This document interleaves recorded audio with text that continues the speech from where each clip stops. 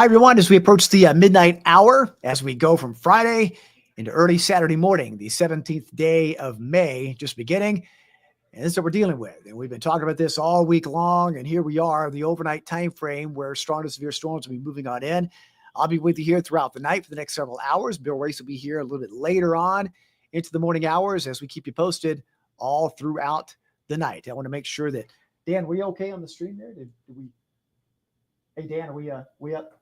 Okay, good. Making sure we're all up on the stream there because we're going to be streaming on so many platforms tonight. You probably got the alert on your Facebook page, YouTube channel, Twitter, and if on air, if needed. And that's if we get any tornado warnings. Of course, we have to go on air immediately, but this stream will continue. You'll still see this stream going on. So we got you covered all throughout the overnight hours as you watch all this start to unfold. Let me make sure I got comments turned on there, and we do. And just let me know and make sure you guys can hear me, see me, and all that other fun stuff. All right? Okay. Oh, that's fine. That's fine. Man. I appreciate it, man. Dan Lear helping us out here. Make sure we're getting on the air. He's done a lot of great work making sure we all get on the air here on this live stream. Okay. You can see the storms we're watching. They are off to the west for now. It's really starting to pick up in Metro Nashville. A whole elongated area of severe thunderstorm warnings along that line. And we're going to track that as it moves off to the east, basically around I-40, and then starts kind of coming down I-24. It'll take some time for that to happen, but eventually we'll start to. But one thing you'll notice and not notice, there are severe thunderstorm warnings, not many tornado warnings. And I want to urge this to the overnight hours as we start seeing more of these warnings move south over parts of our viewing area. You got to treat severe thunderstorm warnings as you would a tornado warning. All right. The wind gust potential with this line could be 60 to 80 miles an hour. And so once this really starts pushing farther south and east, that force speed alone could translate to the surface. And oftentimes the wind damage can mimic that of a tornado. Granted, it's straight line winds, but still could bring down trees, power outages, some structural damage. So that's something we're going to watch throughout the nighttime hours. But that's the main line we're looking at here. It does expand all the way westward a bit into areas north of I-40 over near Jackson, Tennessee, and way out toward Memphis. Okay. A couple of tornado warnings in London, Kentucky. That part of the Ohio Valley has been very active. St. Louis in a straight line across southern Kentucky, Paducah, Bowling Green, and now London, Kentucky has been very, very hit hard with several tornado warned storms in that area. These are just where the tornado warnings are. I've got this radar isolated so that if things start to pick up a bit, we start seeing more warnings coming out, it'll just show where those warnings are. I'm just trying to be a little helpful there, filtering things out. So we'll kind of come back to this warning map, but this just goes to show you that along the line right now, you don't see any tornado warnings, okay? There are some here. This is into southern Kentucky, Somerset and London. There's a new one that issued there. Those over the past hour are racing off to the east, and you're going to start seeing something start to happen. North of us, see how you got these individual cells? This line is going to pick up speed and absorb those. So instead of being cellular or discrete cells, it's going to be more in a line. And when that starts to happen, the threat level kind of shifts a little bit to where it's primarily damaging straight line wind. You still have to be aware of a mindful quick spin up tornado, but it starts to become damaging wind gusts being the main threat there. But that'll start evolving over the next several hours as we go through the night. There you can see interesting feature here. They got the line down to the Boot Heel, Missouri. There's a break near Memphis. Then it goes south. So Memphis getting kind of a split right there. So you're getting some warned storms there. They'll be heading more towards Tupelo. These are heading more our way to the east-southeast, and then there's that break. But there's a lot of forcing in advance here. And if I go back to the radar view that's just north of us, notice right here, see these little cells starting to pick up? They're being picked up by the main line, but they are starting to form in advance west of Columbia, south of Dixon. So we'll have to watch to see what those little cells do as they start to percolate ahead of the line. Now, again, notice locally, there's not much happening. And there pretty much won't be anything for at least another hour or two. I really think we go from, say, 1:30 to 3, things will pick up pretty rapidly. Hey, yeah, we're good. All right, Dan, I appreciate it. Thanks for the help, man. You're welcome.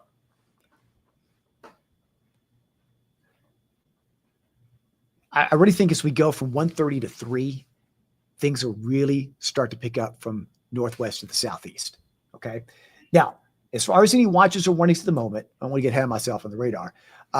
The only areas under watch at the moment are across southeast Tennessee counties.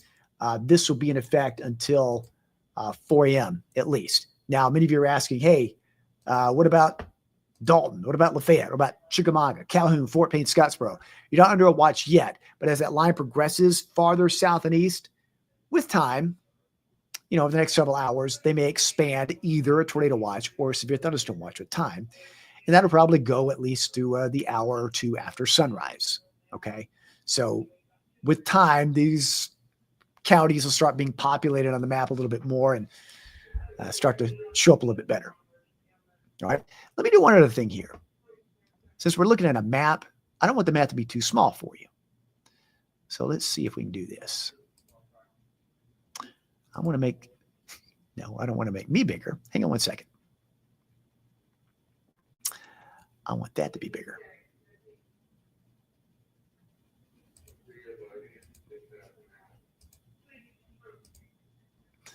Give me.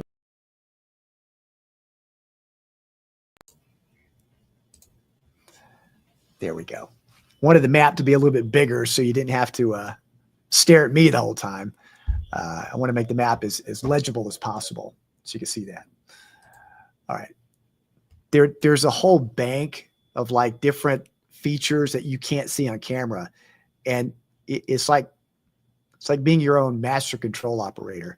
You can sit there and click it and it'll go to the different screens there. I'm learning as I go because it's funny. Every time we do this, there's a different array of features and it'll do something that's just the opposite from the last time we did a stream. Sort of a one-man band right now. But I signed up for this. This is what I'm here for. All right. So again, from 1 to 8 a.m., it's not going to be a 7-hour severe storm. In fact, I think over one area, it'll be about an hour and a half length of time. It's going to be a very fast mover. And that's why I'm very concerned about the damage and wind gust threat. All modes of severe weather are possible. We'll go through the breakdown. The latest Severe Storm Prediction Center update hasn't changed much, but again, damage and wind gusts primarily. But a few tornadoes cannot be ruled out. Large hail can't be ruled out either. Also, one other thing is the ground is saturated. So any little bit of rain is going to cause some flooding. So it'll be isolated, but be aware of that. Typically, when you get a line of storms like this coming by, it rains heavily, but it doesn't cause flooding. But our ground is like a wet sponge. You pour water on it, it's got nowhere else to go but run off. So that's a kind of a secondary, tertiary issue here. Now, if you stepped outside tonight, you felt it. Feels like June. Yeah, temperatures are in the 70s right now. Look at Chatsworth, 80. Yeah, it's a little warm and humid. That's fuel. That's storm fuel. So as that line, and you can kind of see it already, as that line starts cooling things off, see North Metro, Nashville right there, that forcing, okay, it's going to force up all that buoyant air. It's going to create a lot of moisture in the air, a lot of storm fuel, and it's going to cause, again, the strong wind gusts and advancement as it moves to the south and east. Hello, Carrie. Thanks for watching. Looking over the comments here. Hello, Jane. Yep, sleeves are up. Sleeves are up. No coat on. It's just too constrictive. So I gotta have the sleeves up. So if you know the sleeves are up, we mean business. Not mean to scare anybody. Hello, Brianna, watching from Rossville. Hello, Shirley Vickery Jones. Johns, not Jones. Johns. My apologies. Hello, Beverly. Hello, Candace. Hi, Candace, my friend. Thanks for watching. Hello, Deanna. Hello, Carrie. There's Carrie and Carrie. Carrie with a K, Carrie with a C. Thanks for watching.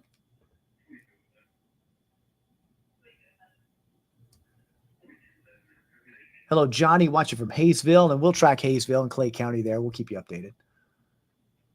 Hello, Tina from Chatsworth. Jessica, same thing. We'll show a timeline for Saudi Daisy coming up. Hello, Darlene. Hello, Alex. Thanks for watching. Staying up late on a Friday night, Saturday morning, and it's going to be a long night tracking this. Again, I'll be here, middle of the night, 3:30 or so. Bill Race will be in to carry it the second half of the way, all the way through Good Morning Chattanooga. So our team is here. We'll be covering it and getting you updated. Michael asking, is the tie loosened up yet? Yeah, I don't. That's the Jerry Lewis look. Jerry, bless him, he did such a great job with all the telethons for different Labor Day. But when it got to be late hours, Jerry Lewis would have his bow tie all undone, sleeves up, sweating. Raised a lot of money for a good cause, though. But you could always tell when it was late in the telethon there. But now my tie will stay on.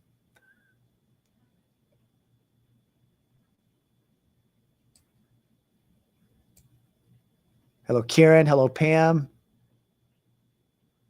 Hello, Lisa. Hey, Peggy.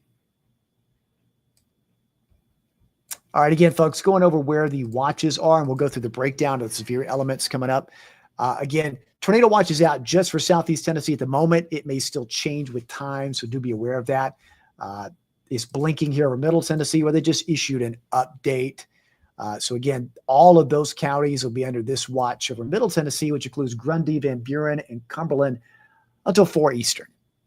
And it's the same expiration for that over Southeast Tennessee until 4 Eastern. So Chattanooga, Cleveland, Athens, Copper Hill till 4 a.m. And again, I know there's a lot of counties that don't have a watch yet. That's fine. It'll be several hours, but eventually with time, as that line drops south and east, more counties could be added. And we, of course, will be on here live to let you know that when that happens. So again, there's a radar view, nothing happening locally. The first little bit of activity, we're going to start watching it close to us. It's right here. Metro Nashville getting the storms now. Down to Dixon, over to Camden. Again, a wide area of severe thunderstorm warnings. No tornado warnings, but again, these are still some very, very strong wind gusts.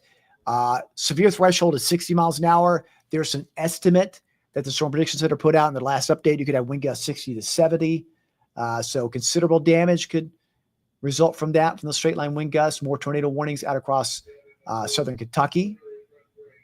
And a few individual cells here percolating west of I-65, and we'll keep an eye on that. The line does extend to about Jackson, Tennessee. And let me zoom back out here. And you can see where the line does break just a little bit. Computer went too far ahead of me there. There we go. The line does break a little bit around Memphis. So we'll see if there's more development here as it evolves. There's so much warm, buoyant air out there. So there's ample fuel to keep that going. Now then, here's a breakdown of the severe risk. The Storm Prediction Center will have an update any minute, but I don't think this will change much. It's still a higher percentage chance plateau area, basically. If you go from north of Tracy City, north of Dunlap, Pikeville, Crossville, all these areas in the plateau and back to the west. And in and around the city, immediate metro Chattanooga level 2, level 1 to the south. But all areas locally are under a risk. So again, we're at level 1. I've seen severe storms happen with a 1. I've seen severe storms happen with a 2 and a 3. So all areas locally need to really pay attention to this. The breakdown of damaging wind gusts, yes, the risk is highest north and west in that same area with level 3. But again, even at a 15% chance, which is half the chance there, you still can get some strong wind gusts, which again, the threshold of severe is around 60. This area in the dash line means you could get some wind gusts in the plus 60. So 60 to 80 miles an hour possible. Not every storm, not every one, but a few of them. And then 5% the farther south you go. So, and that's going to be with time. Yes, there's an anticipated weakening trend. It's anticipated. It's not happening yet. But deeper into the night, and the more it gets away from the area of low pressure north, it will start a weakening trend. But that's going to be very deep in the night, 4, 5, 6 a.m. And that's why areas farther south, say from Fort Payne, Somerville, Tryon, Calhoun, your threat level is a little bit lower because it'll still be windy, rainy, thunder, lightning, all that, but lesser of the wind threat, at least for now, compared to areas to the north and west. Now, compare those percentages to the chance for a tornado. And again, areas far south. You go south of Dalton, it's out of that. I would still, if you live in this area that's not under the 2%, just please understand that a quick spin up can't be ruled out. Again, higher odds farther northwest you go, especially where we see it's hatched here around Metro Nashville, over around Cookeville. That's the best chance. But even north and west, 5%, 2% in the city. So that's still, it's low. Yes, but it's not zero. So we've got to keep that in mind. And I've seen tornadoes happen at 2%, and I've seen tornadoes happen at 5%. I certainly hope it doesn't happen, but that's got to be mindful of that. Large hail threat is there. 15% chance overall for hail about the size of a quarter, which is severe hail, an inch diameter or higher. So it's a quarter size or higher. But this area here, which includes Cumberland, parts of Van Buren, could be up to 2 inches in diameter. So that's something to consider. But notice again, the trends are less the farther southeast that you go. All right, timing-wise. Now, what we're looking at here is the high-res model. Some of you who look at models, you may call it the HRRR. It's fine. You call it whatever you want to. I'm old school, and we've always called it the high-res. The high-res model runs, okay? Some people call it the HRRR, okay? Again, you can call it what you want to. I'm not here to judge, okay? But anyway, this suggests potentially around 1 a.m. within the hour around Metro Nashville. I think it's going to be a little east of there also. But if it's based on that movement, this is where it'll move.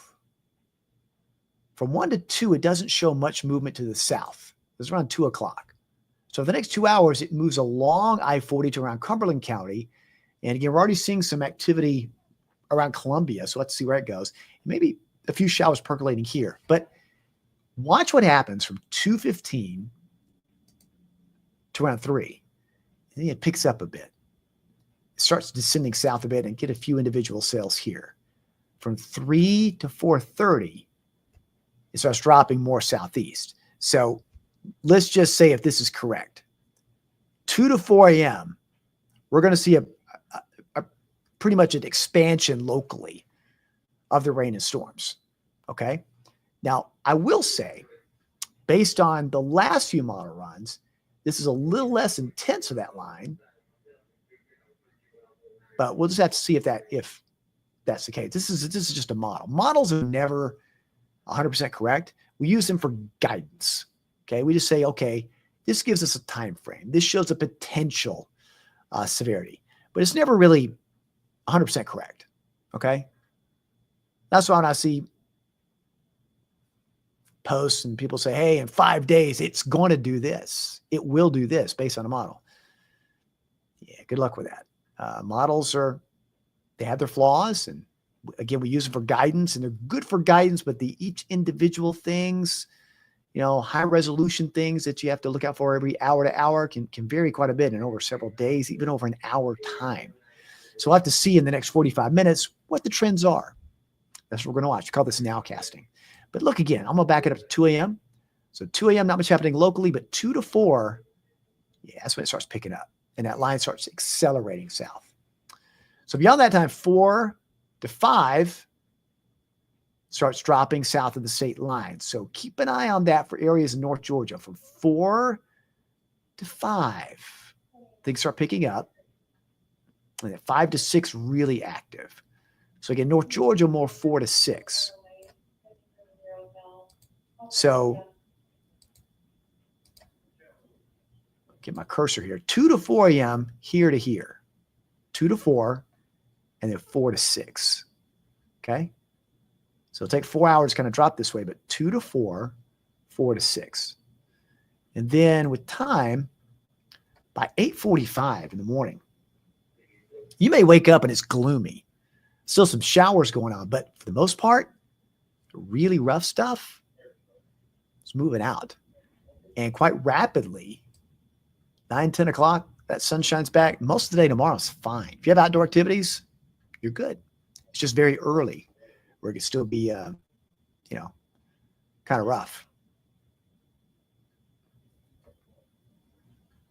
Yes, Caitlin, thank you for mentioning that. I mentioned 2 to 4, but that does mean 1 to 3 Central. When I'm mentioning times here, and I meant to say this, I usually say Eastern time, Central time, but yes, 2 to 4 Eastern, 2 to 4 Eastern from north to south, and then, but that's 1 to 3 Central. Thank you for pointing that out. I appreciate that.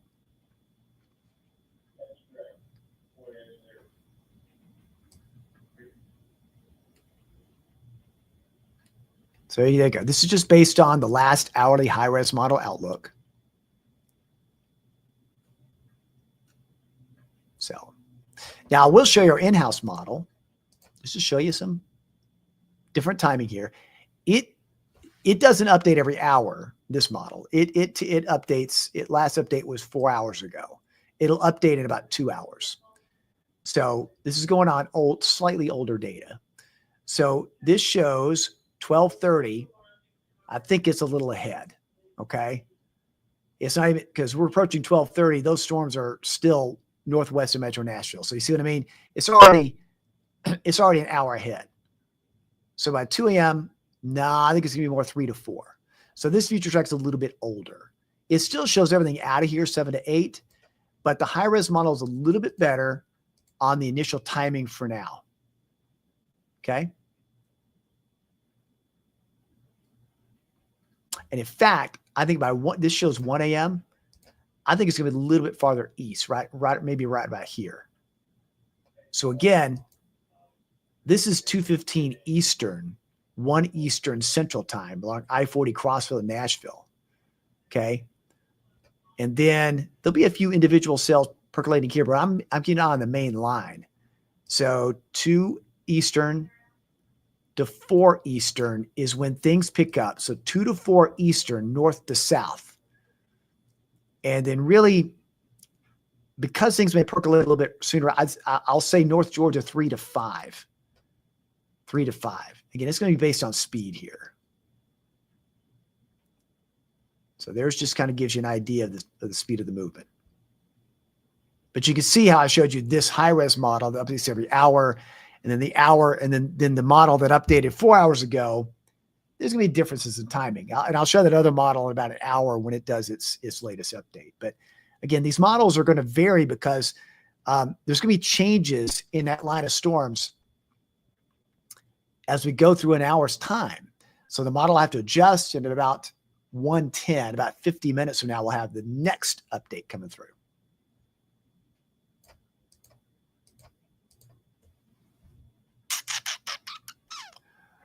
Let's see.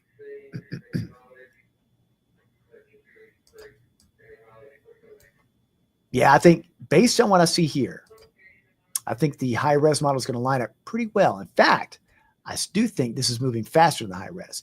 I think by 1 a.m. Eastern, it's going to be more in a Livingston to Watertown line. So maybe a little fast. Not quite as fast as our future track model showed. Now, these storms lining up in Metro Nashville, they're under a severe thunderstorm warning. And let me read you the text of this because it gives you an idea how fast that line's moving. That line is moving, I believe, to the east at 60 miles an hour. Well, 55. Remember the Sammy Hagar song? I can't drive 55. Showing my age. So it is driving 55.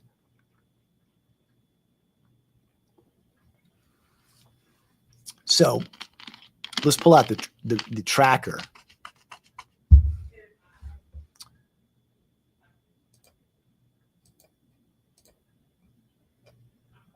So we'll pull up, we're just going to do a little estimate here. So we will track.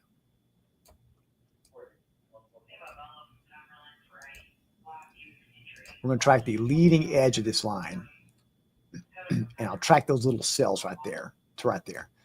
Let me east at 55. Okay. So here's approximately where this could be around 1:22 Eastern. So this line could be about as far southeast and east as Murfreesboro to Columbia to Livingston. So that means that puts it right on the precipice of our western viewing area near Cumberland County, close to Van Buren, during the 1 to 2 a.m. time frame. But also keep in mind, I'm tracking the line. There are little cells percolating in advance. And as a high-res model noted, you might just see stuff start firing up in advance of the line. If that happens, well, then we'll have to change the timing there. But what I'm doing is I'm just tracking the line as it moves to the south and east. More east and then southeast. And we'll keep an eye on what's happening with these individual cells.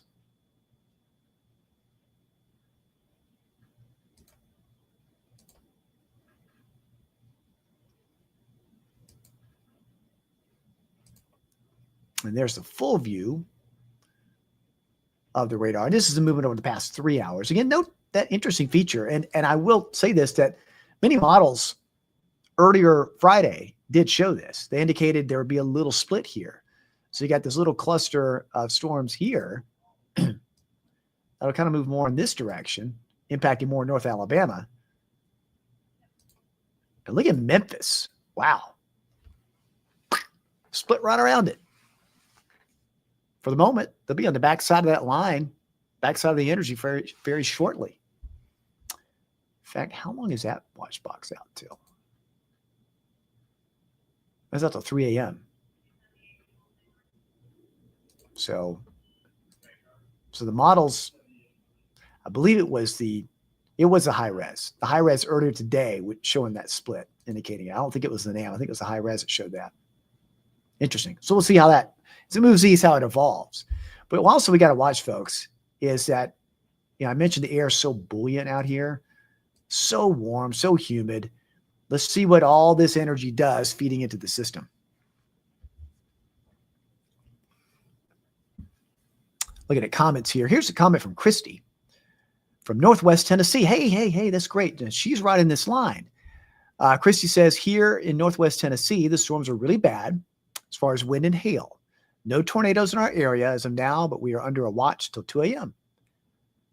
Tells everyone to stay safe. Thank you, Christy. Thanks for that report. I appreciate that. So Christy gives us an idea of what's happening in these storms right here.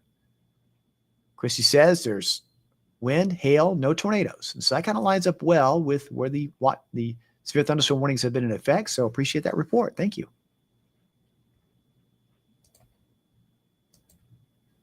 You guys are eyes and ears on the ground.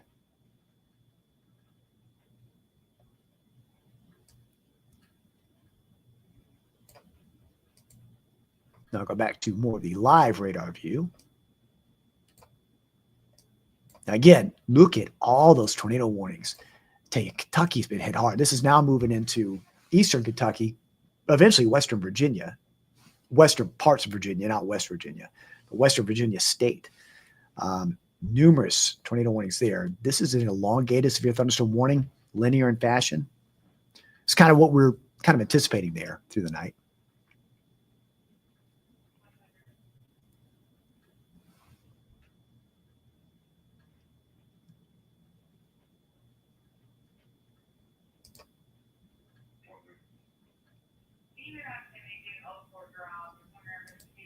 Again, there's our local radar view. Not a lot happening locally. You can start to see things, a few little individual cells picking up here. Let's see what they do. Let's see if they pick up more as that forcing comes in from the north and west. Let me look at this other screen. I want to check the Storm Prediction Center here. See if they have an update.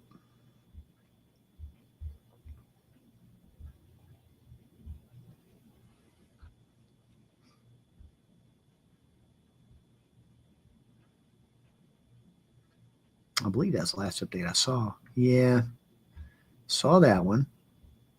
No new ones. Okay. Yeah, no new update there from them.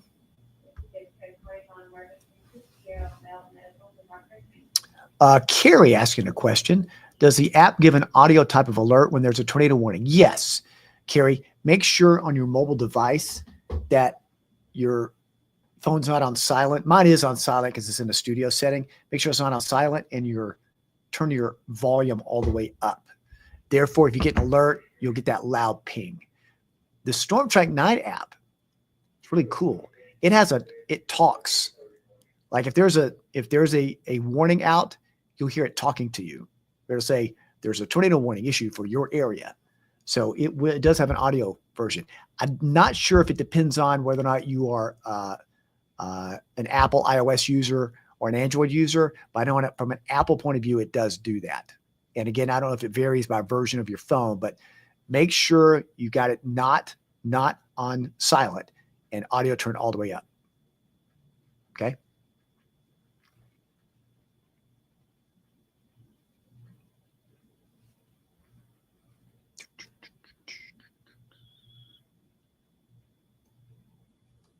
Let's see the questions while we watch things. I'll move the radar back when you see that line of storms there in Metro Nashville. Caitlin says, I'm sitting outside waiting for it, enjoying the weather while it's calm. Yeah, it's been a great night so far. Warm, humid, feels like the middle of summer. But after a while, you want to go inside. Don't stay outside for these. So the risk of wind, I wouldn't do that. But for now, it's okay. It's all good. Lewis says it's gloomy every day. We don't see the sun anymore. We will. Yeah, we will. Give it time. We'll get out of it. We'll get out of this gloomy pattern. In fact, mid to late next week, once the cold front rolls on by, leading up to Memorial Day, a lot of sunshine, but also very cool. Cooler than average for this time of year.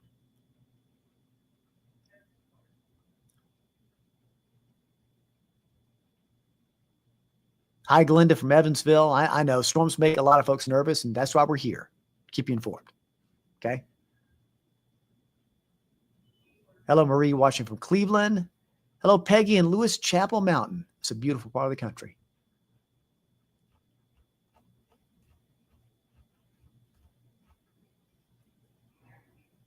Trent says it's storming in Nashville. Yeah, it's right over it right now. Brian asked, will there be any Georgia counties under a tornado watch?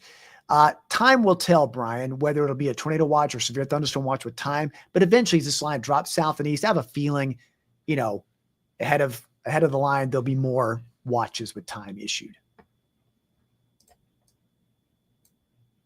And look what's happening again here. So we're going to keep an eye. Let's keep an eye on this. Starting to percolate a little bit out here. And this is in advance of the main line. The main line is here. Starting to see things percolate over in here. Let's keep an eye on that.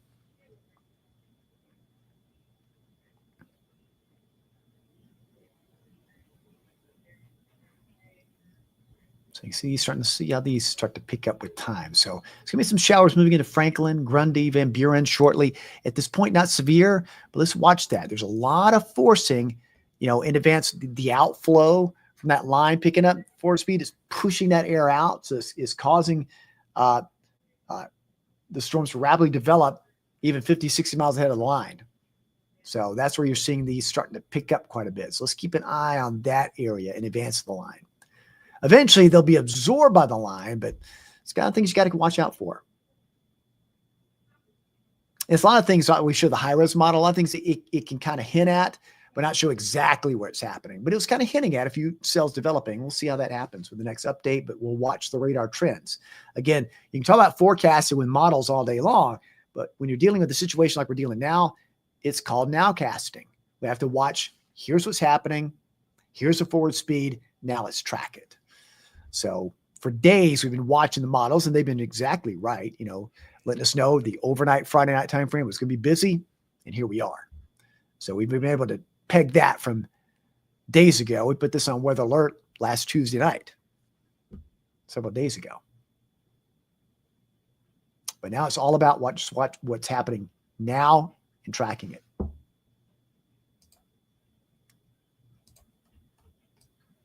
you can see there's a few of those cells there in Tullahoma or to Manchester. But again, these are, they're developing quick little burst of downpours, but so far not severe in nature. Notice also, this is rather interesting. Back along this line, there are, and this goes with what Christy was saying. I believe it was Christy's name in Northwest Tennessee. There were no warnings along this line. It was rough, but no warnings. Warnings go from about Dixon to Nashville to Hendersonville area up to the state line. But notice back here, there are no warnings along that line north of Jackson. Just something to watch. Keep an eye on that trend.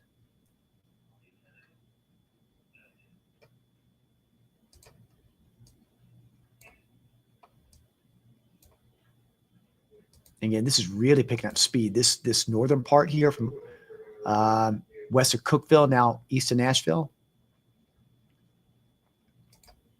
Again, it's mainly north and west Nashville.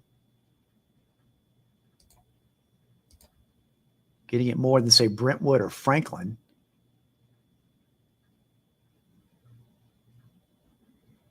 But we've not had any reports of tornadoes there in Nashville, which is good.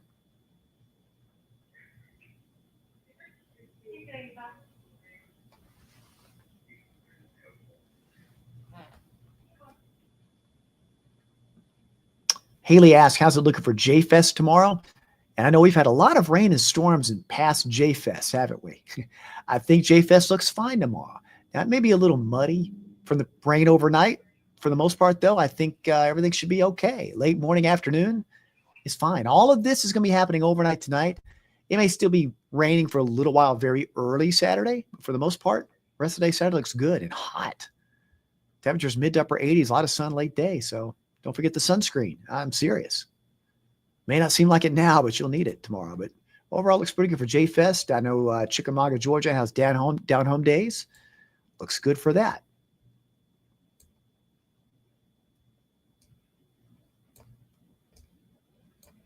Again, we'll watch these little cells here start to percolate a little bit more here. See that, all of this moving in, all that forcing the outflow,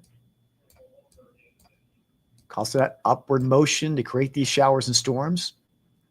Notice the movement. And I pointed this out last time we had a storm tracking session. These are moving this direction. That's where the upper level flows from the southwest, like this. But these are moving more this way. And with time, you'll see a shift, okay, more from where the westerly flow takes over. So it gives you an idea of the steering flow aloft. In fact, I can show you that. Put up the wind particles here. Do I have it on this map? Yeah, I sure do. Let's see. Let's make sure it's at the right level here. So here's the steering flow aloft. It's from the northwest, or excuse me, southwest. Learn your compass, Dave. From the southwest. Now, if we go a little higher in the atmosphere, a little higher up, about the same. It's kind of parallel with the winds.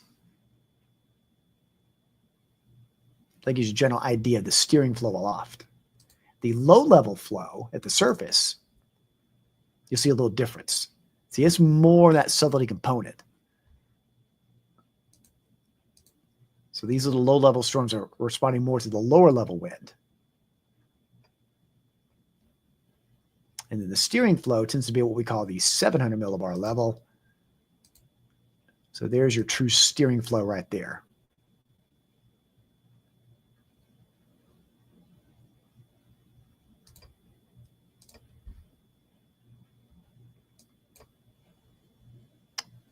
Joyce was said, I'm in Northwest Georgia. It's safe to go to sleep, or should we stay up? Well, here's the deal. If you want to go to sleep, fine. Make sure, though, that you've got a device that can, first of all, provide you with storm alerts, whether it's by mobile app like the Storm Track 9 app or No Alert Radio. Be sure the alert tones are turned way up that can wake you up so that if a warning is issued for your area, you'll get that warning. It'll wake you up. So you can go to sleep if you want to, but make sure you've got multiple ways of receiving these alerts that can wake you up. Very important. I've got those in my house. I don't have a sixth sense of some kind that, a storm's coming. No. If I'm like on vacation or I'm on a day off and there's a chance for storms, I don't have a built-in radar in my head. Nope. If there's an alert, I get it from a mobile device. I get it from a weather radio. It goes off. It wakes me up. Okay.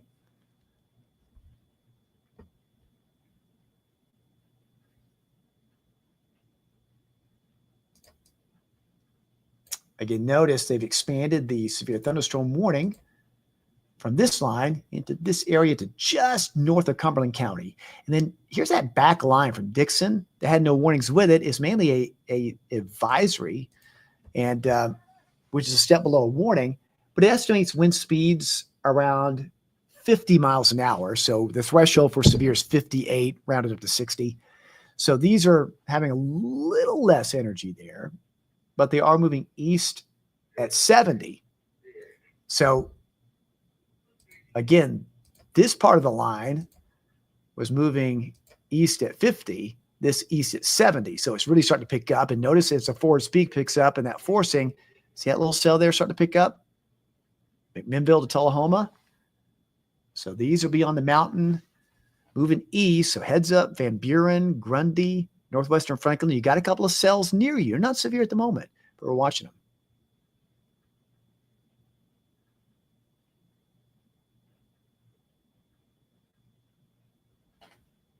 Thank you, Angel. Appreciate the kind words.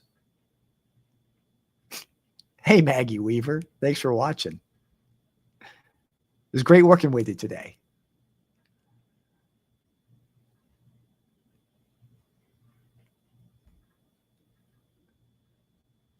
Yeah, this cell is getting a little bit stronger here. A little lightning now showing up towards Tullahoma.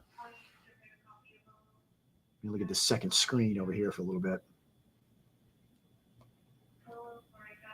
Yeah, that's a nice little cell right there.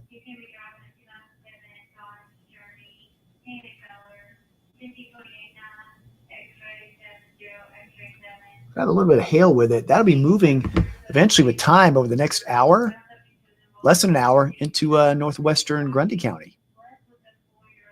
So let me back out a bit. Sorry, don't mean to make you dizzy. So this is going to start populating a bit more here as these storms develop. Again, it's all the forcing from this line moving fast, feeding off that warm, buoyant air and developing these showers and storms here. So we've got the linear type storms and then these individual cells popping up. You got to keep an eye on those. Some of these can become pretty nasty with time. So we'll watch that one as it's been picking up intensity just a little bit.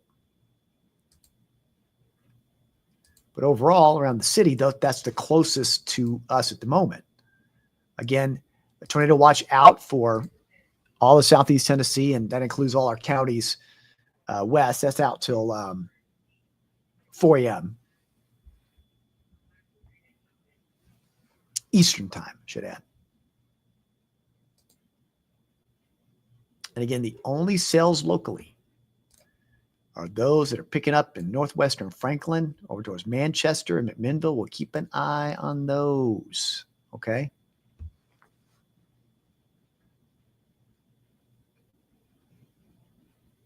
Hello, Eric. Hello, Diana. Thanks for your kind words. Hello, Chloe, watching from Wildwood. Melanie asked, when do I sleep? I never sleep. You can ask my wife that. She'll agree. She'll wake up and I'm still on an iPad or something looking at weather data, 2, 3 o'clock in the morning. I sleep in shifts, 2-3 hours at a time. That's how it goes. When I was younger, 20s, teenager, 20s, had to get a solid 10 hours. Not anymore. Couldn't get it if I tried. But eventually I'll watch. Eventually I'll get some sleep after all this moves on out. It's the weekend anyway. Hello, Carla, watching from Saudi Daisy. Hello, Elisa, watching from Crandall. And we'll touch on North Georgia coming up. I would say in Crandall, that part of Murray County, I think it'll be roughly 2 to 4, kind of that little window as it starts moving south a bit.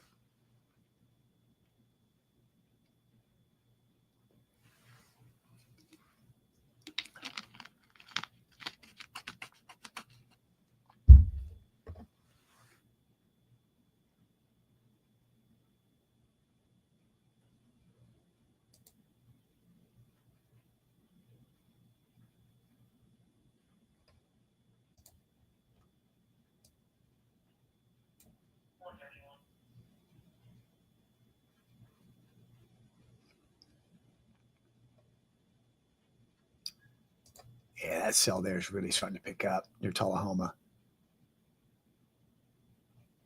That is a lot of storm fuel out there. So this is going to start really picking up along the plateau counties pretty quickly. And that's something that the high-res models did note, how quickly it would evolve in a rather hour and a half time pretty quickly. And that's what we're seeing right now.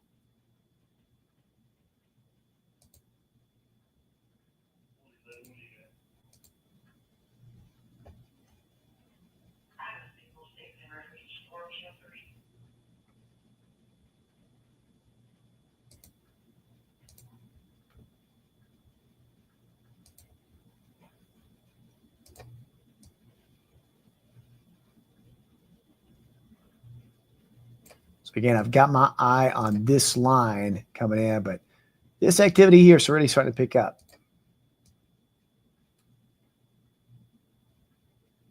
From Columbia to about west of Suwanee.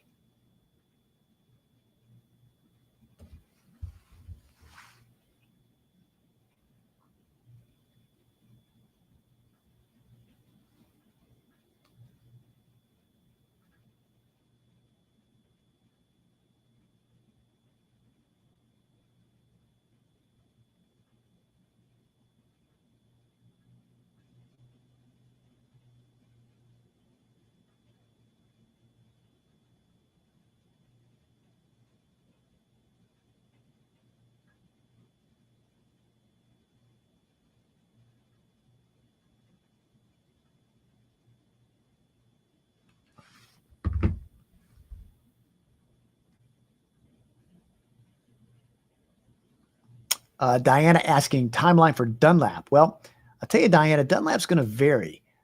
If I based it on this line coming in for Dunlap, I would say roughly between before 3 a.m. However, you got some stuff percolating back here, and some of this will carry over into Grundy, not far. And there's also a little bit developing near Mount Eagle, which could move into parts of Sequatchie. So I would say this line starts to impact you by 3 a.m. Eastern, 2 a.m. Central. I should mention that. But keep an eye to the west and southwest of you. These cells may get to you before that line does. So I would say between now and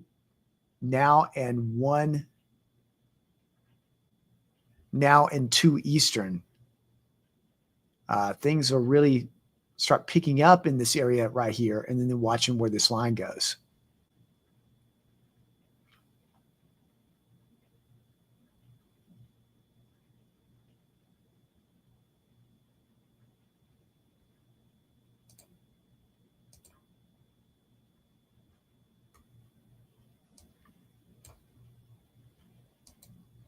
I'm going to take off those non-severe advisories so you can see the radar a little bit better.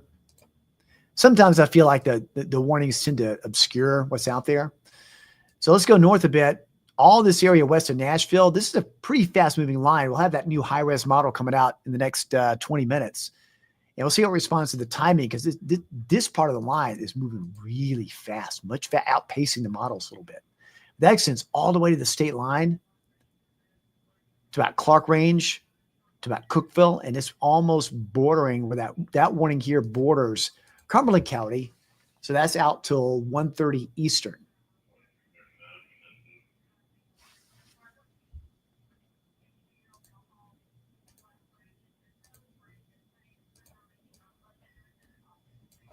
And again, look at that cell's really picking up. Look how it evolved just over the past hours. It's very fascinating to watch. Starts right here.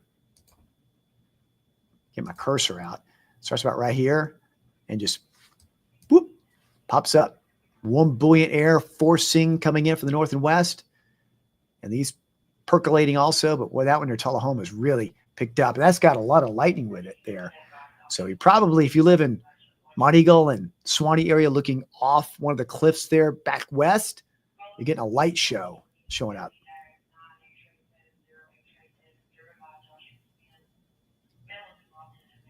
Jocelyn, yes.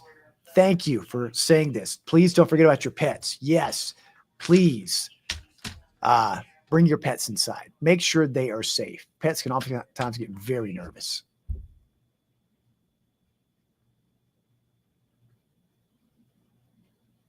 Dina says she just FaceTimed with her husband in Nashville. He said wind gusts were huge. It was raining sideways. Lots of lightning. That's a good description. With a squall line like that raining sideways and a punch of wind. Yep. Dina, thank you for that report. Thank your husband as well for that report. Hope he's staying safe there.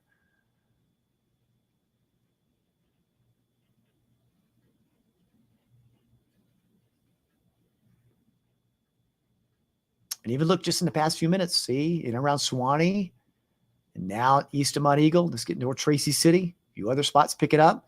Watch out, Van Buren County got activity coming in. So again, we're starting to see this starting to fill in a little bit. And this is way in advance of the line.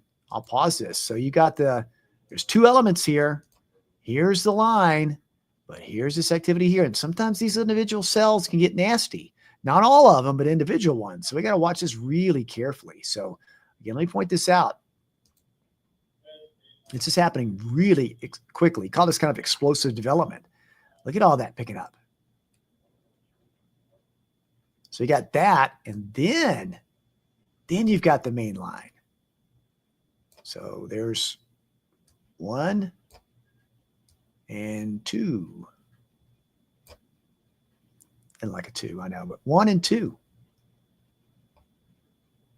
And you see how quickly that went from quiet to loud. This was already loud. Now this is picking up. So this could start impacting Grundy, Sequatchie, Van Buren, and eventually Cumberland County. So let's keep an eye on that.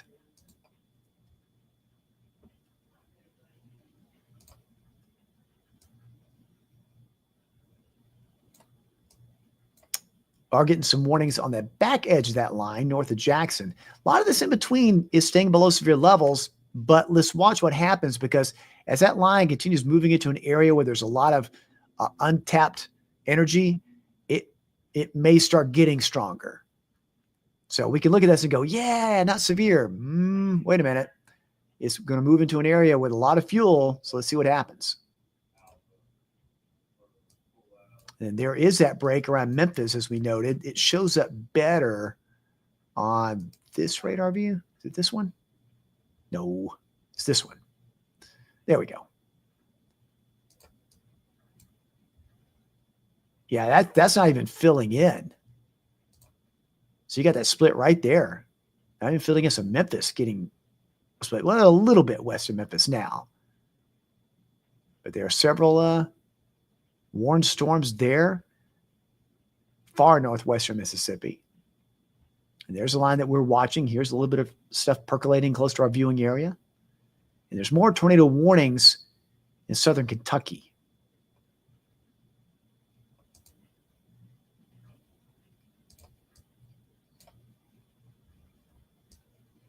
Yeah, it's really, look at all these showers just popping up. Past half hour, it has gone from nothing to a lot of activity.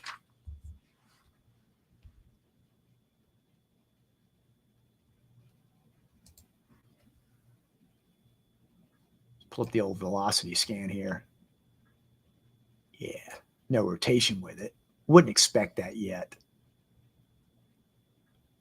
We'll watch that though. We'll do a velocity scan of some of these. This will probably help illustrate velocity. And velocity is, what it does, the radar can analyze what's happening with the droplets inside the cloud and give you an idea of the direction of movement of the wind. So for example, up near Livingston, you can tell with this, no rotation, but there's some pockets of very strong wind gust. So very strong winds along with that. More straight line.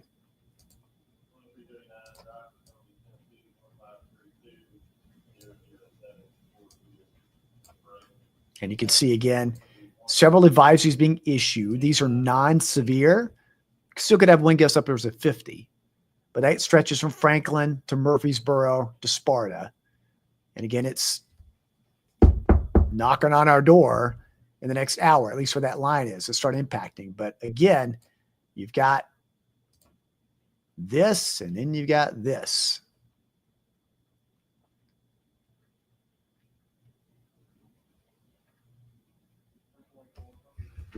check the forward speed on that one that's coming in.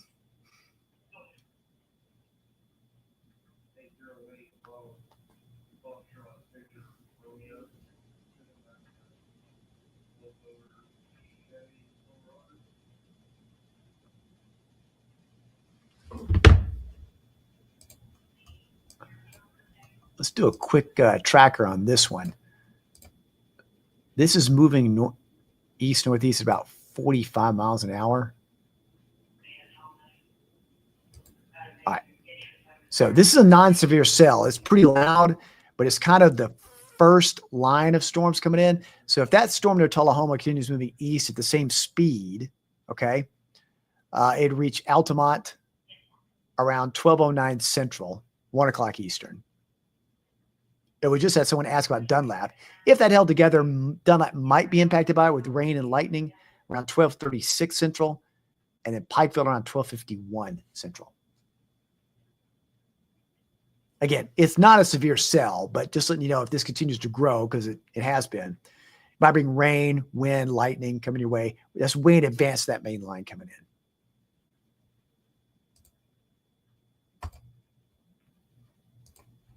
And you can see other little smaller cells, though, Tracy City, Suwannee, and Tullahoma to Manchester. Bonnaroo soon, right? That coming up in June? First 2 weeks of June? Yeah. Glad it's not going on tonight.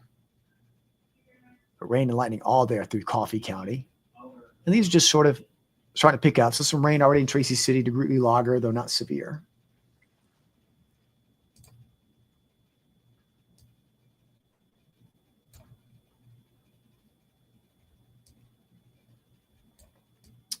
And let's do this. I'm going to take those off there for a second. Although these advisories were out, I want to see the forward speed estimate was 70, so it's still moving pretty fast. So let me take this off so you can see a little bit better. And if we move this east at 70, just a rough estimate. That part of the line south of Nashville, south of Franklin, in an hour's time, that part of the line will be very close to Van Buren County. So during the 2 a.m. Eastern time hour, or the 1 a.m. Eastern time out Central time hour, Central time, it could start approaching Grundy, Van Buren. So Franklin, Smyrna, Murfreesboro, if you have friends or family at Middle Tennessee, that'll be around 12:23 Central, that line moving in. In fact, Carlos just asked that question. What time will storms get to Murfreesboro? Well, that line that's just west of there, west of Franklin, could affect you in Murfreesboro around 12:23 Central. Tornado threat, low, but not zero. I mean, it is a strong line of storms. There is an advisory in Murfreesboro, not a warning, but an advisory for wind gusts up to 50. So at the very least, some very strong wind gusts, rain, lightning. We'll keep an eye on, we're watchful to see if there's any warnings issued with that. But for the very least, some strong wind gusts. But shortly after midnight, roughly over the next 30 minutes, coming in from the west there in Murfreesboro.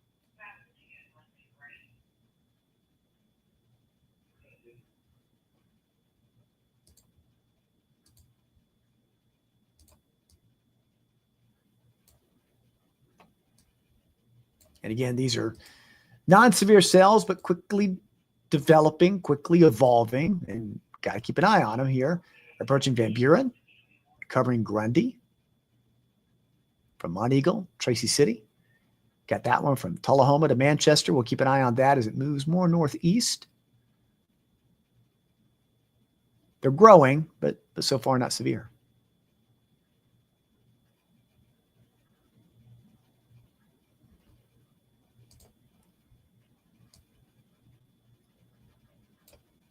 So just to show you again when I'm closely tracking here. And if I'm not talking about your area, like say North Georgia, North Alabama, there's nothing going on yet. So I'm just kind of focused on the areas where there are things going on. This is a nowcasting session for the most part. So you got two main areas we're watching. We got this cluster developing And these are moving more toward the east and northeast. More northeast than east. And then you got second, which is the main line. Oh, I used the wrong thing. This, which is the main line.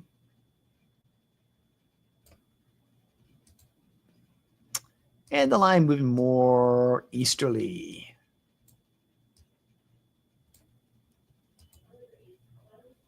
There you go. It's kind of a mess. I'm sorry. Not a good illustrator. So I'm not an artist.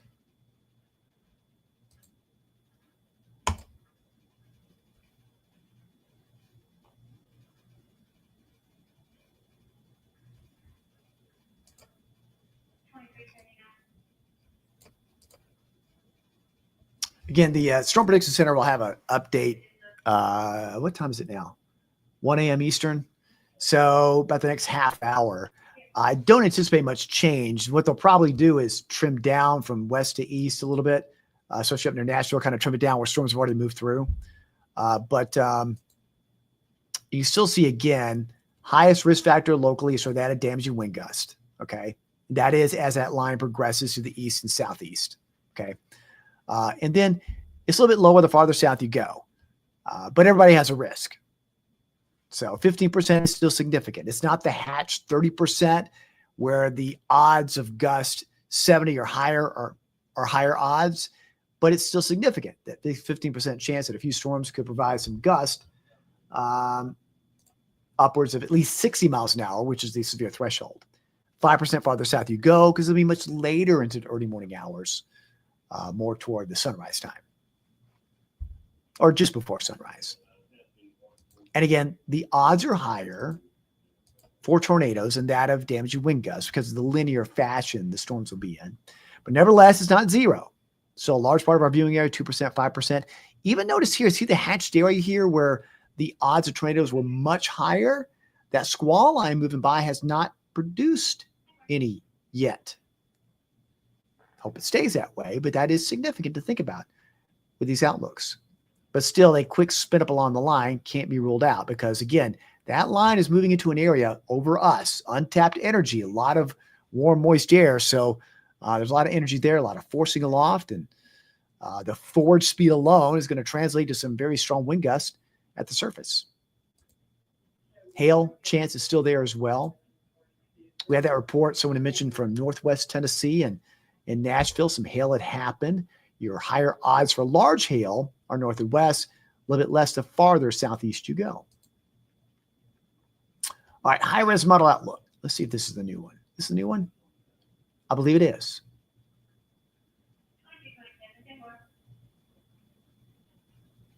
So here's a rough estimate around 1:30. I think it's just slightly behind. And this is, again, as a model. So it correctly shows some of the stuff kind of percolating around Chattanooga, the main line moving right parallel to I-40. I don't think it's showing too well the line that's here is not showing that up too well. So that shows by 3 Eastern, 3 Eastern. And at 4 Eastern, see, it has this line moving a whole lot slower. By 5:45 Eastern, dropping down. 7 a.m. still hanging around. See, this is really slowing that line down. But still 8:30, it's kind of out of here. And then sunny into the afternoon. So that's interesting. That had it moving a little slower, although it's moving faster than that. See, I think it's going to be toward Cumberland County way before 2 a.m. And I don't think this is really, this model is really not showing. Let me back it up a little bit. So I'll use models for guidance. It's not showing the activity down here, nor the activity. It's picking up that we're getting that activity in advance of the line, but it's underestimating that southern flank of the line a little bit. So again, that's why we watch what's happening now as opposed to looking at forecast models, because a lot of times they're not going to correctly or accurately show exactly what's happening. Let me just show you an example. Let's see what that line is at the current moment. See, it's already 1 a.m. Eastern, and it's making more progress south and east. Yeah, it's moving a little bit faster. At least that northern part is. Now look how much this has really picked up. Good downpours across Franklin, Grundy, Van Buren. This is way in advance of the main line. It's a bit noisy, Tracy City way. Not severe, but it's getting noisy, waking you up, getting your attention. Heavy roars of downpours on the rooftop on the plateau now. These are moving northeast roughly around 45. That was the last speed estimate on that cell that's especially near Pelham. So Dunlap, you're going to start to catch some showers off this. It'll come off the mountain there from the southwest, bring you some downpours and some lightning. Again, this is not the main line yet in Dunlap.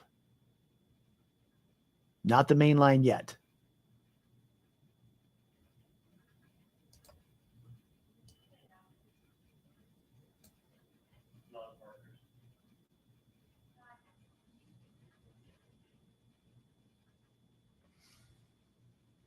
Lisa says, thundering and lightning now. Lisa, where are you? Did I miss where you said you were?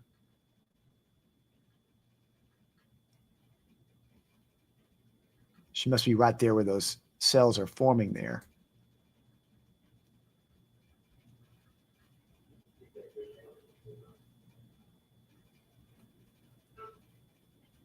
Caitlin asks a good question. Could the storms weaken if we get one of these first cells over us? I don't think it'll weaken the line a bit. Will it take some of the fuel away? Yeah, it's possible. But that main line coming in is still pretty fast mover. So it's still going to have a damaging wind risk with it. But that's a good question, though, because these are feeding off the warm, moist air, although there's a lot of it out there. So it's just very buoyant air mass right now. So very unstable. And so this line will take its own sweet time moving southeast. But again, it's that forcing from that line that's sparking this development here already. And this is the non-severe stuff at the moment.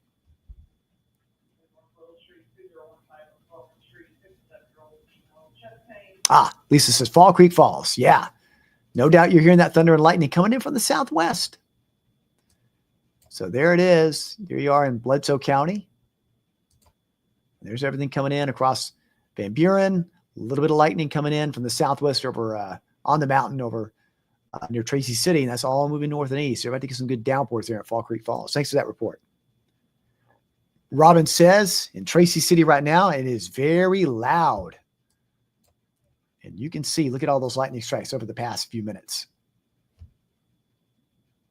So, Robin, thank you for that report in Tracy City.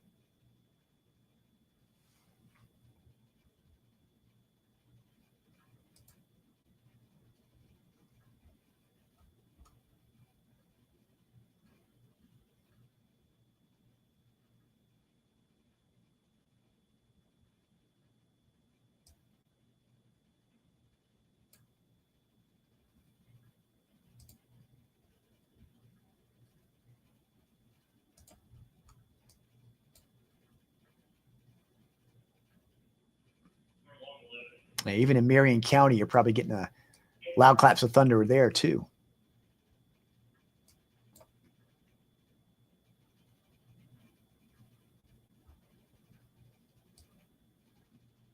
And again, this line, northern middle Tennessee, there are severe thunderstorm warnings along it.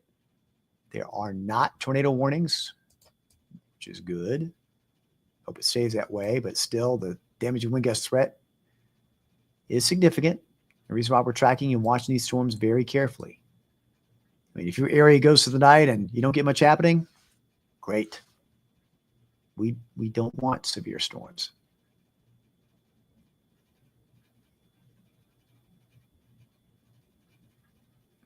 Charlie asked, any chance of a QLCS tornado? That's essentially a quick spin up tornado along a line of storms. It's possible. That's the reason why we leave that percentage chance out there. Spin ups along the line or spin ups on the breaks and lines are possible. So, yep, that remains a possibility. The reason why the tornado threat is not zero. Good question, though. Thank you.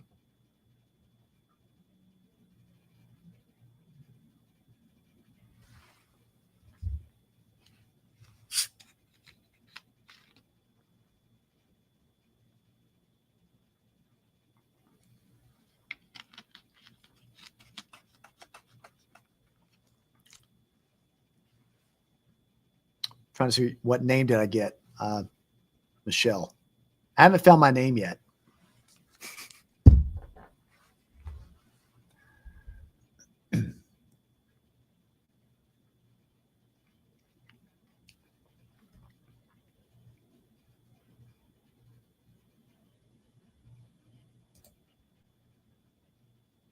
See, Carrie asks, the storms popping up ahead of the front, do they look like they'll go north of Soddy Daisy? Well,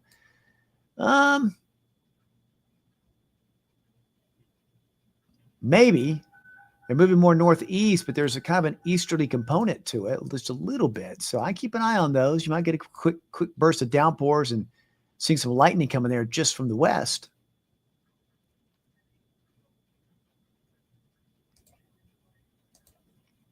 Bobby asks, is there any cap in the atmosphere? And cap is warming aloft, which would prevent a lot of storms from developing. And actually, there was a capping in the atmosphere over Middle Tennessee earlier today, which prevented them from getting an early round of storms. But no, the fact that you're starting to see all of this percolating out here in advance of line means the cap is eroded. So we've got a lot of lift going on in the atmosphere, a lot of buoyancy.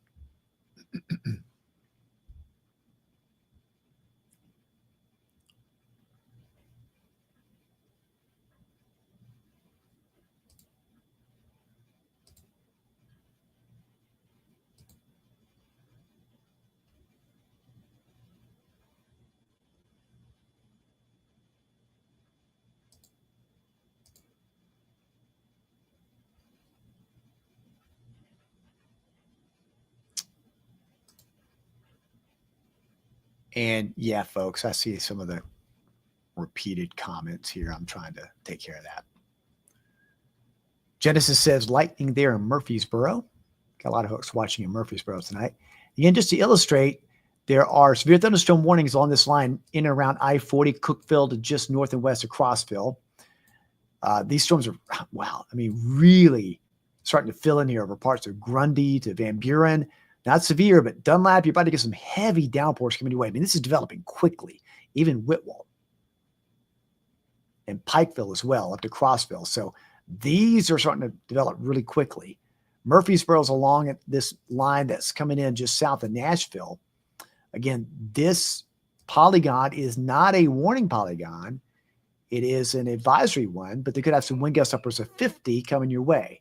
And I think we did a time estimate on Murfreesboro around 12:20 Central. That's about right. I'd say about the next 10 minutes, probably going to get some downpours and the wind gusts picking up in Murfreesboro, even up to Smyrna. But look at all this really picking up quickly.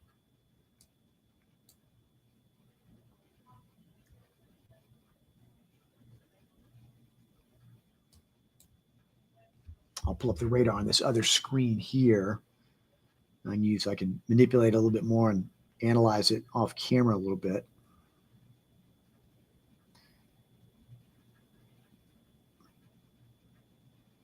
I come back here.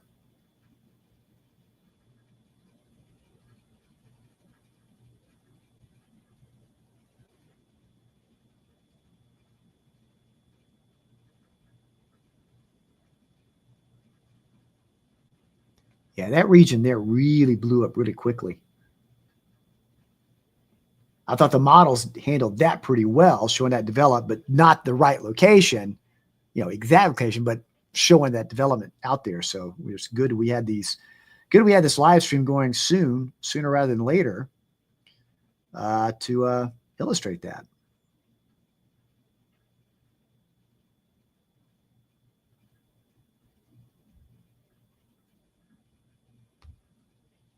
Yeah, so far I was looking at a scan of these storms here on a different screen, and yeah, it's mainly rain and lightning. They are very fast movers. So there's some wind gusts with it, but not too bad. So Darlene asks, those coming through Dunlap looks like they'll be headed towards Dayton later. Yes, I do think you're right. I think from Sail Creek to Dayton, kind of moving that way. Let's just do a quick tracker. I don't really know how to track it. What I mean by that is, I know how to track it, but what I mean is, these are elongated cells. So it's kind of hard to, I'll just track the leading edge. It's kind of hard to pin this on one cell. So we'll kind of just do this. This is going to look a little different. So what we're showing here is all of this here, it'll move over this area over the next hour. So rain, lightning, wind gusts are coming your way. It's not severe at the moment, but Dunlap in the next few minutes.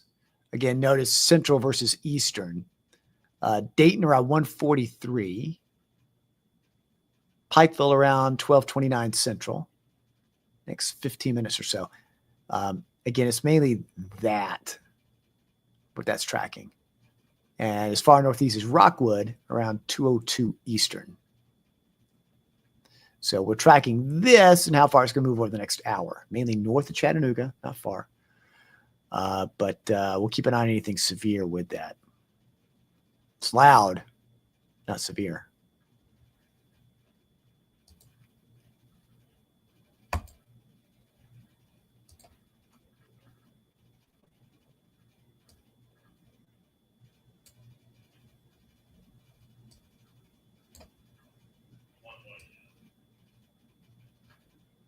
And this advisory in and around Murfreesboro, I think this is did they expire that one? Yeah, they took off some counties off the other one. But still, this shows forward speed of those storms at 65, and so wind gusts upwards of 50 miles an hour. So it's below severe levels, but still moving east at 65.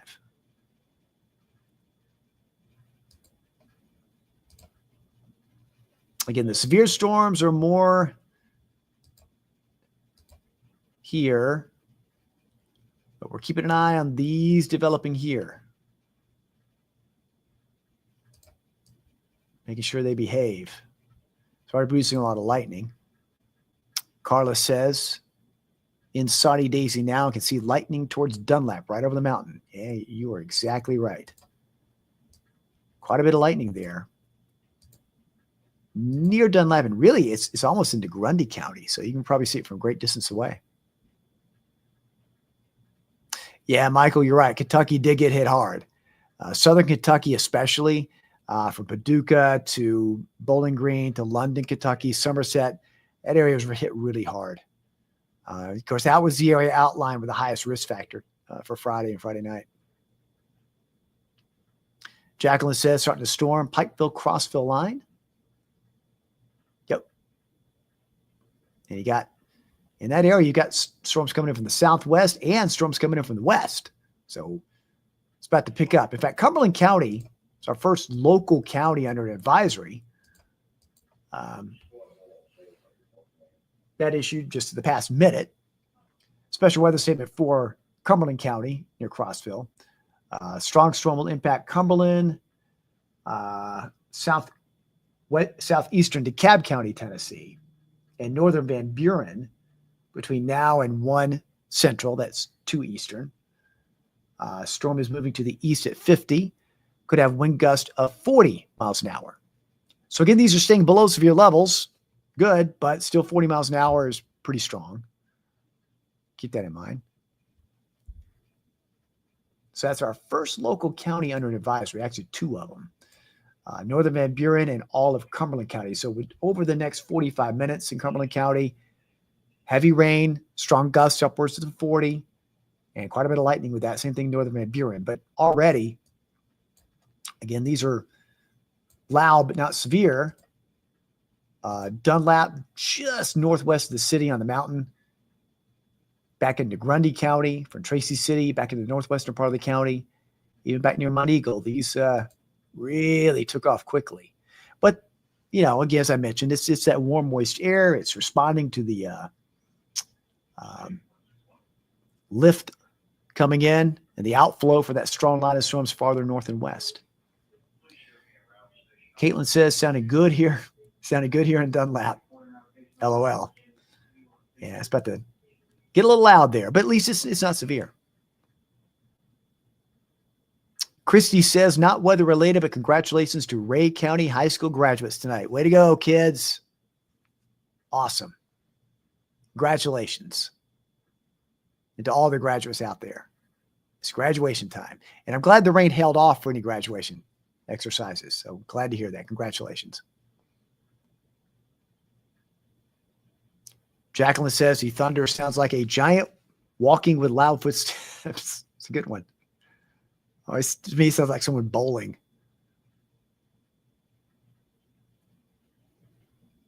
Darlene says, seeing some lightning across the mountain.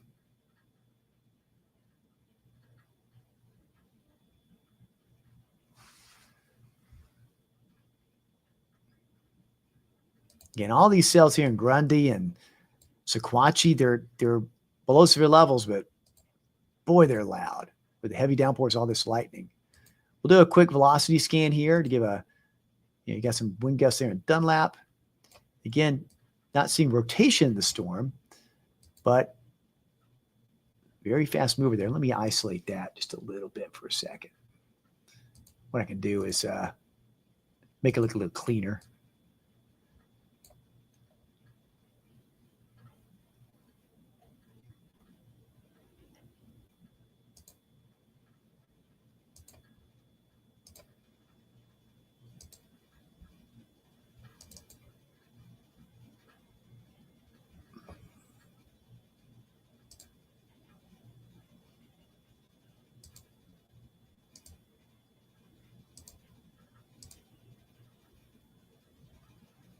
There we go. Yes, more straight line winds. Not seeing any rotation with that. It's mainly southwest, northeast movement. So a little eye inside the storm, not showing rotation with that. So that's good. We'll keep watching.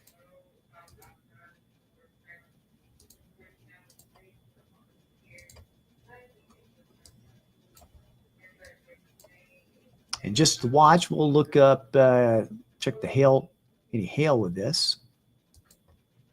Because even some of these storms can put down a little bit of hail. So what we're going to do is just take off the lightning and rain for a second. Not seeing much hail with that, if any. Okay.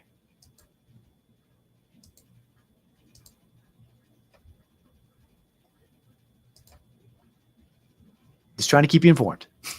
Looking at all layers here.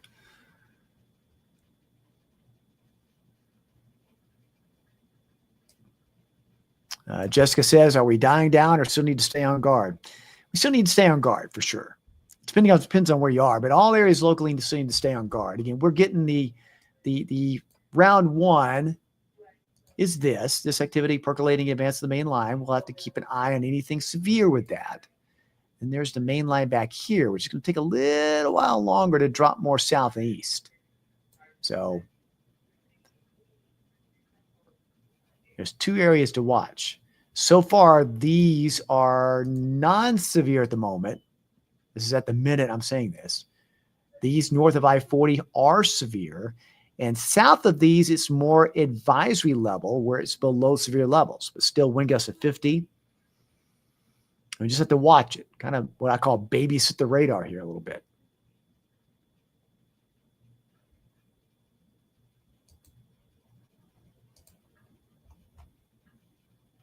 Let me give you an overview for you real quickly. As far as the tornado watch, here's where we stand right now. Tornado watch is out for all local Tennessee counties until 4 Eastern. Now, will that expand across Georgia, Alabama? It depends on time.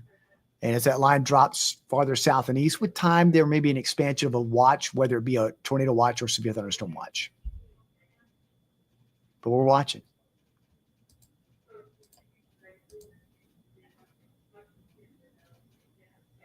And there's our live sweeping radar view. Again, the only counties under any sort of advisory right now is Cumberland and northern Van Buren. That's out for till the top of the hour, the 2 Eastern, 1 Central. Wind gust upwards of 40.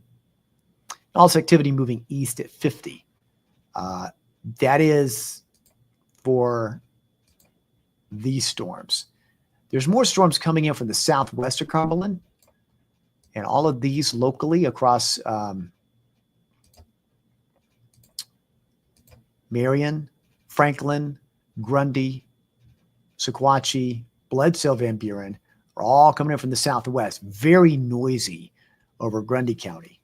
Lots of lightning. You can see it all across the valley, across the Sequatchie Valley on the mountain, but not severe at the moment. Same thing near Swanee, a little more another cell with a little bit of lightning there.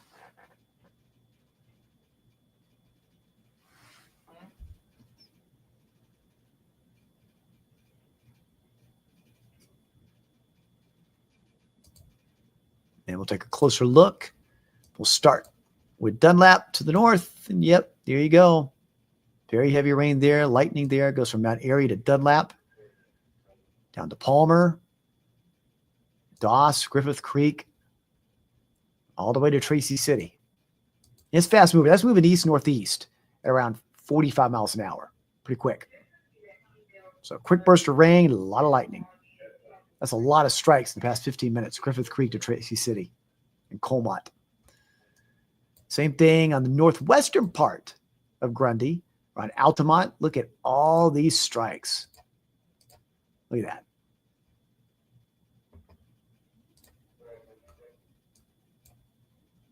And around Swanee, some downpours, a little bit of lightning.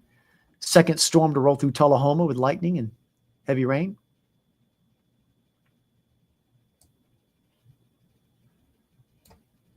And that direction, this is all moving.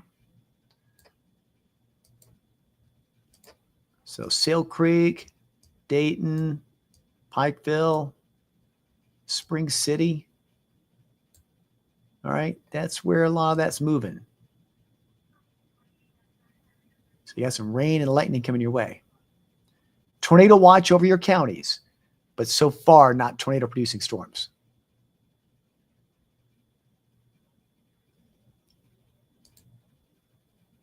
But we are monitoring.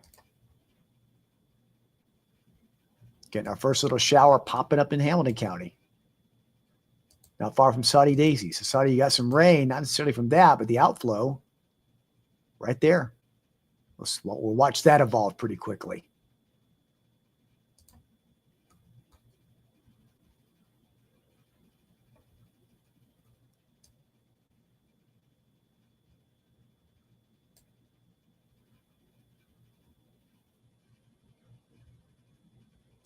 I'll take those advisories off so you can see better.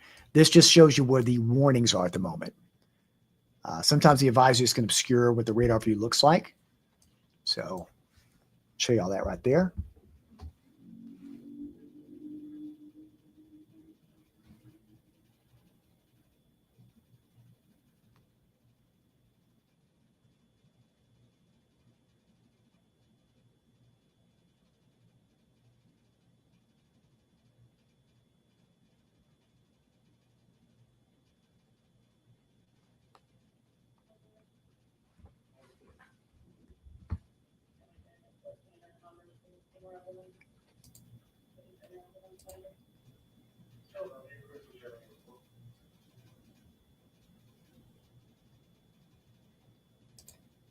I'm going to show you this graphic here. Let me pull this up. I've got to make some changes in this map, but I'm going to show you the damage report so far today. I got to make sure I've got all of this turned on because I think I saved this for just hail a while back.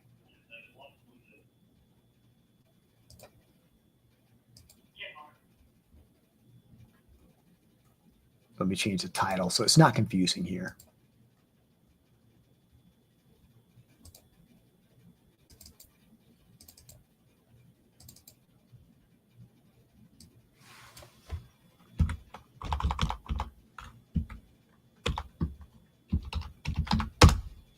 There we go. So this shows you what's happened so far. And a lot of folks are mentioning the tornadoes, and you can see most of the tornadoes so far have been right across here, St. Louis, south of St. Louis, and all across southern Kentucky, right through there. And then earlier on over portions of Indiana, right in this area.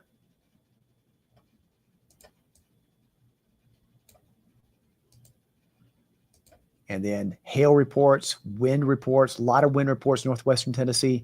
This is where those tornado reports were. Let me just give you an example of some of those.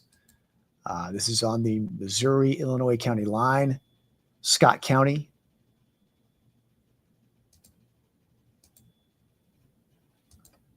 Let's just choose this one here. Logan County, Kentucky. That was earlier this evening. But south of the state line, no reports coming in yet. Okay, so just watching, keep an eye on that. That's very significant where this line has come from, what it's done so far. As it heads southeast, it'll bring that threat again of some hail and especially strong wind gusts.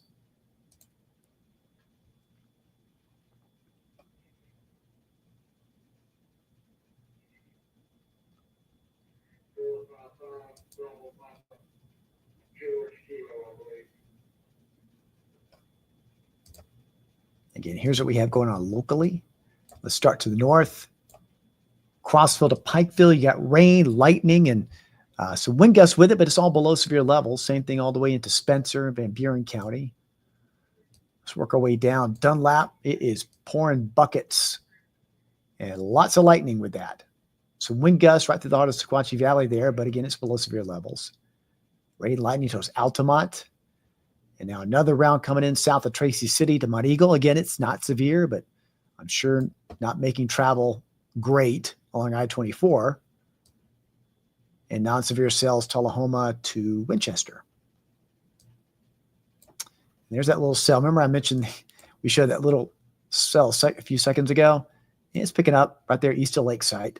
So watch out in Georgetown, Highway 58 area. You've got a shower coming your way, but it shows you how quick these can develop. It's just responding to the uplift and the outflow from these other previous storms and the warm, moist, buoyant air out there.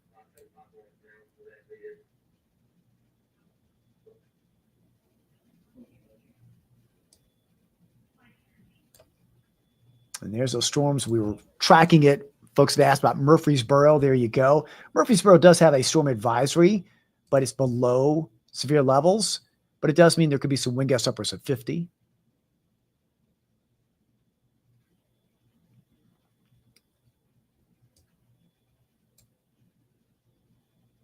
So we got several advisories, but none are severe at the moment.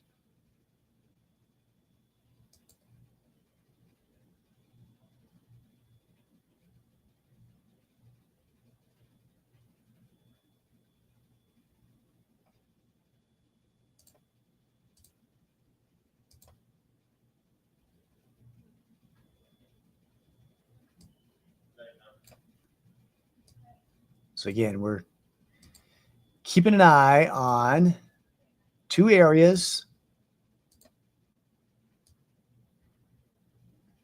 First area here is all this developing in advance. And all this right along the main squall line right there.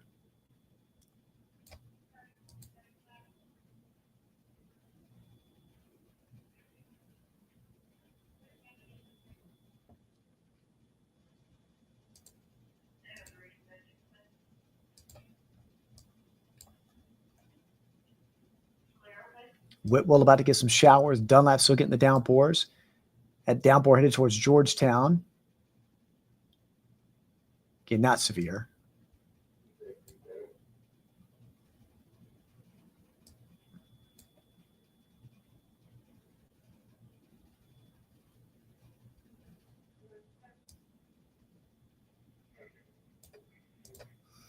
All right, see how this matches up with the latest high-res model run. Again, it's kind of been okay with tracking, but let's see where we stand. So let me pause this. This is the high-res model's estimate for 2:15 Eastern, and it's totally not showing the storms here nor the storms here. So again, just using it for a guidance point of view of the main squall line, it shows 3 to 4 dropping more to the south. It may be sooner than that because I think it's not even showing that southern flank of the line. So we may have to wait to the next model run to really kind of give an idea about where that's going to move. But it does shift in south rapidly. By 8 o'clock, it's moving out. So time-wise, it's showing the same thing. But I think we need to see the next model run because I think it's way off based on where everything is now. Again, I know a lot of folks have seen folks asking for the future track model. And again, that's your best model at the moment because it updates every hour. But if it doesn't initiate well, it's not going to show good motion at all. So what we have to do is what I call nowcasting. We have to take the individual cells and track them because that's what's on the map now compared to what could be. And see, it's already underestimating, the model was already underestimating all of this and underestimating this line going farther south and west. So that's why we do more of this individual nowcasting than we do models at this point in time. But with that said, let's track the leading edge of these two cells here. Okay. So based on this cell near Dunlap, it's just northeast of Altamont, this is where it'll be moving over the next hour.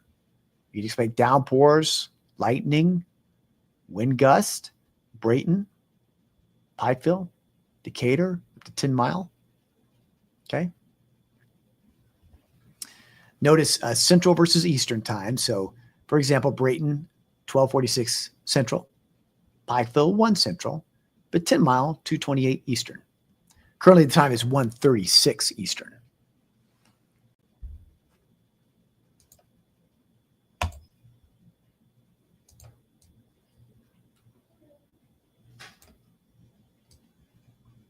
And again, got cells through Grundy, Northern Marion, back into Coffee in Franklin County, but none of these are severe. And there's that cell that was just popping up near Lakeside. It's bringing some downpours near Georgetown. So again, just keep in mind that was moving at the same forward speed. So just as an example,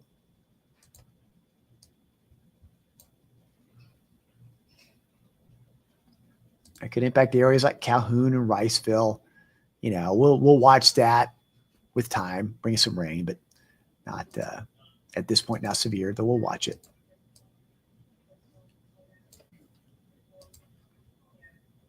And no doubt, if you live in Soddy, Sale Creek, you're probably hearing the thunder on the mountaintop there as it evolves over the mountain into southern parts of Bledsoe County.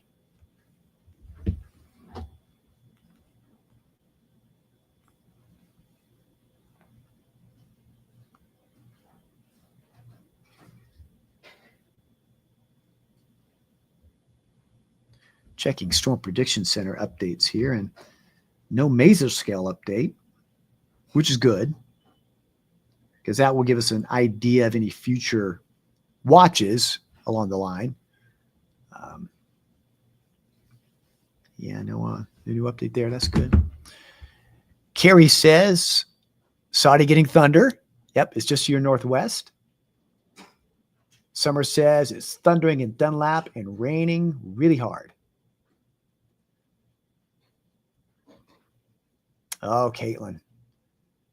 It's been a while since my kids were 7 years old, but I know what you're talking about. Caitlin says the kids are asleep. Hope this line coming through won't wake them up. They're all under 7 years old. Yeah, getting them to sleep through the night is a big challenge. My 2 7-year-olds are now 28 and 29. They grow up quickly.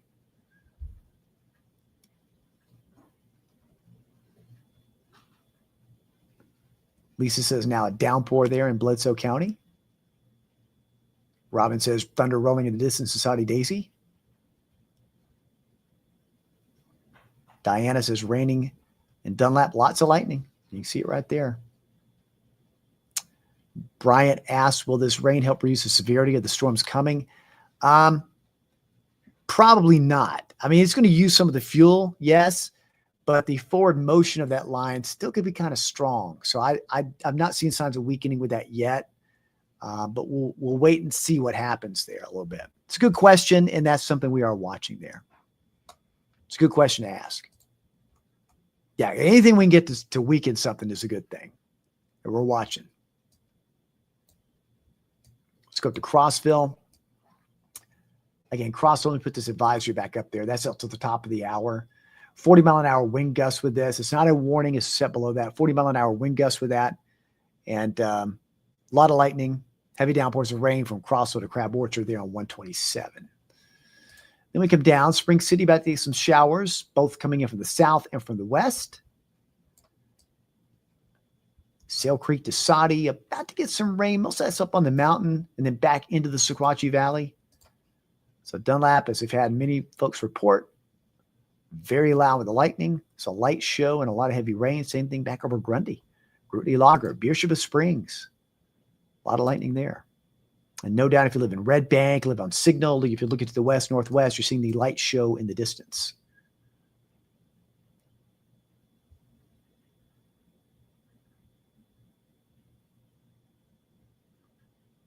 Caitlin says very windy in Dunlap also.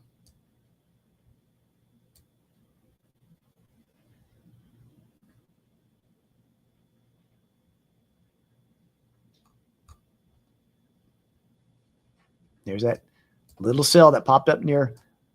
I'll pause it. I mean, you can look how fast this happens. It's nothing major, but I'm just showing you how quickly it can happen. Look right here near Lakesite, Saudi Daisy, and then right over the river and east and Georgetown and crossing into Bradley. It just shows you how quickly it can pop up. It's just a quick downpour, but very buoyant air mass out there tonight.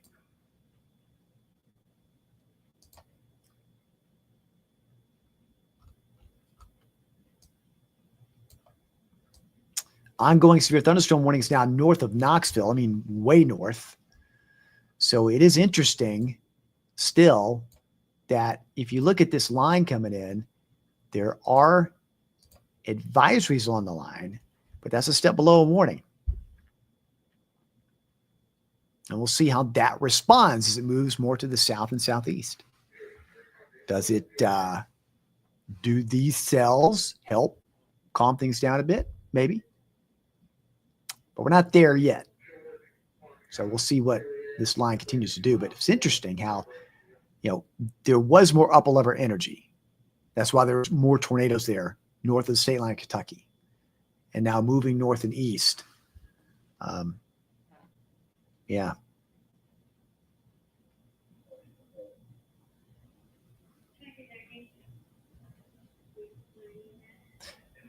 I do want to note, if you're looking at the screen, it looks like I'm looking away from the radar, the way this is set up, but I've got the radar over here that I'm controlling, even though you're seeing it on this side of me.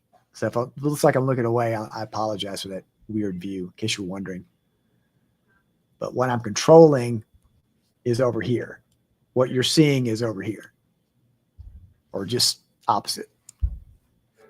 That's why I bring that up.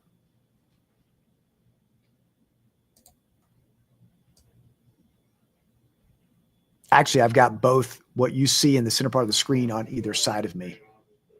I can look both sides of the radar. But what I'm controlling is on this side of me over here.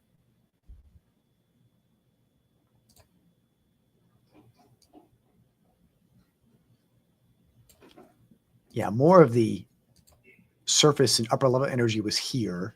That's why these are a bit stronger, but these back here have not been as strong at the moment. That's at the moment. We're still keeping an eye on anything developing here with severity, and so keep an eye on this back edge of the line, because this back edge has still got to come down to the south and east. The reason why, if you notice on the Storm Prediction Center outlook, and I'll show you these, if you've not seen these before, notice how the numbers come down the farther south you go, because there was going to be, you're getting farther away from the upper level energy. The deeper into the night you go, there's more loss of energy. And the reason why it goes from a higher risk north to a lower risk to the south. No one's totally out of the risk there, but that's why that general trend is there. But also note that the damaging wind risk is greater north than south because of that general weakening trend deeper into the night. So that's what we're watching with the trends. And we'll see if they make any adjustments to these trends as we go through the next several hours based on the current activity. And same thing, tornado risk. If you notice, it was much higher projection for around Nashville, but so far, there's not been any. That's good. But still, with that line coming in, buoyant areas, we'll see what that does as far as any tornado threat the rest of the night.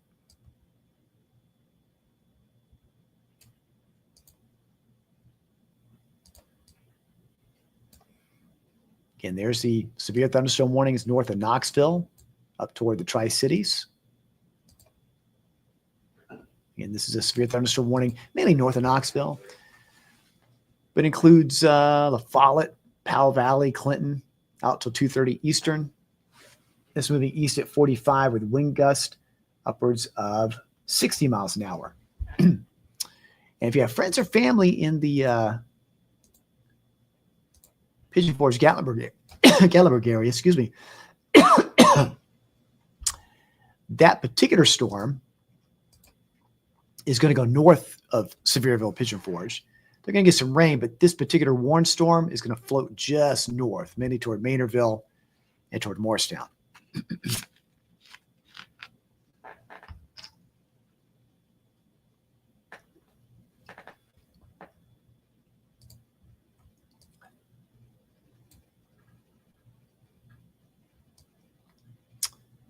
All right.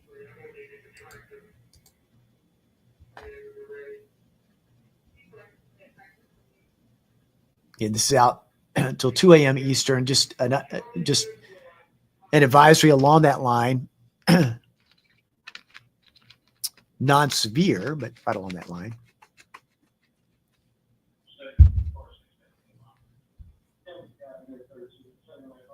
Wind gusts upwards of 50, but again, not severe.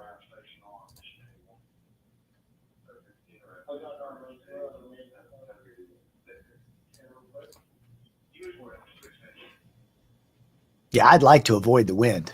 Goodness gracious. That's been the big problem with so many storms we've had lately. Not only that, the hail that we had last Thursday night, that was a mess in my neighborhood.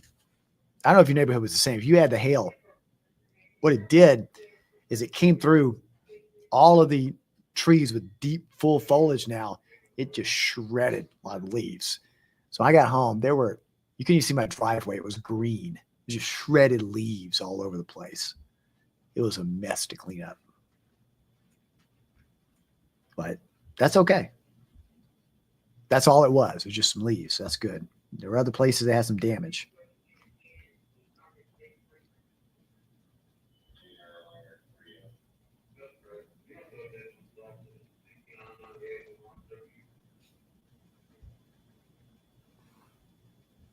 SPC just updated their well, I can't show this now because, okay, here's the problem. Ignore this map here, because what we've done now is we've gone toward the day one map is now for after 8 a.m. That's now day one. We're in day 0. And so this map won't show the day 0. So that it's hard to explain, but they start issuing now the day 1 for the time frame after 8 a.m. But anyway, my point was there were no changes there. The damaging wind threat, the tornado risk, all the same. So still damaging winds are a main concern as that line drops farther south with time during the morning. So just kind of ignore that last map. We're not out of the damaging wind threat. It just that it moved to the day one capacity after 8 a.m. That's what happens sometimes with the with these computers. They move along to the next day.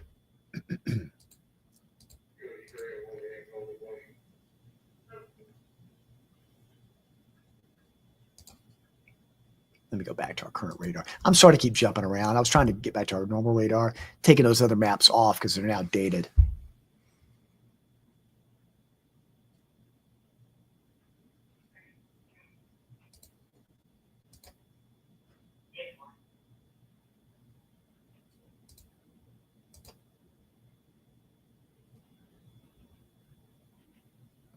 Angela, I was saying, ask a question, what did I say about Pigeon Forge? I was tracking that storm north of Knoxville that had the warning with it because I know a lot of folks may have friends and family up at Pigeon Forge this weekend. I was just trying to show that that particular severe warned storm is heading more northeast. See, Sevierville, Pigeon Forge here, that's moving away from that area. They are going to get some rain and storms in Sevierville, but not this severe storm. I was just pointing that out. Okay. Glad you asked that question, though, to clarify.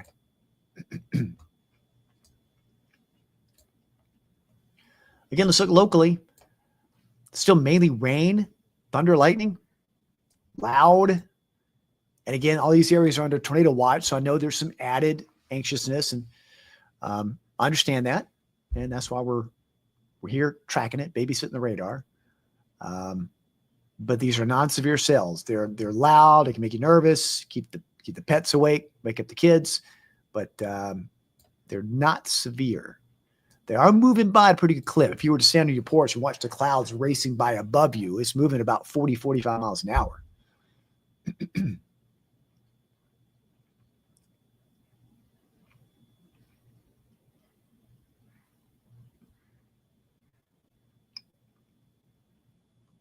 There you go. Sail Creek, some downpours.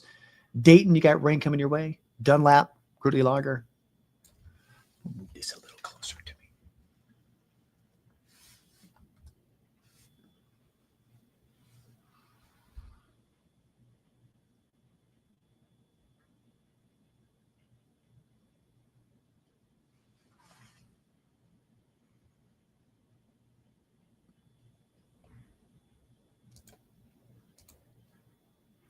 Yeah, you can see Dunlap, Sail Creek to Dayton, some downpours. A lot of lightning here, but I don't see this being, other than being noisy, not too bad. Let's move along here. And there's still some more rain and lightning coming out of Franklin County. But again, these are non-severe cells.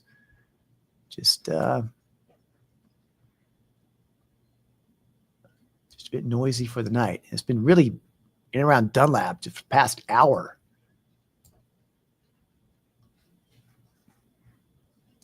Raining heavily.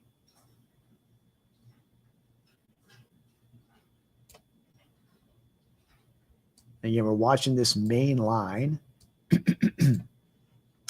Main line we've been concerned about all night long. Watched it as it developed. Goodness. Near Little Rock to about Boot Heel, Missouri, and here it comes. It made it through Nashville without any tornado warnings. They've had, they had severe thunderstorm warnings with it, hail with it, but not tornadic so far. I want to emphasize so far, but that's a good thing. But again, there's still quite a good bit of buoyancy out there, quite a bit of energy. And then when you start getting this in more linear fashion, wind gusts become the main issue with these.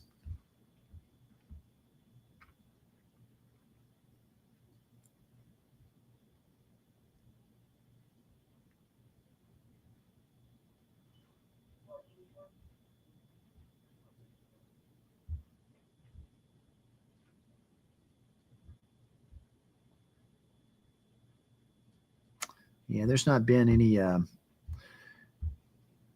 any what we look for mesoscale updates. And what this is looking at the overall upper level energy. And this will tell you if they're going to issue any other future watches, future warnings, anything like that. And there's not been a discussion yet. The watch that's over all of our viewing area, I'll back this up, is out for the next 2 hours. So more than likely by 3 a.m. Eastern, there'll be some discussion on what they're going to do with this watch. Do they expand it? Does it become a severe thunderstorm watch? Does it expand east or south? We'll know a bit more in the hour.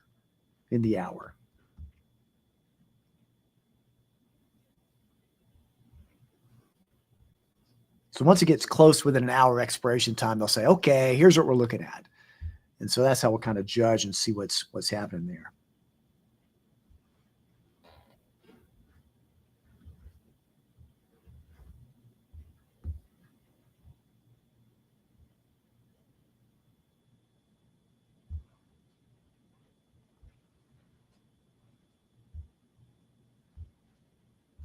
Again, thanks for everybody for watching tonight. We're approaching 2 a.m. We're 2 hours into this storm tracking session. So far, things have behaved a bit locally, but we've been watching that starting to develop quite a bit. And, looking back at storm reports north of the city, it's been very active. You look at all this area north of I-40, so many tornado reports, southern parts of Kentucky. Look at all that hail. The red dots indicate tornado reports. That's just a tremendous amount through there. That's also the area that was under that level 4 risk. It's much lower the farther south you go over us. So hopefully we steer away from that. But we're still watching this line coming in. But it showed that area was very active north of I-40. Wind gust reports, hail reports. It's been rough. And here's where we stand now.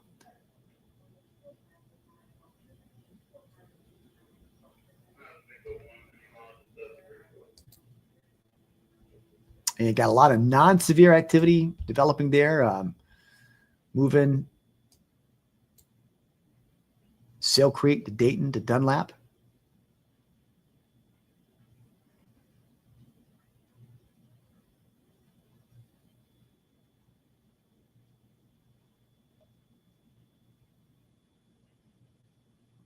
Again, this is extremely loud. Lots of lightning there. Right along 111.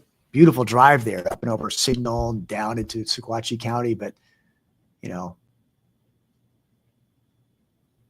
that is actually that's going over the Dayton Mountain area. That's a lot of lightning, a lot of heavy rain. But again, it's below severe levels. It's not a severe storm. Doesn't mean it's not loud.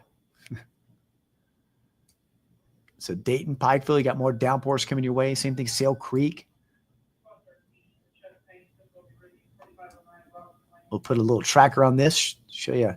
We'll track these two cells right here, the leading edge.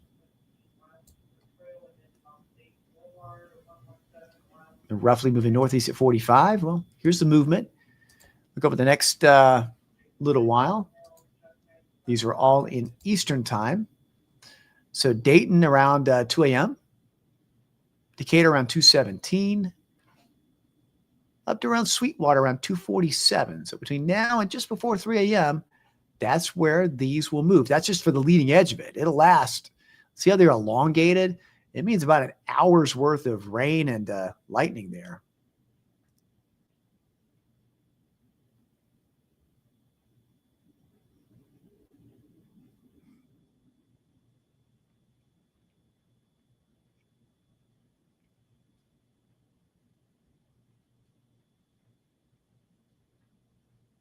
That's just over the next hour where it's going to move.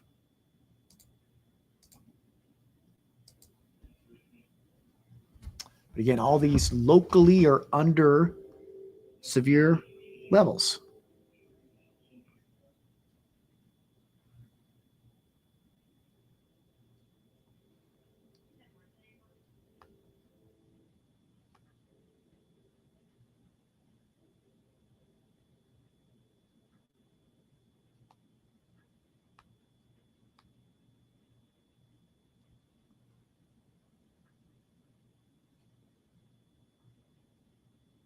I'm checking out the radar on this other screen here. I can analyze the radar just a little bit more.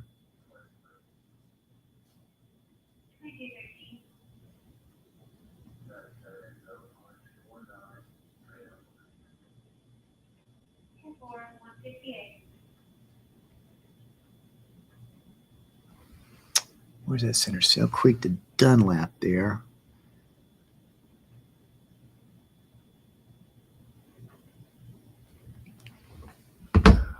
That's the one I want to look at. This one right in here. Let's do a quick little velocity scan here.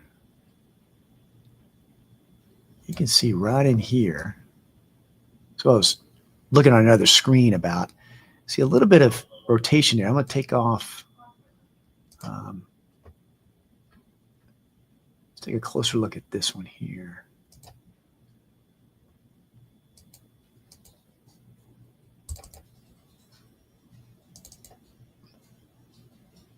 We'll clean up that view just a little bit.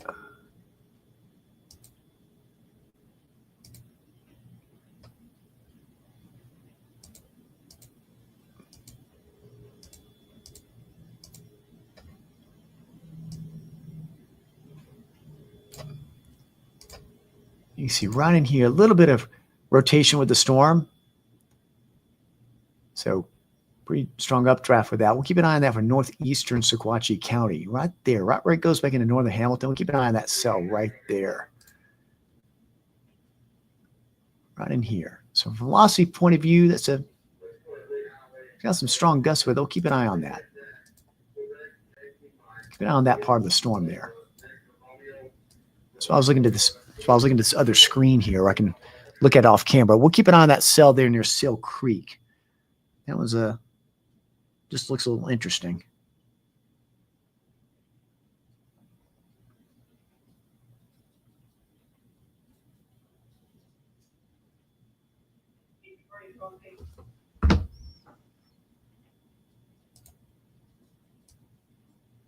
Again, strong wind gust along, basically right along 111 there.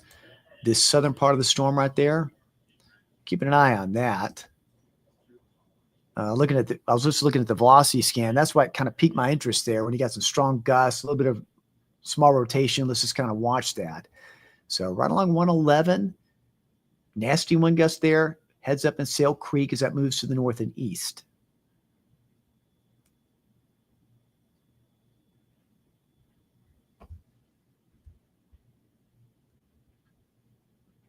And basically right along the county line, right where you see this right in here. I'll put the velocity scan back up there for you. You can kind of see right in here on the Sequatchie-Hamilton County line. We'll just kind of keep an eye on that feature. Okay. So far, these cells have stayed below severe levels, but, we'll watch that.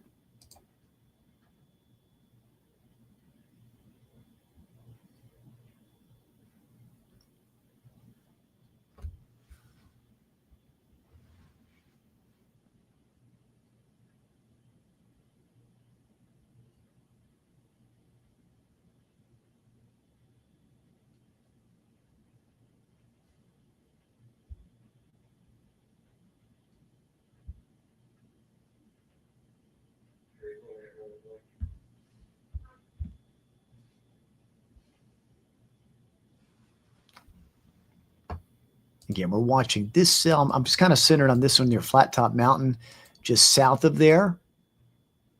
This is moving off to the north and east. A little bit of strong wind gust showing up there. Mowbray Mountain to Flat Top or to Bakewell. Kind of watching this part of the storm right here. From the velocity scan, kind of just something interesting to note. We'll keep an eye on that cell. That is moving north and east. Other cell just north of there. Downpours near Dunlap. Actually, now just north of Dunlap. Just south of Pikeville. But again, that cell getting to be a little stronger there. We'll keep an eye on that one. That's moving now more into northern Hamilton County. Right along 111 on the mountain, north of Mowbray, and near and approaching Sail Creek. So you got very heavy rain with that. A lot of lightning, and you could have some strong wind gusts with that. Okay. So let's keep an eye on that cell right there.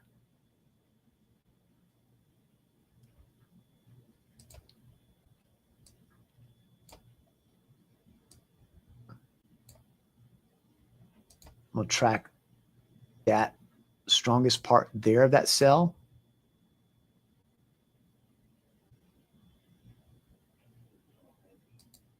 So as we watch this cell here, this is the strongest one locally at the moment, okay? So it's north of Mowbray, southwest of Sail Creek. So it'll be near Sail Creek at 211. Graysville around 216. Decatur around 240. All these are Eastern time. And Union Grove just before 3 a.m. So we'll watch the movement of that cell as it moves north and east. Let's kind of keep an eye on that. Rotation doesn't always mean a tornado with it. You hear that word rotation. No, it basically means that you can have a rotating thunderstorm. Sometimes it's a very strong updraft there, and it does indicate where you're getting some a storm that's developing a bit stronger. That's why it kind of caught my eye. It's like, oh, of all the ones that have not been severe, that one, So we'll just watch it. That's all. That's basically where we stand right now. That's the reason why I brought that up. So, kind of talking out loud, watching this stuff, but I don't want you, to be scared, but just be aware of that. If you live in that area from Sail Creek up to Decatur, just keep an eye on this cell right here. That's the strongest cell locally at the moment. So these are the things we kind of keep an eye on. So when we watch that one, other cells locally not of a severe nature. They are, yes, very loud, but not severe. Even those that are starting to line up from Altamont back over Franklin County.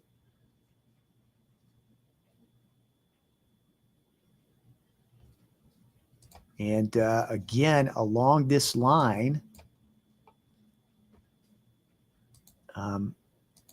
the only warnings are north of Knoxville. This line here has some advisories, but not severe thunderstorm warnings, which is good. But again, of all the cells locally at the moment, the strongest one to keep an eye on is that one from Sail Creek down to just north of Soddy, coming off the mountain there. I got to do another velocity scan. It was showing, just you can kind of see what I'm talking about. When you look at this right in here, Barring 111 to 27 coming down the mountain there, could have some strong gust accompanying that as it moves northeast. So be aware of that. So let's keep an eye on that feature as it moves through northern Hamilton County. So right now it's a pretty rough one. Strong wind gusts, heavy rain, lightning. If you live in the Sail Creek area, that part, let us know. Let us know what's happening there.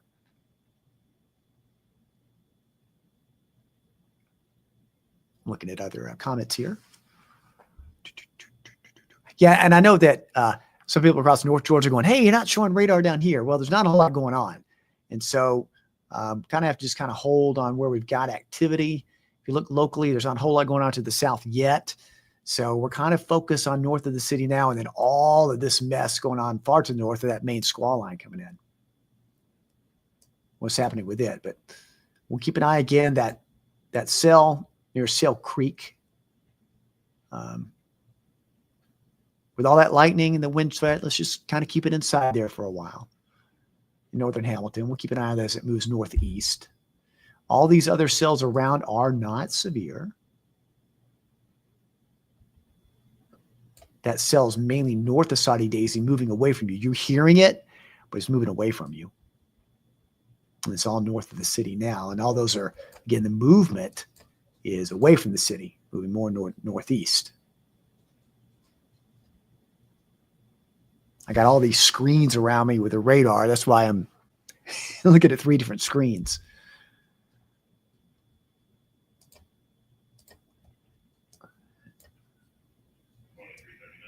So heads up, and I'm going to hold on this cell here.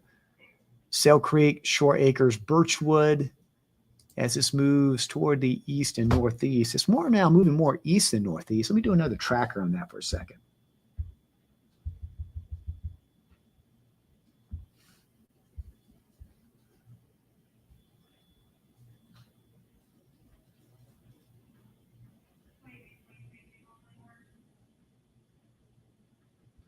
Yeah, it has a more, I'm going to do a different tracker. Looking at this now, it's moving more east-northeast. Kind of turned a little bit. So it's moving more northeast, south, shifting more to the east a bit. Let me, let's zoom out. Hold that.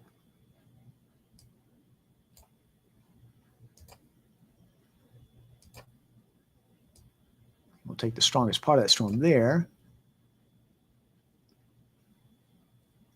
There we go.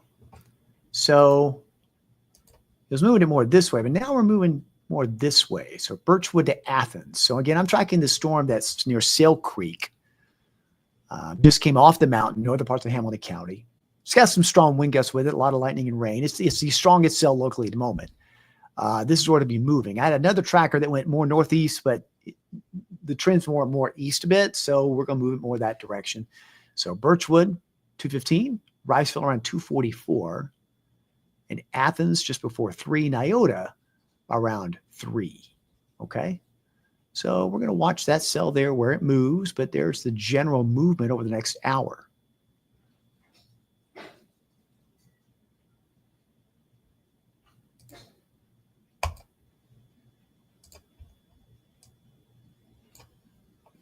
And we got a storm here that's affecting parts of Roane County. Severe thunderstorm warning is just on the edge of our viewing area. It's for Knox, Morgan, and Roane County.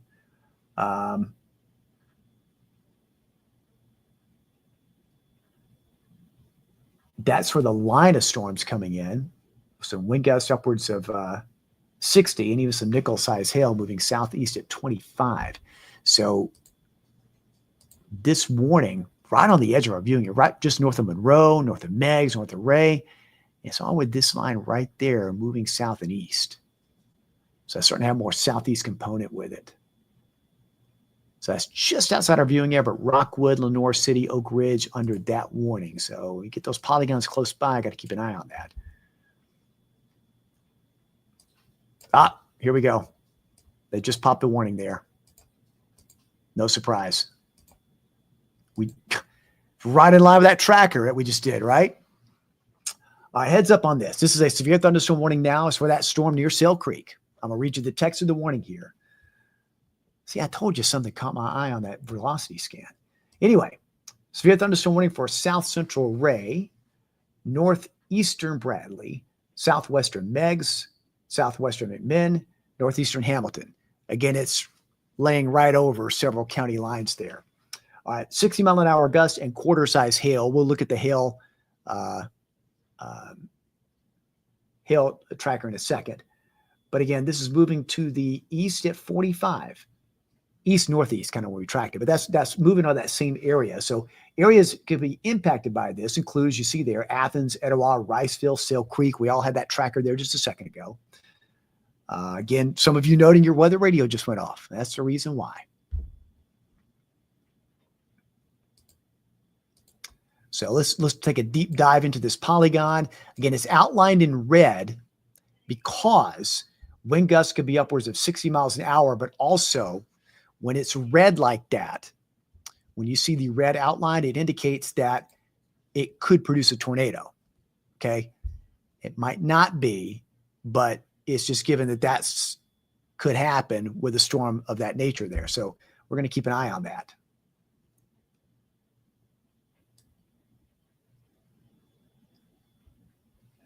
So we're going to keep an eye. This is a pretty significant severe thunderstorm warning. So if you live in this area, in this polygon, pretty safe to say, get to a safe place till this storm passes on by because of the potential this storm has.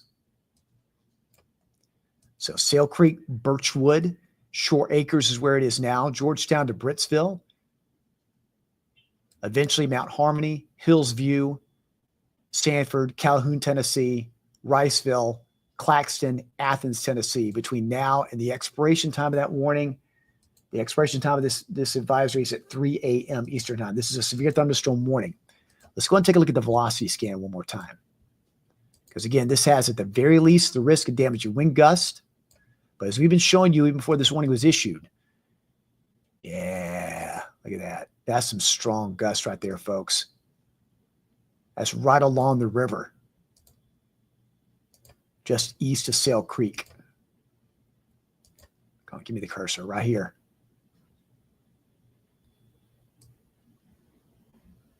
So that's some very strong gust. When this warning is in red like that, it could pop. You know, a tornado can't be ruled out. At the very least, damaging wind gusts, but also some very strong gusts with that.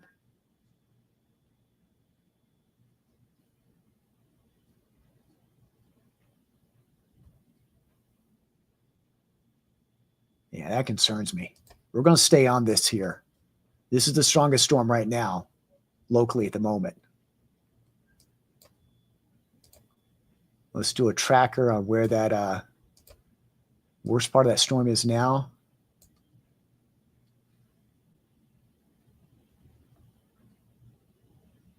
I might have to zoom out just a little bit, do a tracker.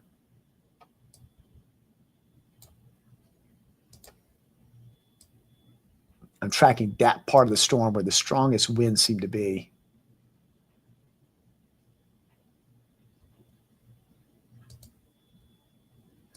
So based on where the strongest winds are here, Birchwood, Hillsview to Addison, this is estimated time of arrival. Very strong wind gust with that, as we're seeing that on the velocity scan. A lot of lightning, a lot of rain. And sometimes the heavy rain, the loud claps of thunder can disguise the sound of the wind. Again, I always urge you, when you have a severe thunderstorm warning of this nature, with the risk of those strong damaging wind gusts and some signs there on the velocity that you got a little bit of rotation in the storm, treat it as you would a tornado warning. Get to a safe place, let this storm pass by. And I'm tracking it for you. We'll tell you when you're in the clear along this line. I mentioned the hail. It said it could have quarter-size hail. Let me take a quick look. So I want to put the radar back up. Quick look at the hail tracker. Let that update for a second. Now, just because hail tracker doesn't show it does not mean it's not happening, but it could. It's got a pretty decent updraft in that cell. Okay, let's go back.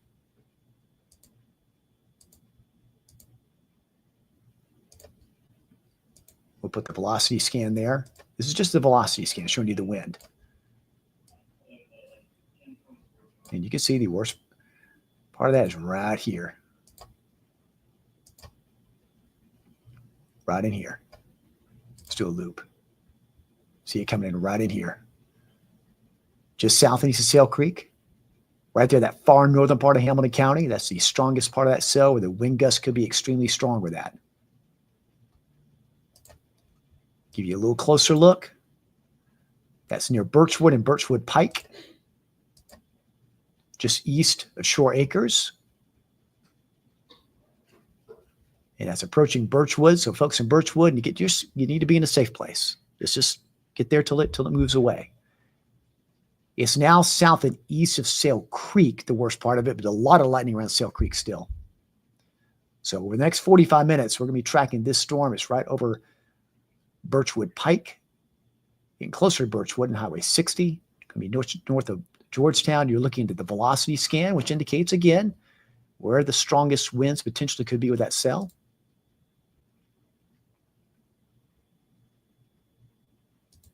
This is the reflectivity showing you the rainfall. So the storm itself, the worst part of it is moving away from Sail Creek. Okay. So if you're folks in Sail Creek, it's now east of you. A lot of lightning over you, but the worst part of that storm is now east of you. Okay. Pulling more now into the southern part of Meigs County. So it's just about to exit out of Hamilton, moving into southern now Meigs County.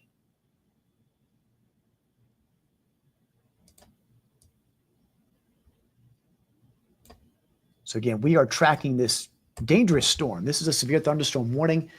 The first warning we've had locally. This is out till 3 a.m. Eastern time. Could have hail, damage and wind gusts of 60. But again, because of the velocity motion there, it could produce a tornado. Could. It's we don't have indication of that yet, but it could.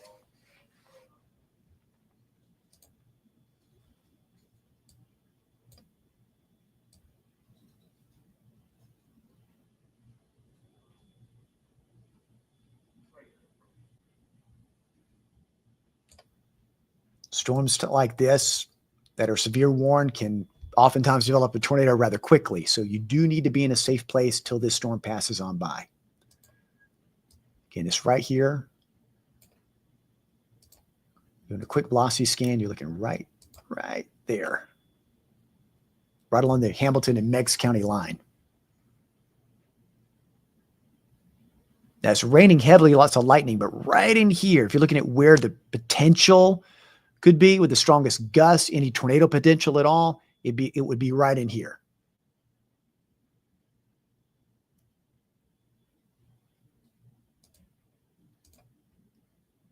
Let's do a deep dive in here. Put it on the now. So it's right over Birchwood now, just north of Georgetown.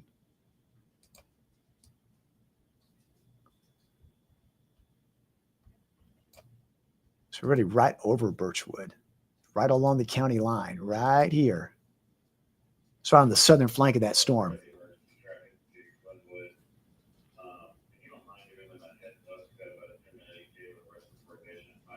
So Sharisa just says in Birchwood, you got a lot of lightning and thunder and rain. Looks like the worst part of that storm may see just north of Georgetown, just north a little bit. But Georgetown's right on that side of that polygon.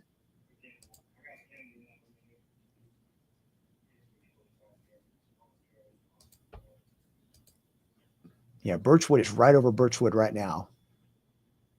Strong gust, potential, heavy rain, lightning. And it's going to be moving right along the county line, raining heavily on 58. And then you're going to start getting this area back in here, that southern part there where you got those strong wind gust potential with that. Just north of Georgetown, just north of Georgetown.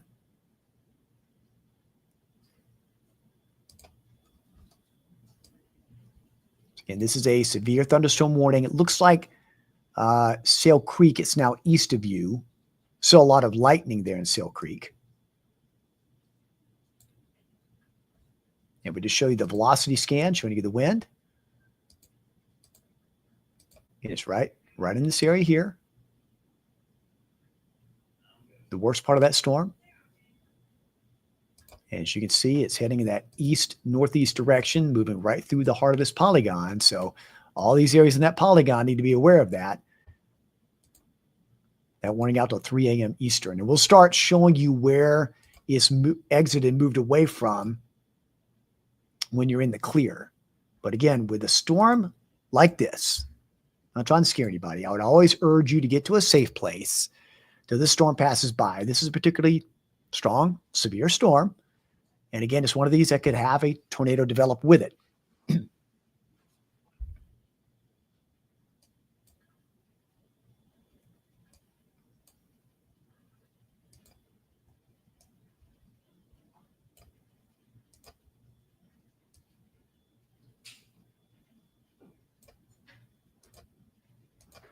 Very strong winds right there. Birchwood, just north of Georgetown. You can see the radar update there. Basically right between Birchwood and Britsville, right on 58.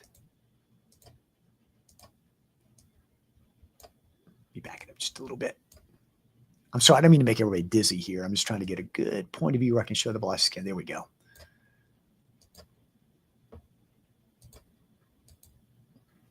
So Mount Harmony, Britsville, and right along 58, extremely strong wind gusts. If you live in the Birchwood area, let me know what you had. I want you safe. Don't be looking outside or anything, or just let me know what you've had as it moved on through. If the radar is correct and not skewed at all, the worst effects are moving out of Hamilton County, now squarely in that southern part of Meigs County. But could have some very strong gusts there. Birchwood to Britsville, right along 58.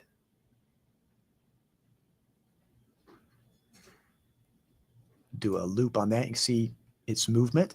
Again, we're just looking at the area based on velocity scan. We got a little bit of rotation with it, strong gust.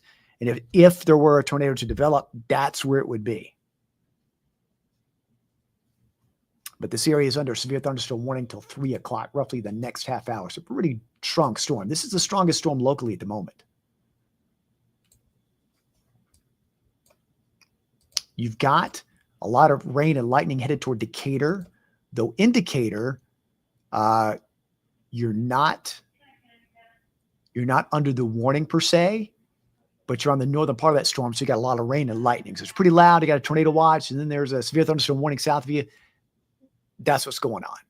Most of this is on the southern part, southeastern part of Meigs, and on into the southern part of McMinn County. In fact, a large part of McMinn. Oh, here's an update from Taylor. So Taylor says South Meigs, torrential rain, major winds, thunder, and lightning. Stay safe there, Taylor, okay? But that's no doubt creating some very strong winds there.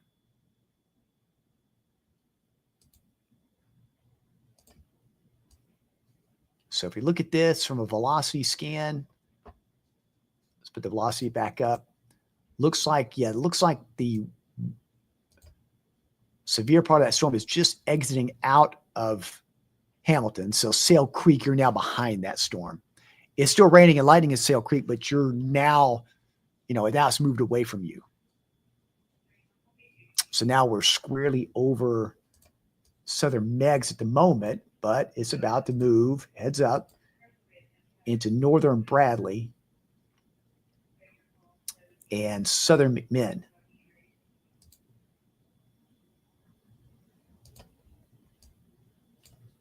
So Britsville, Mount Harmony, Hillsview, it's right along 58, some of the stronger gust potential.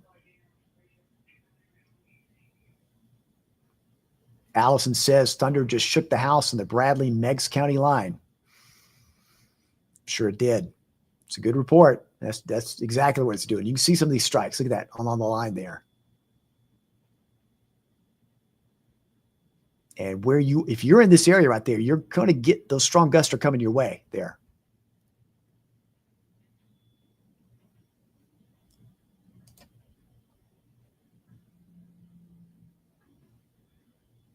Lily asking, what about Northeast Bradley? Yeah, Northeast Bradley is under that severe thunderstorm warning. And New Harmony's right here. So you see that this is where that strong wind potential is. This can be clipping right over the northeastern part of Bradley. More specifically, it'll be north of Hopewell, north of Charleston. But Mount Harmony, if you're in that part of Bradley, be aware that's going to be drifting your way with the strongest gust potential right there. I'm going to check this other screen here.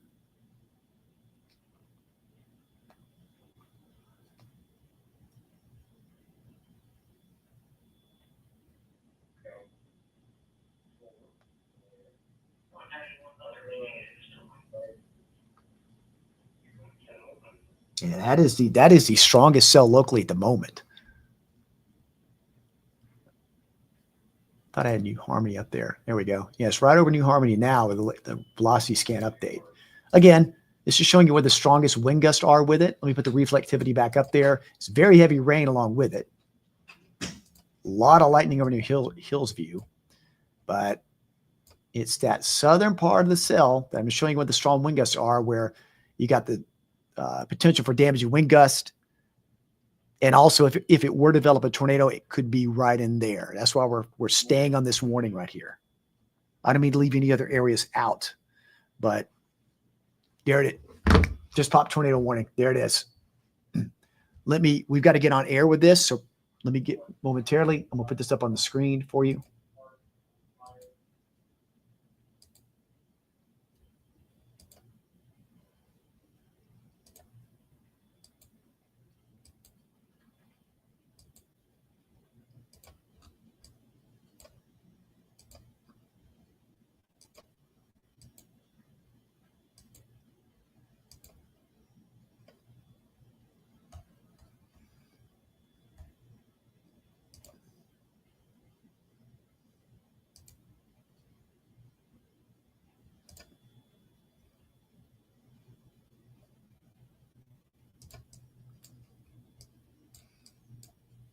There it is. They just popped that tornado warning there.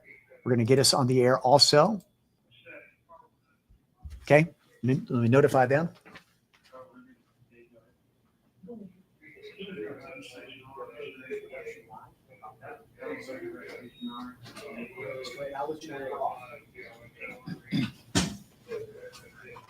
All right, my friends, so we've been tracking this storm for you. We'll be going live on air momentarily here in a second anyway.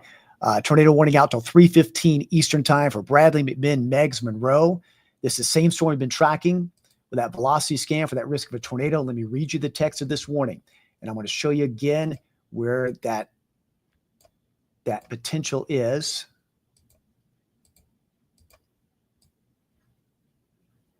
It's right there, not far from the New Harmony area.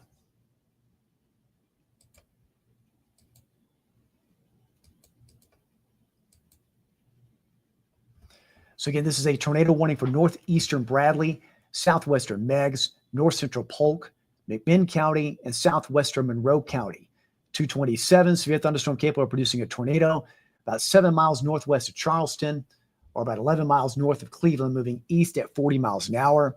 Again, this is a Doppler radar indicated rotation, as we've been showing you for about the past 30, 45 minutes.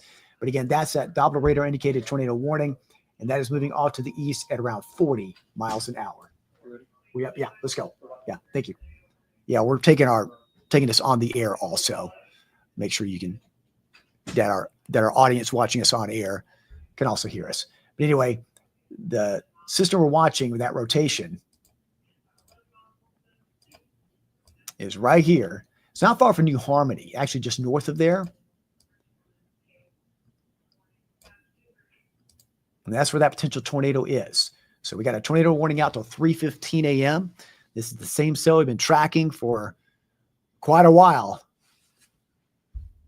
And you can see it there, that broad rotation of the storm. This is a Doppler radar indicated rotation. So again, even if it's not producing a tornado, it's got the potential for some very strong wind gusts. So seek shelter immediately with this area. Well, you want to go to the lowest level of your house, away from windows. If you have a basement, basement's great. But lowest level away from windows. A hallway, closet, bathroom, interior part of the house is a perfect place to go. And wait there till we give you the all clear. So we're going to stay on this warning until it expires.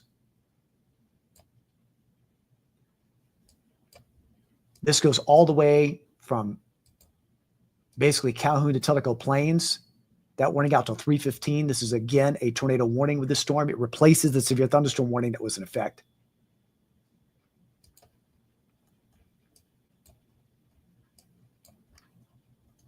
Again, folks who are joining us on air, folks that are joining us on air at the moment, the reason why we're breaking into programming and the reason why we've been doing this live stream throughout the night is this is a tornado warning that is out for a large part of our viewing area, covering several different counties because of its location. The rotation that could be possibly producing a tornado just east of Mount Harmony and right along the northern parts of, northern parts of Bradley, southern parts of McMinn.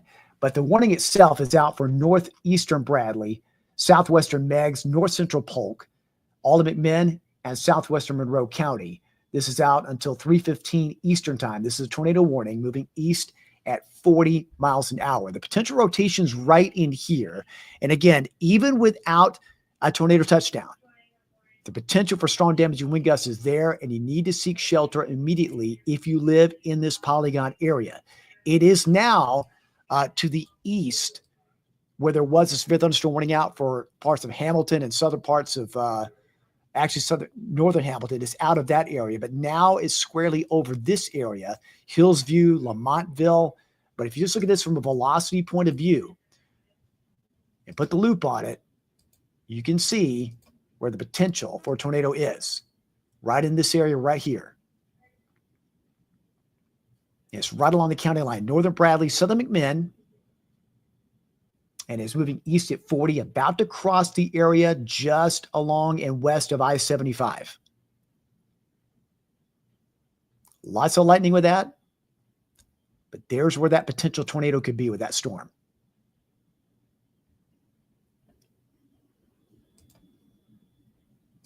Deep dive into more detail here. County Road 20. Lower River Road, just on the southern part of that, old Lower River Road here. Here's County Road 20. Here's the county line right here. So potential rotation right here, about to enter the southern part of McMinn County. and right along Highway 163. This is the area just along and just west of I-75.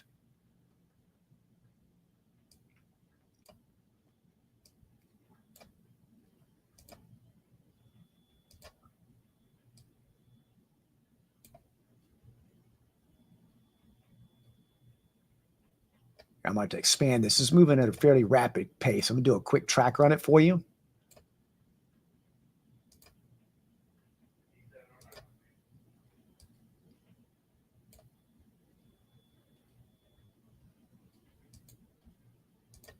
So rough estimate, Calhoun in the next few minutes, actually now, Etowah around 256, Technical Plains 321 if it holds together, just beyond outside the polygon.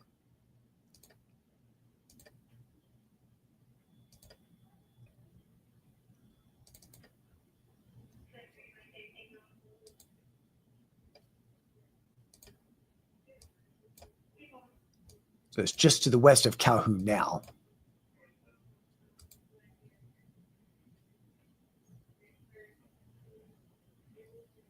Again, this is a tornado warned storm. It's a Doppler radar indicated tornado warning, meaning there could be a tornado, or at the very least, some very strong wind gusts there with that storm right along the McMinn and Bradley County line. We've been tracking this on our live stream on our social media pages for quite a while, watching that storm coming out of northern Hamilton County caught our attention, and watch that velocity scan evolve quite quickly through about a half-hour time. First, there was severe thunderstorm warning, now replaced by a tornado warning, and no surprise there based on what we were seeing on the radar view. A lot of lightning from Riceville back to Hillsview. And if I put the reflectivity scan back up, you can see very heavy rain, torrential downpours there. And where you're getting this high reflectivity with the rain, could even get a little bit of hail forming right in here too. So tremendous amount of rain right along 75 near Riceville, down around Sanford. But again, it's not all of the storm. This is a very large storm. In fact, notice how the storm goes outside the tornado warning polygon. So north of Athens to Nyota is raining heavily, but it's right here to the south, southern parts of McMinn County, where that potential tornado could be, that potential rotation with that storm. Okay. So I'll pause it here for a second. I'm going to show you both. This is the reflectivity scan. Here's the velocity scan. So it kind of gives you an idea where that potential rotation is, where the worst wind could be with this storm. And it's right there between Riceville and Calhoun, right along 75 at the moment. And you can see the movement is heading off to the east-northeast. I'm backing it up, moving it forward. So it's right over 75 toward Highway 11. Right there. This has been the worst storm locally. Really, the first storm locally had a severe thunderstorm warning with it. But again, noting the velocity scan, seeing that rotation, that's there could be a tornado. But again, at the very least, some very destructive wind gusts with that.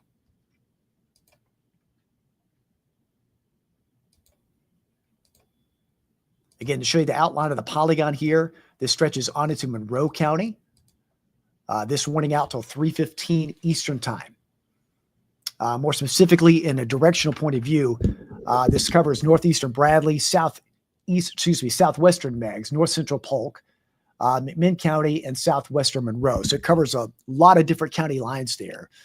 The reason why so many areas probably got that alert, whether it's on your mobile device or your no alert radio, that's the reason why. Well, that's roughly out for about the next little over half-hour time. Storm itself moving east at 40 miles an hour. Again, let's take a deep dive into the storm itself again. This is a very large storm. A lot of rain and lightning around Riceville, all the way to Athens. A lot of lightning in this core area right along 75. But the worst part of it, where there could potentially be a tornado, if there is one developing, is right there, just to the west-southwest of Sanford. Okay? If I put just velocity up there, we go a little bit closer in more detail in this area. This area right along 75, very strong potential wind gusts there. Highway 163 to 75, up to Sanford, over to around Hillsview. And there's County Road 20. County Road 20 right in here.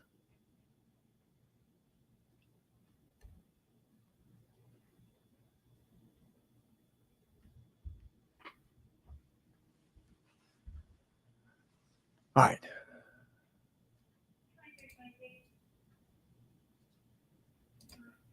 Spin that just a little bit more. You see right in this area right here, if there's a potential tornado, it could be right there. So heads up Riceville, heads up Sanford as this moves to the east and northeast around 40 miles an hour.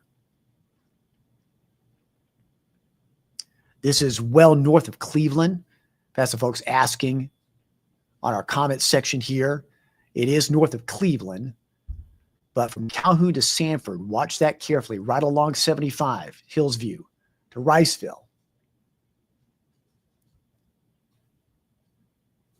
Okay, this is a tornado warned storm. I've got tornado warnings in plural up there because this is our map that we use when there are warnings out there. Oftentimes there are several different warnings, but in this case, this particular map only shows tornado warnings.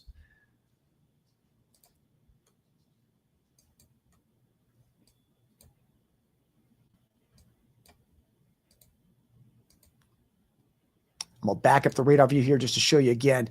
There are 2 warnings in this area.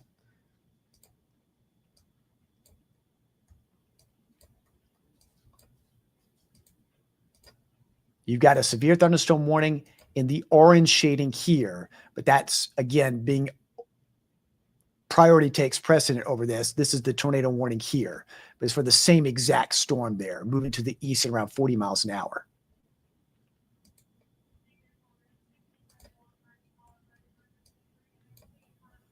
So basically Riceville to Sanford, right along 75, right along 11, right in here.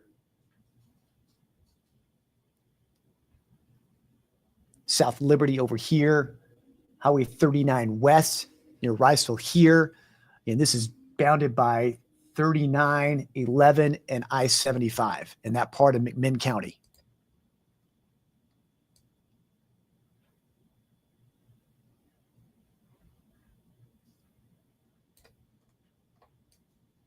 Again, it's a very large storm. We're showing you the velocity scan, the winds, so we can isolate where a potential tornado could be. This shows you how large the rain shield is with it.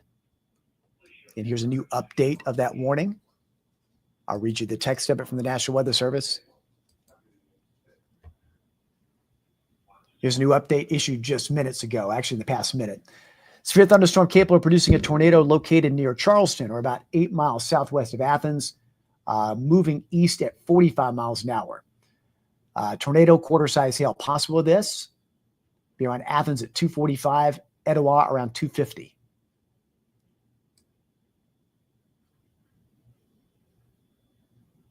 Other locations impacted by the storm include Riceville, Inglewood, Mount Vernon, Calhoun, Hillsview, and Dentonville. Storm is moving to the east at 45 miles an hour. And this is a Doppler radar indicated tornado warning. Remains in effect till 3:15 Eastern time.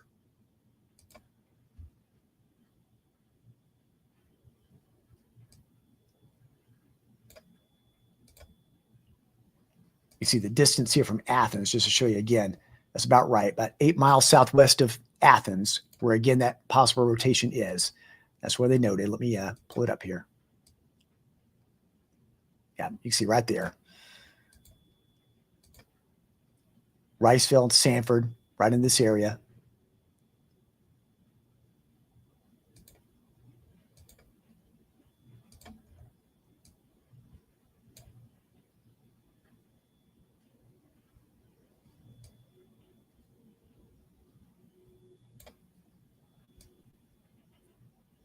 Movement is still to the east at 45.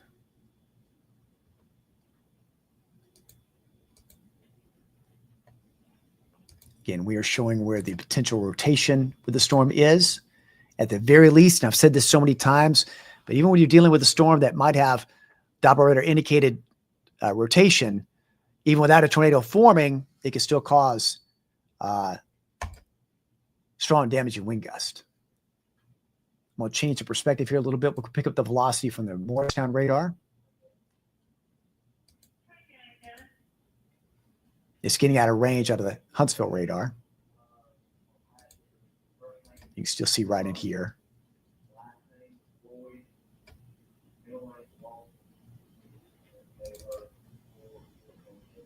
It still shows up better on the high top velocity scan here.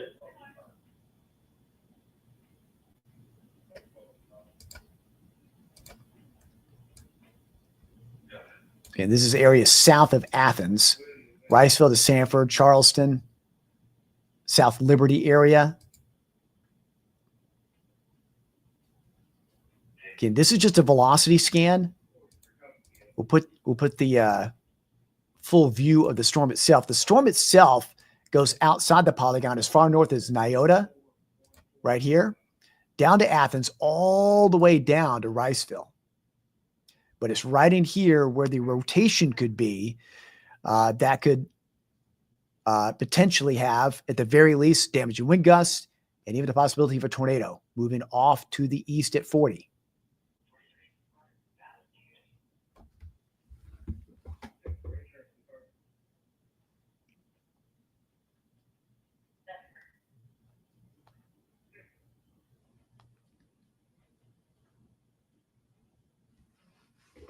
Yeah, I misspoke there. I meant Calhoun. It's now northeast of Calhoun, not Charleston. My mistake. I saw that in the comments. So as soon as I said that, I was like, no. Northeast of Charleston, northeast of Calhoun.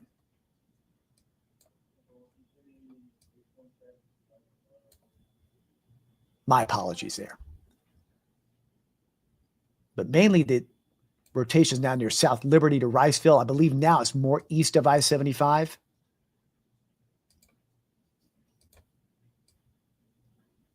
Yep.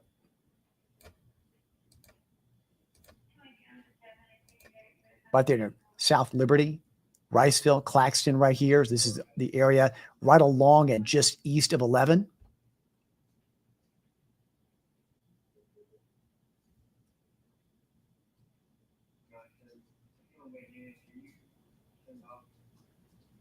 And here's Highway 30 right there in 411. So all of these areas are in that polygon, which includes Etowah to Addison. So heads up as this moves your way. Again, even without a tornado, there could be, again, damaging wind gusts with that and quite strong based on that velocity scan there.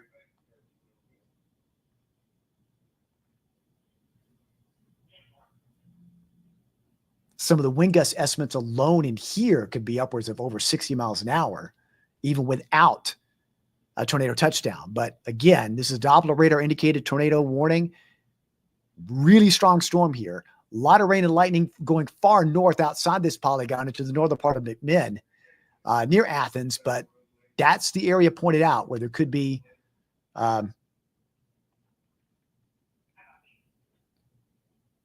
strong gusts with that. Inglewood, right about in here, that'll be approaching near you. So we're going to keep an eye on that for you. Inglewood to Addison.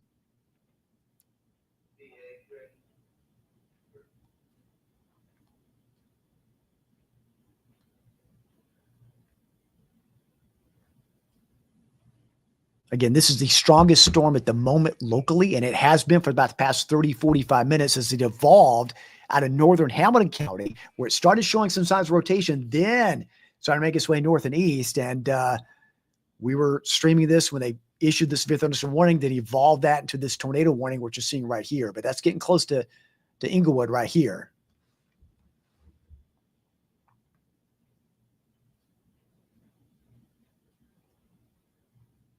It's just to the west of Inglewood and just to the south of Athens.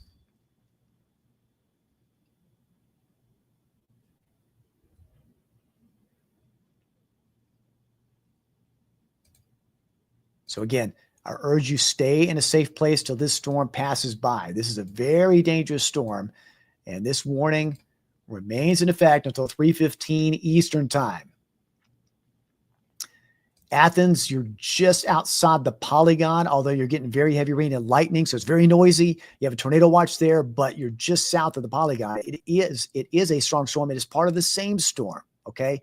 But this warned part of it is down here, just to the west of Inglewood and down between Riceville or Liberty and areas to the south.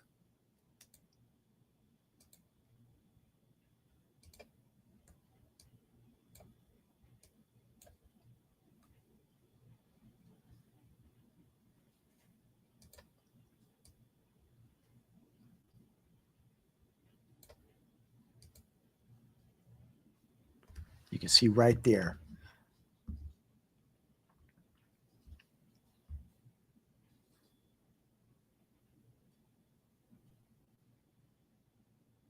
Yeah, that's going to pass the worst part just due south of Athens as it moves off to the east.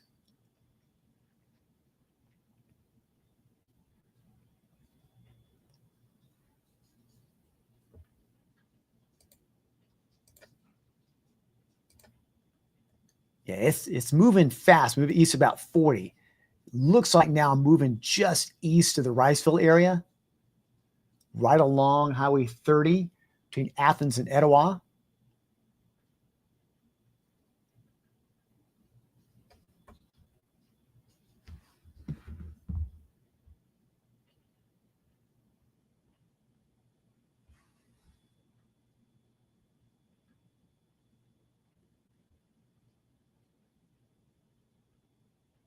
The forward speed is east at 45 miles an hour. So yeah, it's moving, it's really racing along.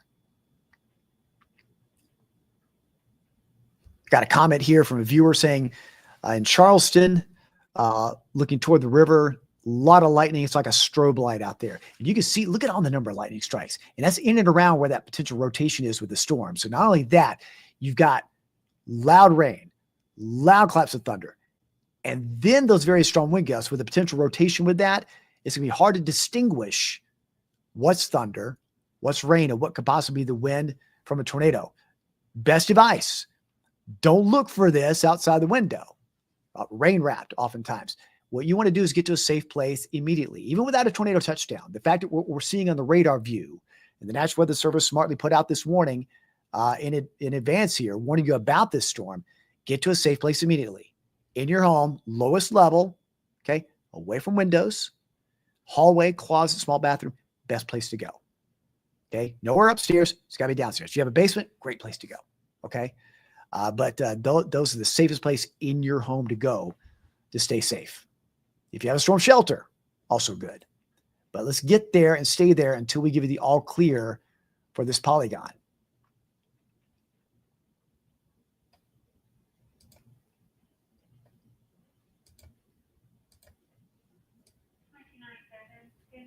Well, you can see right there, the area rotation, area concern we're watching, the strong wind gust potential here just west of Highway 30 near Etowah. Right there is going to be passing just south of Athens to Etowah.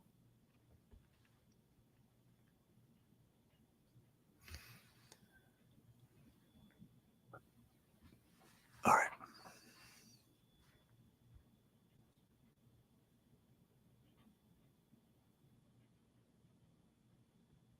Right in there. Potential tornado there.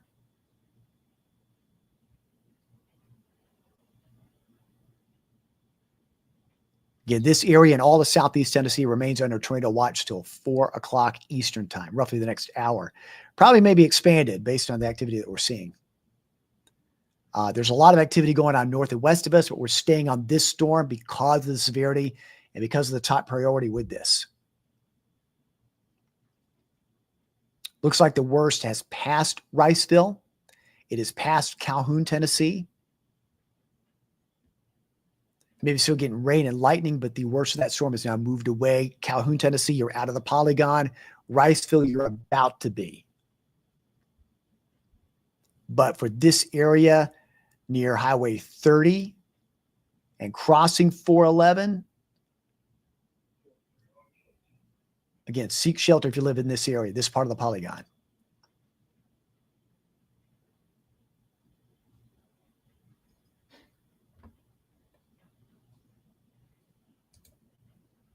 You see the full scope of the storm there. Very heavy rain. Look at all that lightning. That goes all the way to Inglewood, Addison, South Liberty. I've been saying that. And areas south of Athens. Other areas like Mecca, Nonneberg, Mashburn. All these areas bounded by 411 and Highway 30. And again, this map auto-populates, so you may not be seeing your town name, but it's just because it auto-populates here. That's the reason why. But Inglewood in that area, Etowah, over to Arden. The polygon for this tornado warning goes as far east as just to the west of Tellico Plains into the far southwestern part of Monroe County. But the worst part of that storm right now seems to be right over Highway 30. Right between Addison and Etowah, right here.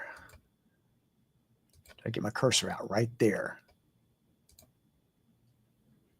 Right in here. Let's go to the Morristown radar. Probably show it a little bit better. Yeah, it shows it better there. Different color shading, but it just shows you again where we could be seeing the rotation with that.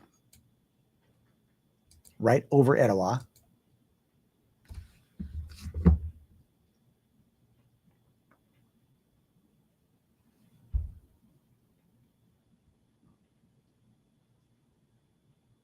And just south of Inglewood. Just south of Inglewood, it's almost on the northern part of that polygon, just north there.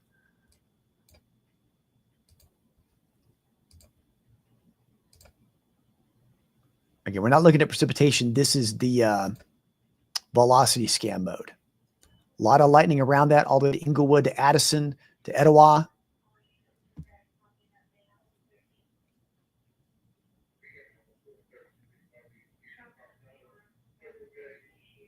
And we still have this tornado warning out for at least the next 20 minutes.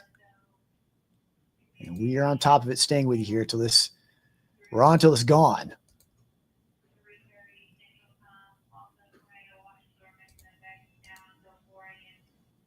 And there's a velocity scan. You can see again, very heavy rain, a lot of lightning. Inglewood to Etowah, to Arden, Mashburn. Yeah, I know where your towns are. Even if it's not self-populating here, I'm just want to mention that. I keep mentioning Inglewood to Etowah. All right, here's an update on that tornado warned storm. You see the polygon blinking there. It means this is an update from the National Weather Service. I'm going to read the text of it to you.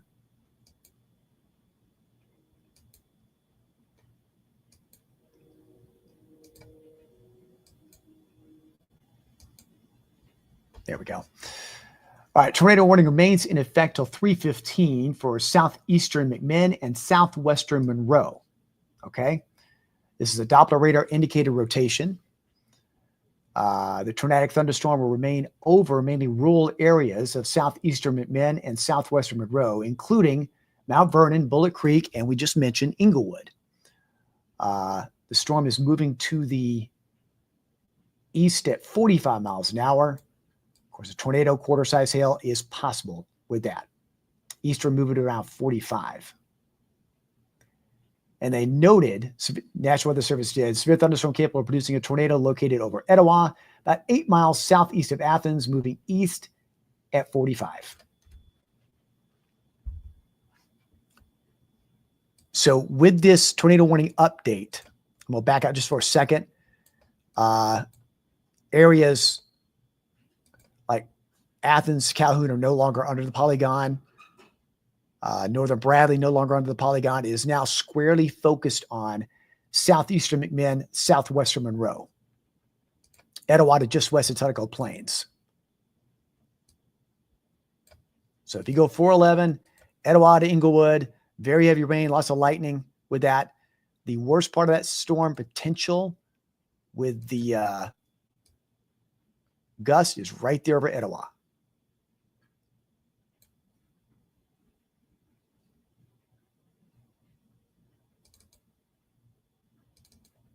Again, I want to switch radars here for a second. There you go. Shows it just a little bit better. And we're all about making sure you see where that is. So if we go from Inglewood to Etowah, this is basically where the strong wind gusts are. It's crossing 411 right here, right over the southeastern part of McMinn County. It is well southeast of Athens, okay? Well southeast of Athens. But it is moving east at 40. So these areas west Tuggerah Plains, here's Tennessee Highway 68. Here's 411. That's right where that storm is passing on through.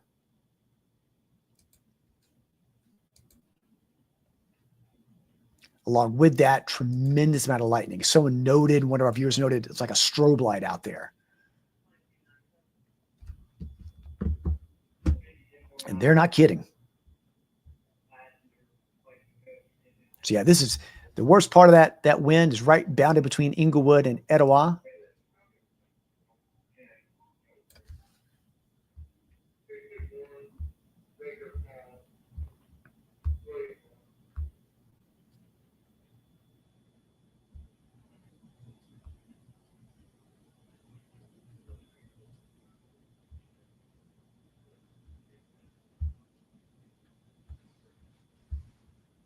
Again, the severe thunderstorm warning out for southeastern McMinn, southwestern Monroe out until 3:15 a.m. Eastern time. Basically between Inglewood and Etowah. You live between Inglewood, Etowah. Stay in your safe place to let this storm pass on by. Again, this map self-populates. You may not see exactly your town name, but we're trying to mention all of them, even if you don't see that on the map, trying to mention as many as we can.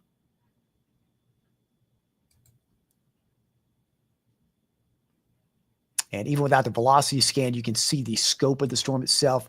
A lot of heavy rain all up and down 411, about to get close to the county line and about to move away from Etowah, but it's right on the southern flank of that storm where it's the worst.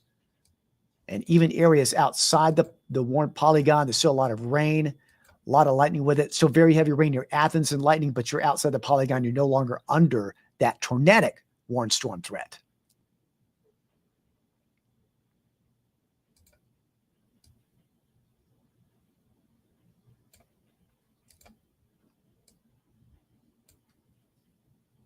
But if you go just south of Inglewood to Addison to Etowah, this is where the strong wind gusts could be with that storm.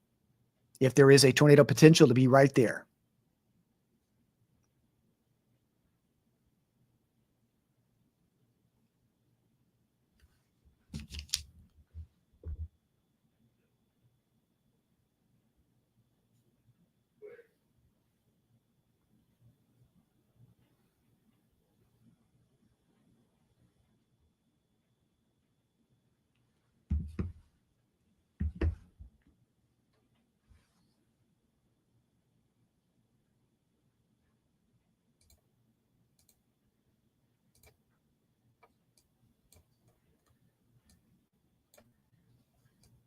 Yeah, we'll track where this is going to move over the next hour or so. It's going to move very quickly. It's moving east at 45. It's going to move it into the mountains between now and, say, 4 a.m. Okay? So that's the cell right there.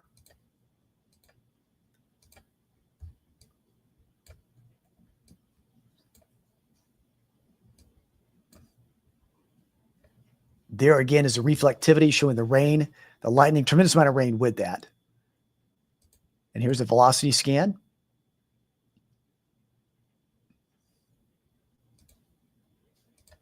Looking right in here, potential for strong damaging wind gusts, Addison, Etowah to Mecca, to just south of Inglewood, in and around Inglewood. It's close enough to Inglewood, though.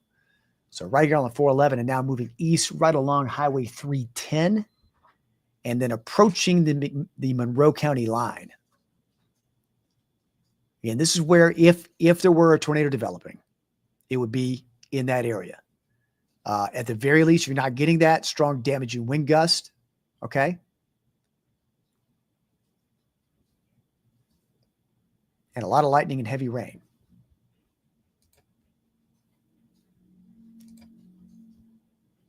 And that shows you the scope of the tornado warned storm. Let me back out. I want to show one other area real quickly. This shows all of our viewing area, what's happening out there. This is the only warning locally. There is a new, however, I should say, on the eastern part of Monroe County, severe thunderstorm warning here. That's out till 3:30. Okay. We've been focused on the tornado warning. I don't want to lose sight of this. This is for northwest of Tellico Plains. That is out until 3:30. That is with a different storm.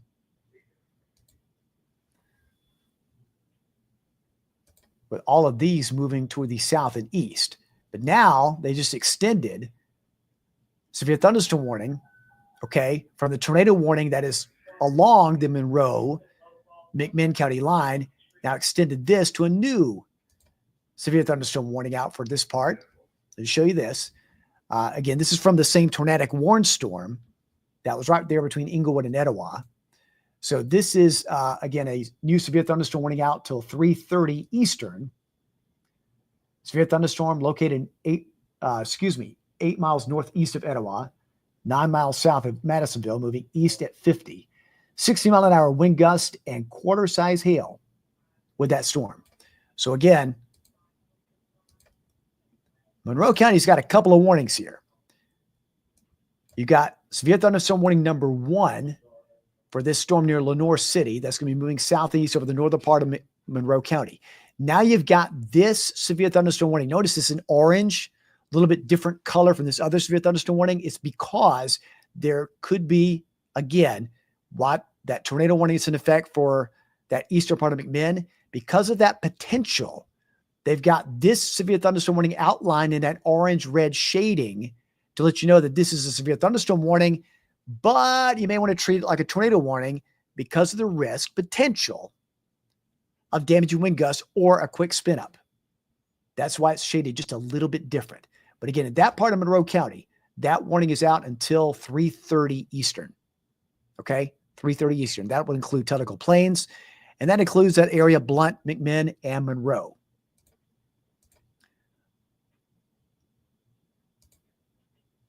Okay, I'm going to go back to just the tornado warned storm.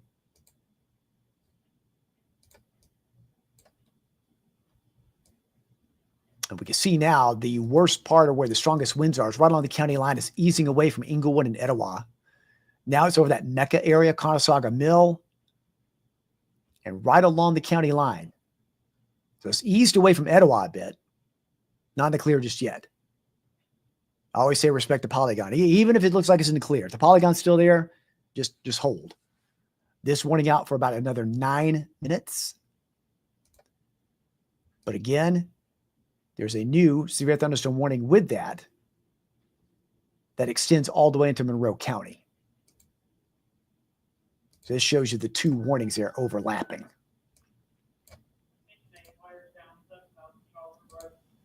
So the rotation still noted there on the county line, keeping this tornado warning polygon out for the next 9 minutes, but has prompted this new severe thunderstorm warning for this part of Monroe County. It is outlined in orange because of the potential of rotation with that storm. We saw this earlier in northern Hamilton and parts of Bradley and southern Ray, I think, when this same tornado warned storm moved over because there were signs of rotation. Then it evolved into a tornado warning, which now still exists for the next few minutes along the McMinn-Monroe County line. So it looks like the worst part of that has now moved east of 411. Yes, it has moved east of 411 now. So Etowah, Englewood, still the warning is out for you, but it looks like the worst has now passed you. Now along Highway 310 and moving right along the county border and east. So Tellico Plains heads up with that potential for storm damage and wind gusts, potential for tornado is still there, right there, till 3:30 Eastern for that severe thunderstorm warning with a quick potential for a quick spin up on that line.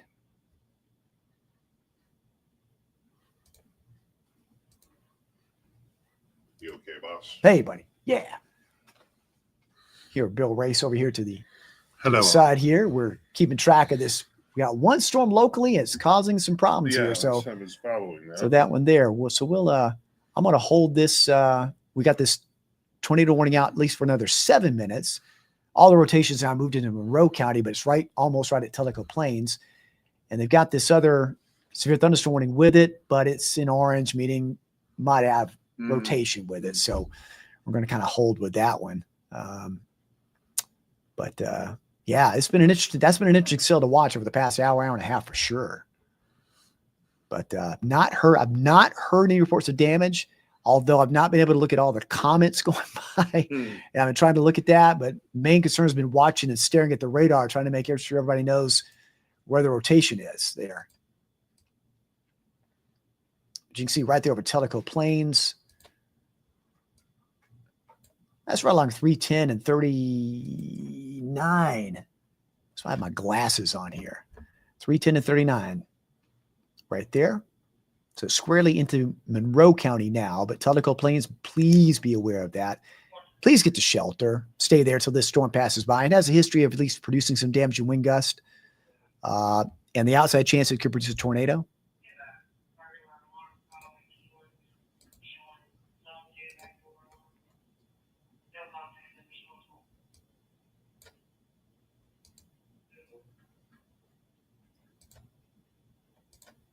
Again, it has moved out of this area of McMinn County.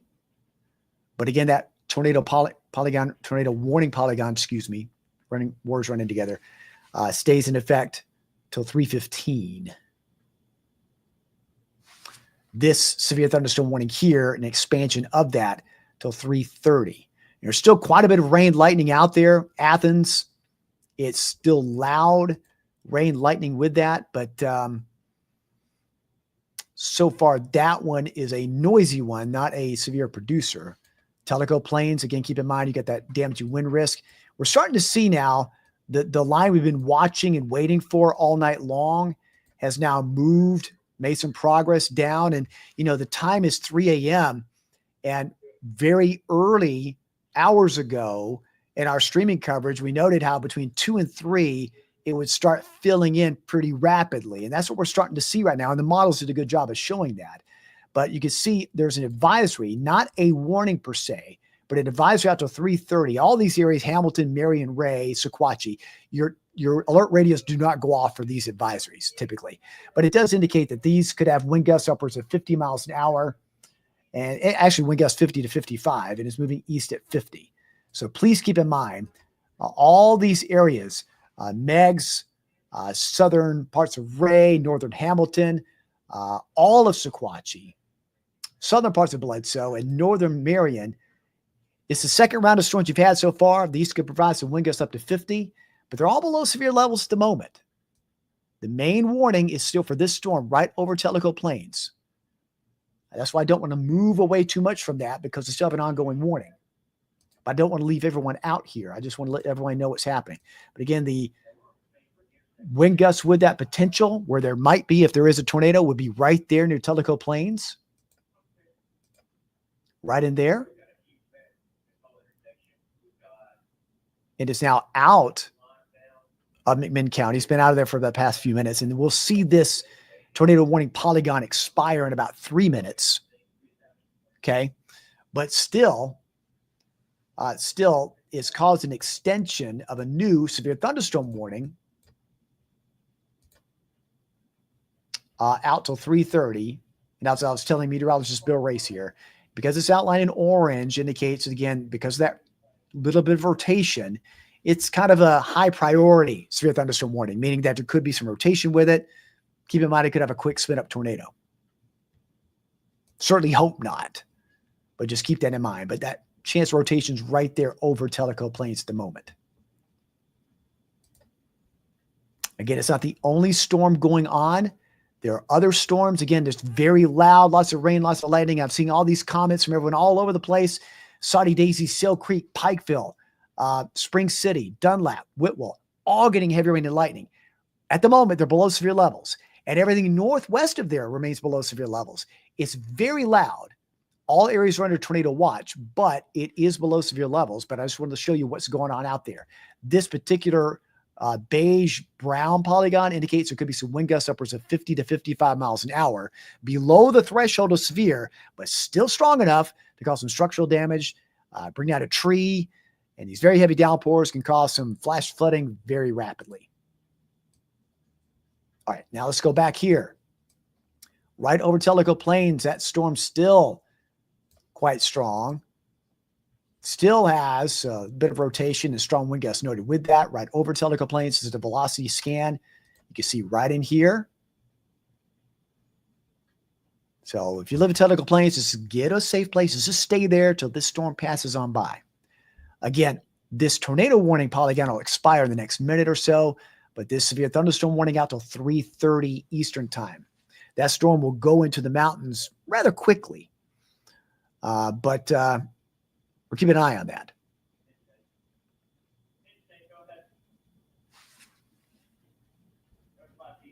But you're looking at a velocity scan indicating where there could be some broad rotation, at the very least some strong damaging wind gust. I should note also, as far as the status of tornado watch locally, this tornado watch is still out, still valid till 4 a.m. Eastern time. We'll have to see if there's any expansion or extension. But so far, the storms north and west have stayed below severe levels, which is good. That may limit an extension. We'll have to wait and see what the Storm Prediction Center does with that. That's been the storm report so far. And again, that tornado warning has expired. That tornado warning has expired. That was out for McMinn and Monroe. And now the strongest storm locally is this severe thunderstorm warning still over Tellico Plains. This is the exact same storm.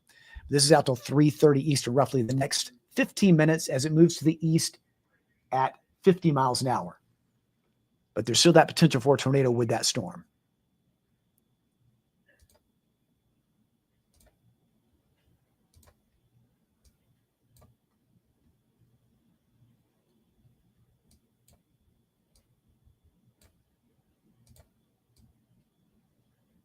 You can still see a bit of rotation there near Highway 68, right near Tellico Plains. Err on the side of caution. Let's stay in a safe place till this passes on by.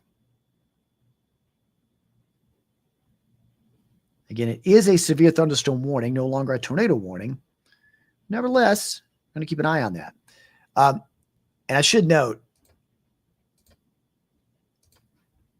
this popped up moments ago. This is another severe thunderstorm warning based on the same storm. Okay. So this part will remain in effect till 3:30 Eastern. And then this area right along 129 into the Cherry Hill Skyway area, this particular warning here out till 4:15. So you got an extension, same warning there.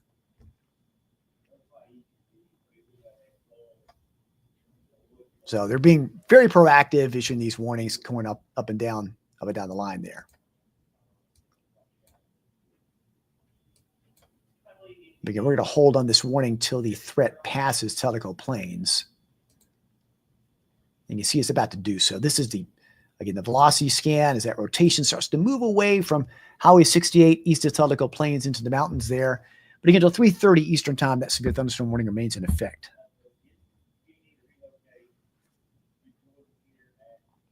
I appreciate those of you joining us tonight, watching us on air, online. And again, we're going to go, once this passes east of Tellico Plains, we're going to go back and look at the entire viewing area as a whole. But anytime there's a tornado warning, we've got to stay on there and watch these and make sure these areas know where they are. That's why we talked about for so long Etowah. We talked about Inglewood for so long. We talked about Athens for so long because that was a high priority with that moving on by. I've not heard of any damage. We'll look back over some of the comments here, and hopefully that remains the case. But it's a pretty strong storm, and the reason why there was concern and the reason why the warnings were issued. Again, the velocity scan shows the rotation starting to ease away from Tellico Plains and the worst part of that storm moving away. Still very heavy rain, Madisonville to Nyota, but that's still not a warned storm. No other warnings locally. There is an advisory for basically this area: Whitwell, Saudi Daisy, Seal Creek, Dunlap. This just means it's a step below severe thunderstorm warning. Wind gusts upwards of 50 to 55. Heavy rain, lots of lightning. A thunderstorm, a loud one. But I also know it can make you a bit nervous because all these counties are under tornado watch. And we've been talking about the severe weather throughout the night. And you get these storms and you're like, what's going on? That's what's happening. But again, as this squall line drops down, the line we've been anticipating all night long drops down, there's still quite a bit of energy out there. And we got to watch all these individual cells very, very carefully. Let's take a look at that one. That, just for example, this one near Whitwell is pretty strong. Yeah, let's see.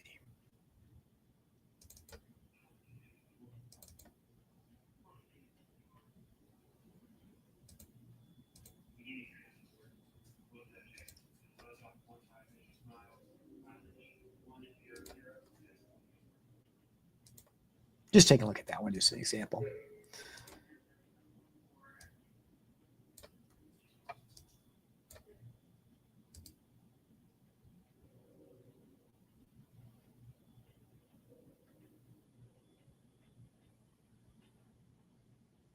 Again, the only warning locally, this warned storm here near Tellico Plains, easy away from Tellico Plains. That's out till 3:30 Eastern. Be right back momentarily. I'll leave it on here. I'm going to actually pull the radar out just for a minute to include all these areas north and northwest. You can see a loop, and I'll be right back.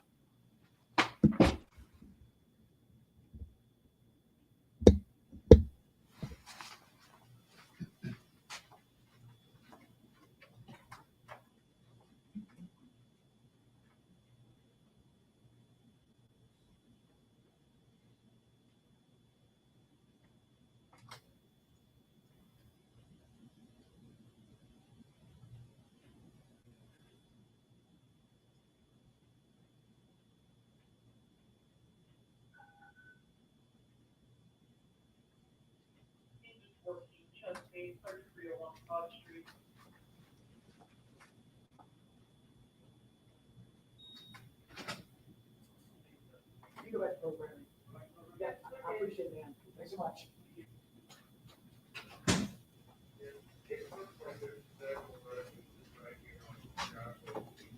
So,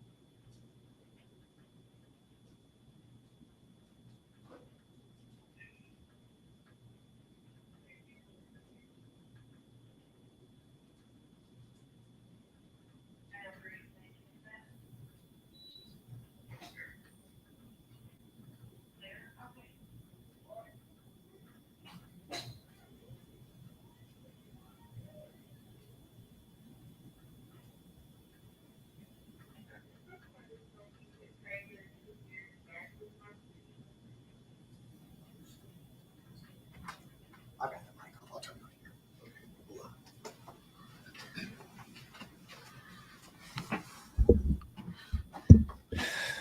Okay, and we're back. We got the full team coverage here now. Bill Race is here. Actually, we're doing a change into the guard for the night. So I didn't want people to think, hey, where'd we go? But anyway, we're watching all this now, and we kind of got out of that tornado warning. I hope there was no damage with that. It was a pretty nasty looking storm. Someone noticed I was gone. Where did I go? Yes. So I was back. So Bill and I are going to do the change to the guard. Bill's going to carry the rest of the way for the next couple of hours. Good Morning Chattanooga starts at what, 6? 6, yeah. Yeah. So, and it's starting to fill in here, but we've not had any, no warnings per se yet. The only one that's about to expire in about 5 minutes will be that one now into the mountains, well, east of Tellico Plains. There was a tremendous amount of lightning on the way in. Yeah. People have been saying it's been like a strobe light out here. Yeah, it was pretty intense. And so, yeah, we'll get David on out of here because he's been here long enough. But I don't sleep, man. He'll be up until sunrise. It'll be some time. I got your charger here, by the way. Sure. You'll leave it here for your phone? Just leave it right there. That'll be fine. Well, it'll fall down on the floor. That's fine. It'll be right there. Sure. All right, my friend. All right, thanks. Bill's got you covered. You're in good hands. All right. Okay. Stay safe, everybody. Yeah. All right. Thank you, David. Thanks, Bill. Appreciate it, buddy. Yes, sir. All right. Well, we're going to I guess I need to change the label on this. I meant to tell you. I meant to remind you of that. I just don't want to confuse anybody. I don't mind being David Glenn. Well, I don't want to be Bill. Some days I want to be Bill. Yeah. I'm not trying to change that unless you just totally remove the banner. I think you go to banner. Oh, here, yes. I think you're right. Just remove it. Okay. But you can also make your own banner. You go to the top, you can make one. But I'm not so sure. These are examples. Yeah. Okay. But don't worry about that. I'll figure it out. Okay. Somehow I'll figure it out. Thanks to David for staying with us. Of course, he would never leave, ever. if when things like that, unless there's someone to take the place. And so we thank David for being here all night long. Again, we have seen to have gotten through one of the stronger storms, and it was kind of separated from the main line that we've been kind of talking about. Now the rest of that is starting to fill in. So I was thinking it was coming in a little later than I thought it might, but it's pretty close actually now, the way that it has filled in. So that's the way that is going. Hey, I'll show you one thing real quickly because we had a little issue with that tornado warning not populating there. Oh, yeah. If you go to here. Okay. Actually, I'm going to say it's just a warning, not to confuse anybody. Again, there's no warning right now, folks. I'm just showing Bill what I was using earlier. So please don't worry. I'm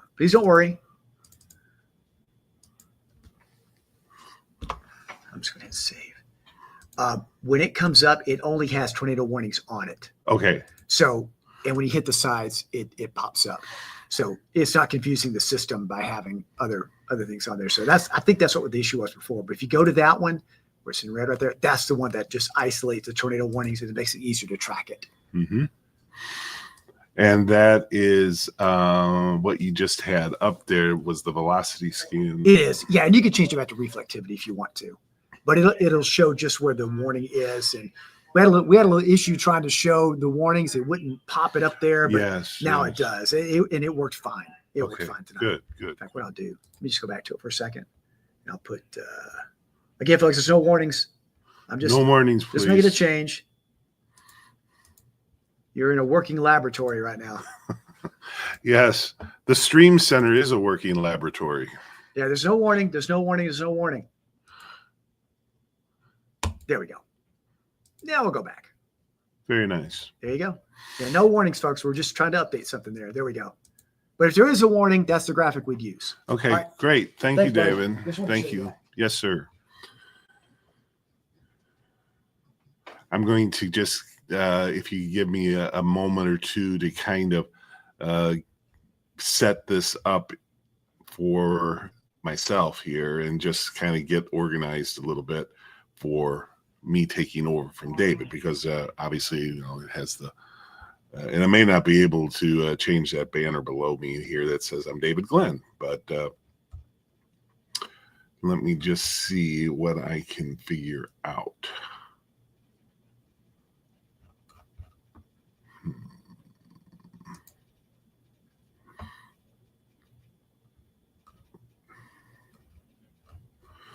I've seen that done. I just don't remember exactly how to do it. Hang in there, friends.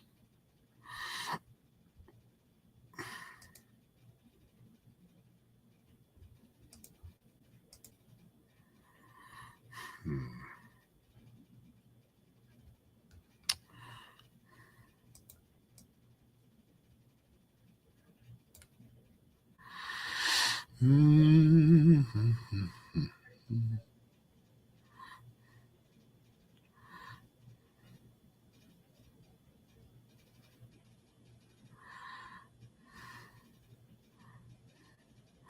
just going to switch things around a little bit here. And so be patient with me, please. And I want to see what each one of these does. So that brings me up, which is not what we want to see. And then we have what we had before. And let's see if there was one that just had. There's no telling what might pop up here, friends.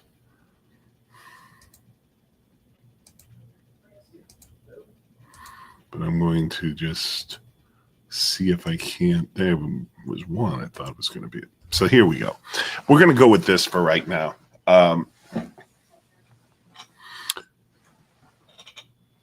We are back on regular programming, by the way, on Channel 9, in case you've been kind of bouncing back and forth a little bit. But because the tornado warnings have ended, we have gone back to regular programming.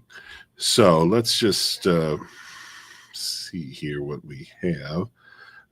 I notice here that there is a special weather statement that came down, and it was basically for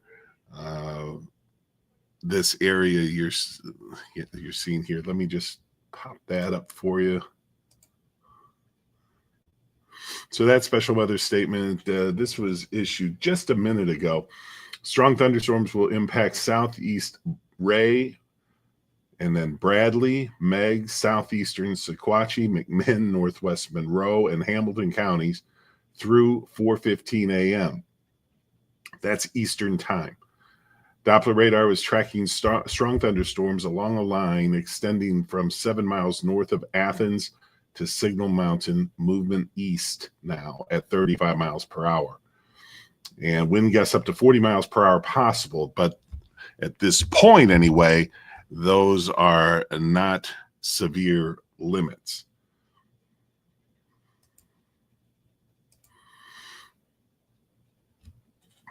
So there's that special weather statement. Now I'm going to, let me see what I can do here for you guys.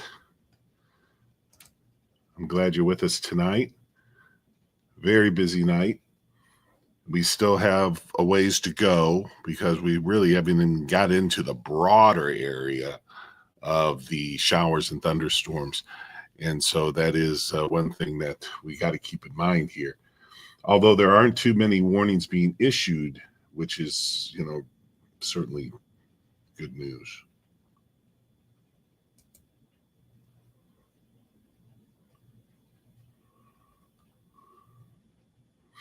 I'm just kind of, David and I, we pretty much use the same formats and things, but there are little intricacies that we use a little bit differently.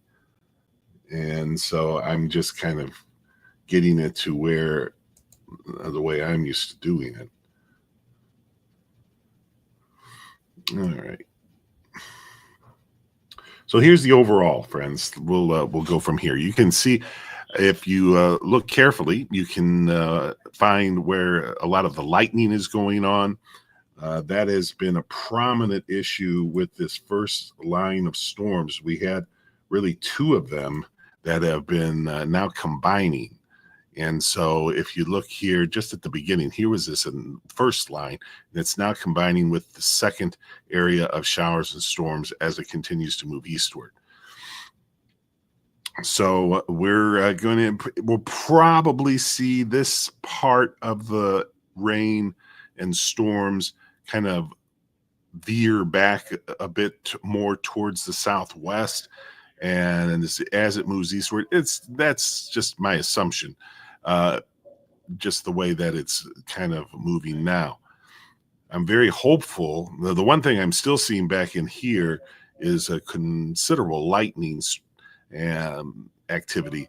And so because of that, these storms will be noisy as they come through. and is something that you're going to certainly know that it is coming through. But right now, we're going to go in a little bit closer here so I can kind of show you the areas that are being affected. All right. So we have this area here. Excuse me.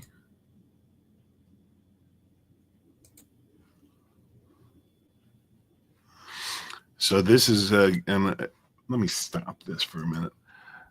So going from, say, Altamont is kind of a leading edge right now of the next line of storms.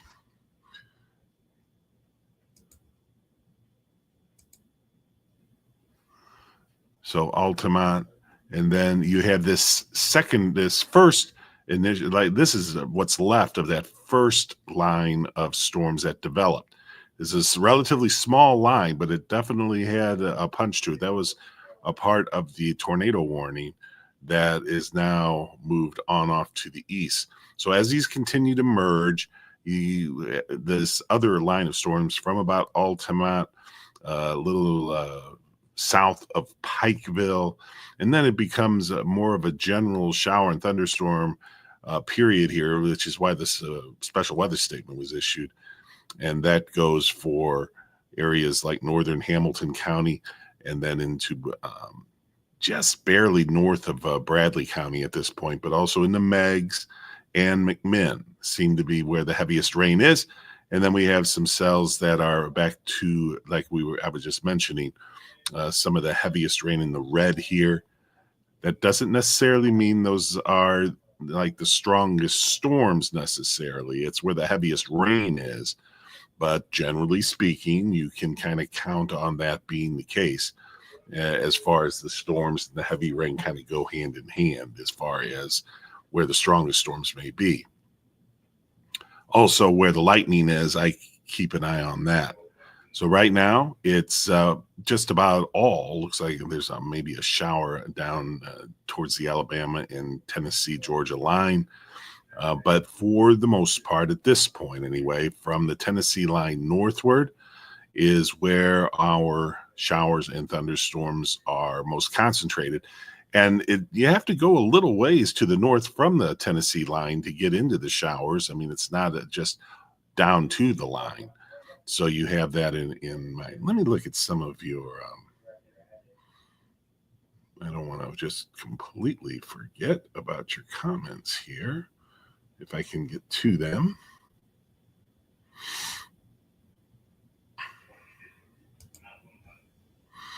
So let's see here.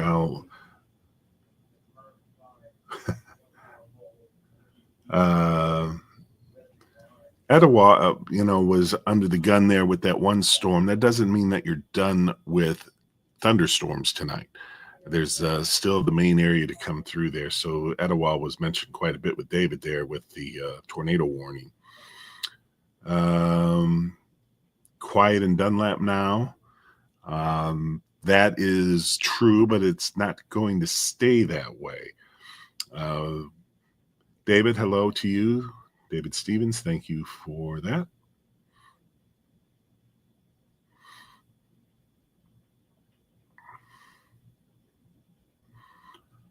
And yeah, the main line, it is moving east, but I think you'll also see some southeast movement of that. It's going to have to, because the way that all indications are that it is going to catch most of us here in the viewing area before it's all said and done. But it'll probably be, even now at least 6 o'clock before we would get it into and getting out of our eastern counties. Might be a little later than that. It might be towards daybreak now before it completely clears. As far as folks wanting to know, well, do we have any more storms? I don't want to go to bed until the storms are over kind of thing, which I totally get. it isn't free, for most of us at this point of thunderstorms. It's, North Georgia, Northeast Alabama, still in waiting for the storms. Let me put this back into motion here. And we can kind of see how the whole area has been moving east, but there's a little drop in it as well towards the south, because it goes like from in the very beginning from McMinnville to Altamont. So we're getting that eastward movement of the rain area, but also some of the thunderstorm cells seem to be moving more towards or at least the line is moving more towards the southeast as well. So we have, you have the rain areas and you have the thunderstorms, and they can sometimes, move differently. But the point here is that east-southeast movement is continuing. And I'm just kind of double checking every once in a while. I'm just kind of here to be with you now. And let's see what we got here.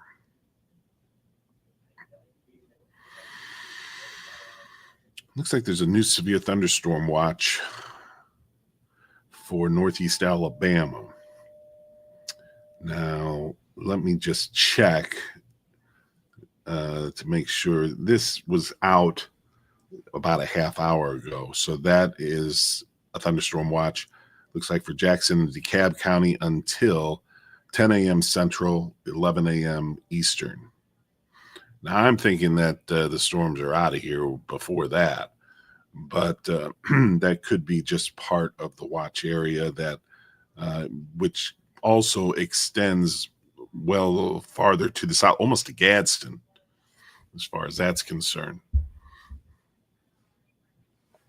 Bill, is it safe to go to sleep in Ottawa? I would say that if you don't mind sleeping with some lightning and thunder, it might be okay. But I don't think that we're necessarily done with all the warnings yet. So that's kind of your decision on that.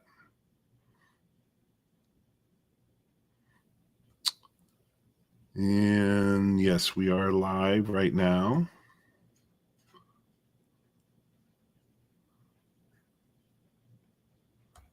And let's see what else.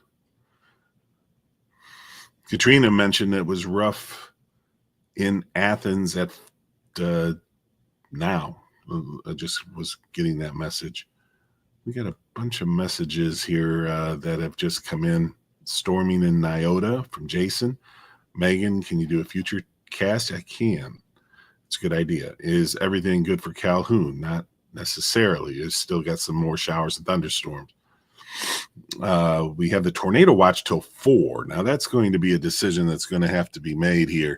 Are we going to get an extension of that or not for the Tennessee counties?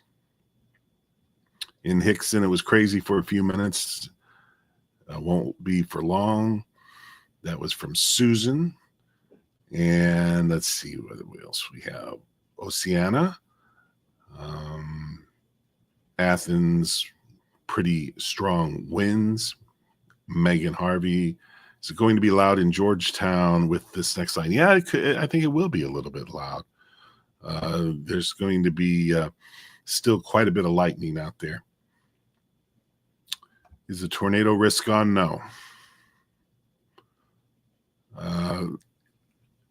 You never say never on these things. That's not a very high chance, but it certainly doesn't mean that we won't have that we are in the potential for a tornado warning as this next line comes through. So most of us, you can just expect before it's all said and done to have some showers and storms. Let me just back off of this a minute. I was kind of curious how we didn't have to go quite that far. But see how this goes all the way back into Middle Tennessee.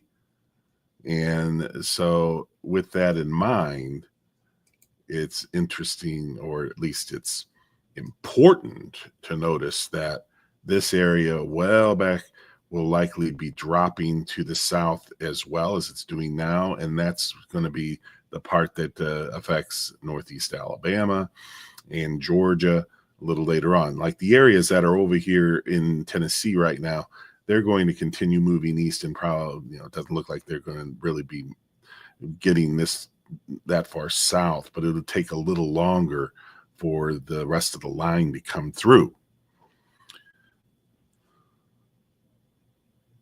And let's see here if there's any. I don't see any new warnings. I'm waiting for about 15 minutes from now is when we will be having this opportunity to see what they end up doing about the watch that was issued until 4 a.m.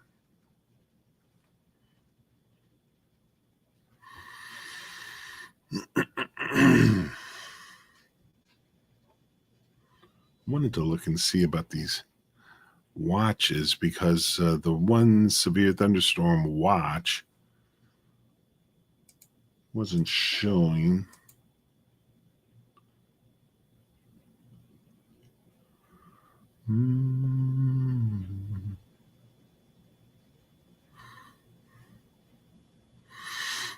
I want this to be something that is helpful to you, obviously. Some of the polygons you see here are special weather statements. That one right in the middle of the map is a special weather that I had just read, just indicating that showers and storms are approaching, and in fact are already in that special weather statement area. Just don't understand some things. Let's see. Here's the watch boxes. Okay, now we see. So, what is this here? This box right here is the tornado watch. That's what that is. That's the tornado watch that's in effect until 4 o'clock. So I may have said severe thunderstorm watch, but I meant tornado watch. So that's the boxed area we just were looking at.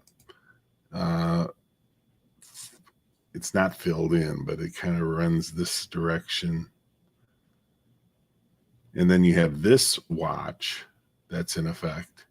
This is a severe thunderstorm watch for parts of Jackson, southern part, and into DeKalb County. Just barely reaches in there. Now, they have made that in effect until 10 Central, which is a long time from now. But it also does extend farther south, so they had to take that into account as well.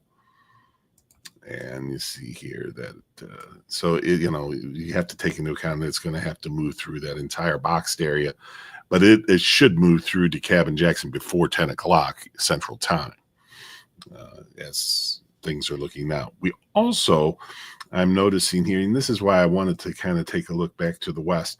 See this area of showers and storms here that is just moved out of Mississippi and into northwest Alabama.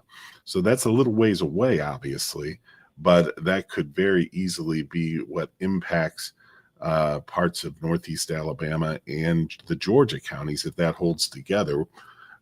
So this also is just the way things are working tonight. It's very possible that this area could even merge with this line and it all kind of becomes one. Now, I'm not saying that's going to happen because I'm not sure, but it may stay separate like this. Nobody needs to be scared necessarily, I don't think. Okay, so somebody was asking about Future Track, and I'm in David's menu here, so let's see what I can find for you. Here's an example.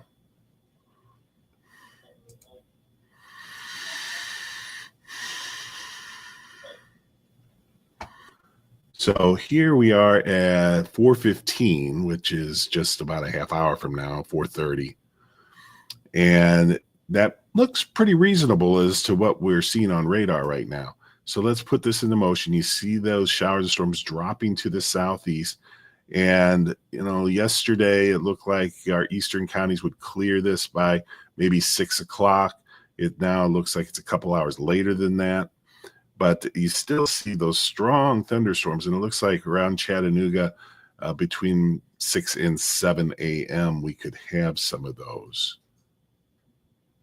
Then they weaken pretty considerably and just move on off. So by 8:30, we should be done with showers, thunderstorms, and then we will get it more into a partly cloudy sky today.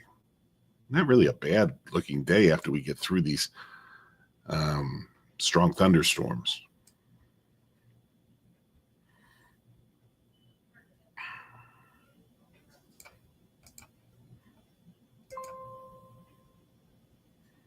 My man David's got lots of fancy graphics.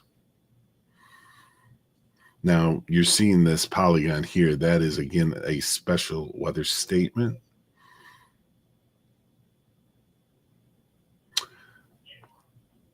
And here's Middle Tennessee down towards us. Middle Tennessee has cleared from the showers and thunderstorms.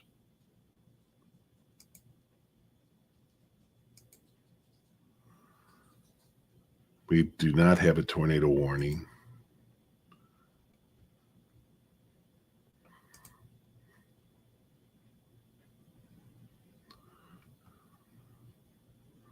So I'm going to back off of this a little bit. Once again, what you're seeing there is a special weather statement, and we will kind of take that off for right now. So here are the showers and storms as they set up right now, and then we'll put this into the loop and show you how it is moving. There are no warnings out there. Things are relatively, when they're not completely calm, obviously. It is still pretty calm for southeast, extreme southeast Tennessee and down into Georgia and Alabama. Still haven't got to that point yet. But remember, we also have in the wake here some showers and storms that are moving out of Mississippi and into Alabama, and I don't want that to sneak up on us. And there is a warning out, it looks like, for that area. And just to show you what I'm talking about, this boxed area here is the severe thunderstorm warning. Now, that is not for our area, but it does show, and there's considerable lightning with that. So you have to just kind of take that, keep that in mind, that that is out there, and we want to watch that as it comes in and see how it holds together, of course. So we now are getting closer to 4 o'clock, where some decisions are going to have to be made as far as the watches are concerned, that tornado watch especially.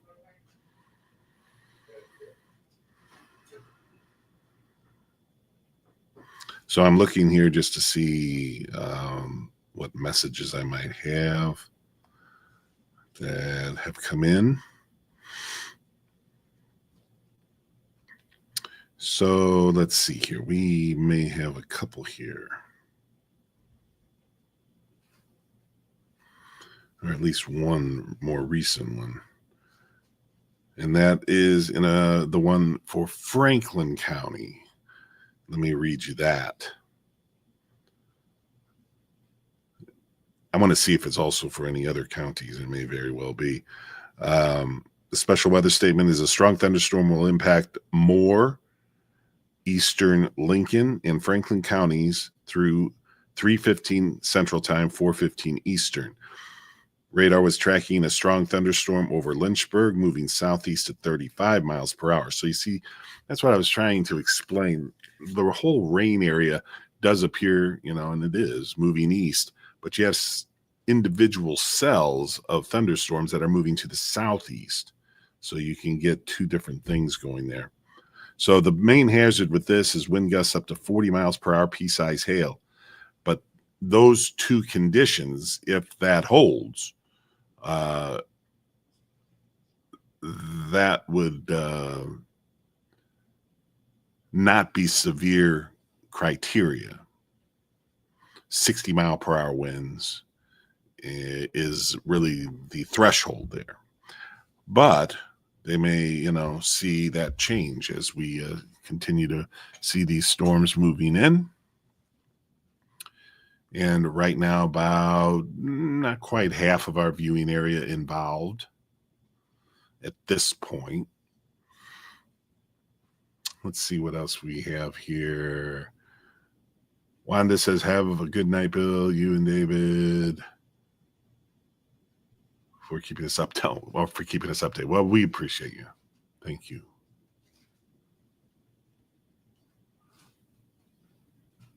Patricia says, good night. Good night.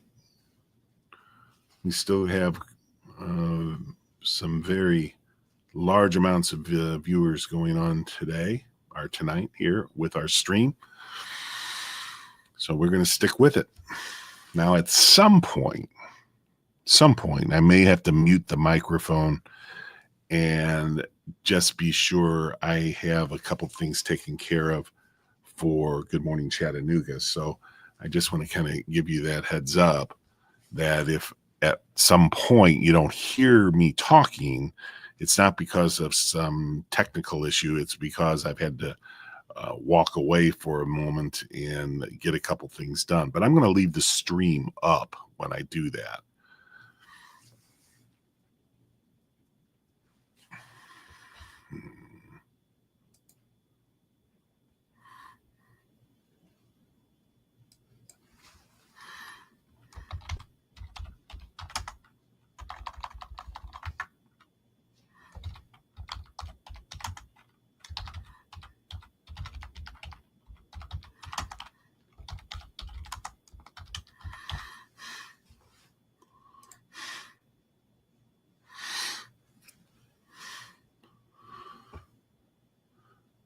What a way to start the weekend, huh?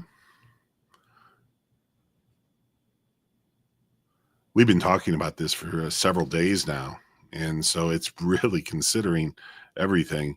It's the timing has been pretty good as far as the forecast timing. It's a little later coming in, which means it'll be a little later getting out.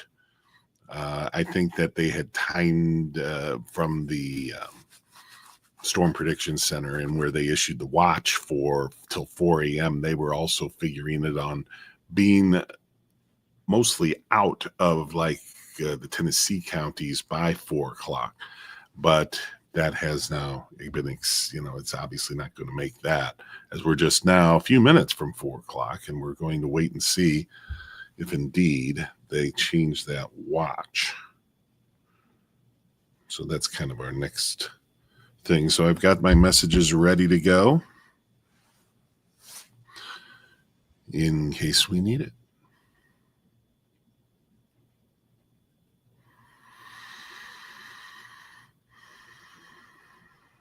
I'm going to see if this is working now. That's not what I want. I want this. We'll try that for a while. And good morning to you. It's a very early morning, obviously, but we're storm tracking, and we are going to continue to stay with us in one form or another. Now, you got to keep in mind that I do have a show to be on at 6 a.m. on News Channel 9. At that point, I will need to probably leave the stream, but I'll leave the stream up. But you may not hear me for a little while. And then during the show, believe that's going to be the case as well. Kind of hard to say. I got to think about that.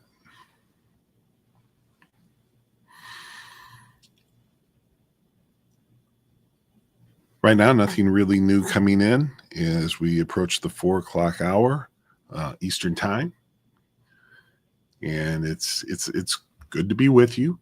I would prefer that we meet on better circumstances or with at a time that is a little easier to take. These overnight storms are always a lot of stress, I think, a little more stressful, because those weather radios go off and then, you have to scramble. You might have been asleep, and, it just takes a little time to get organized and orientated. Let's see what else we might be able to show you here. I was thinking we watched that future track. That was our high definition future track, one of them. Let me see what else we have available.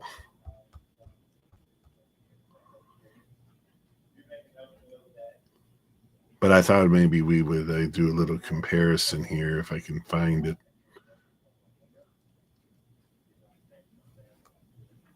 I am in David's show here, so it's a little bit different. Not exactly something that I'm used to looking at his menu, if you know what I mean.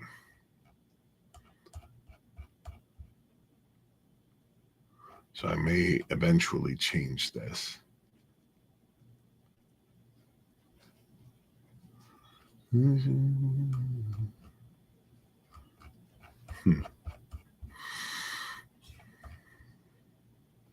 Looking for future track for you. Hang in there.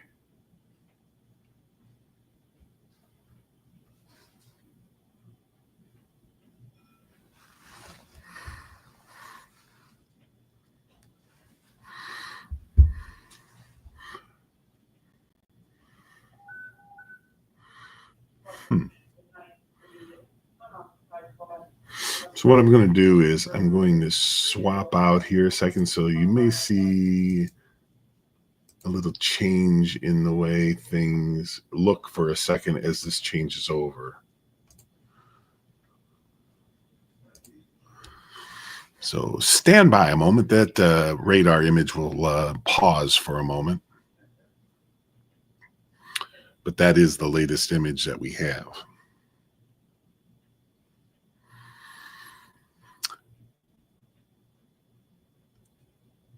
I wanted to mention that today is not really, Saturday is not going to be too bad as far as the weather is concerned. Once we get through these thunderstorms, it's going to clear up.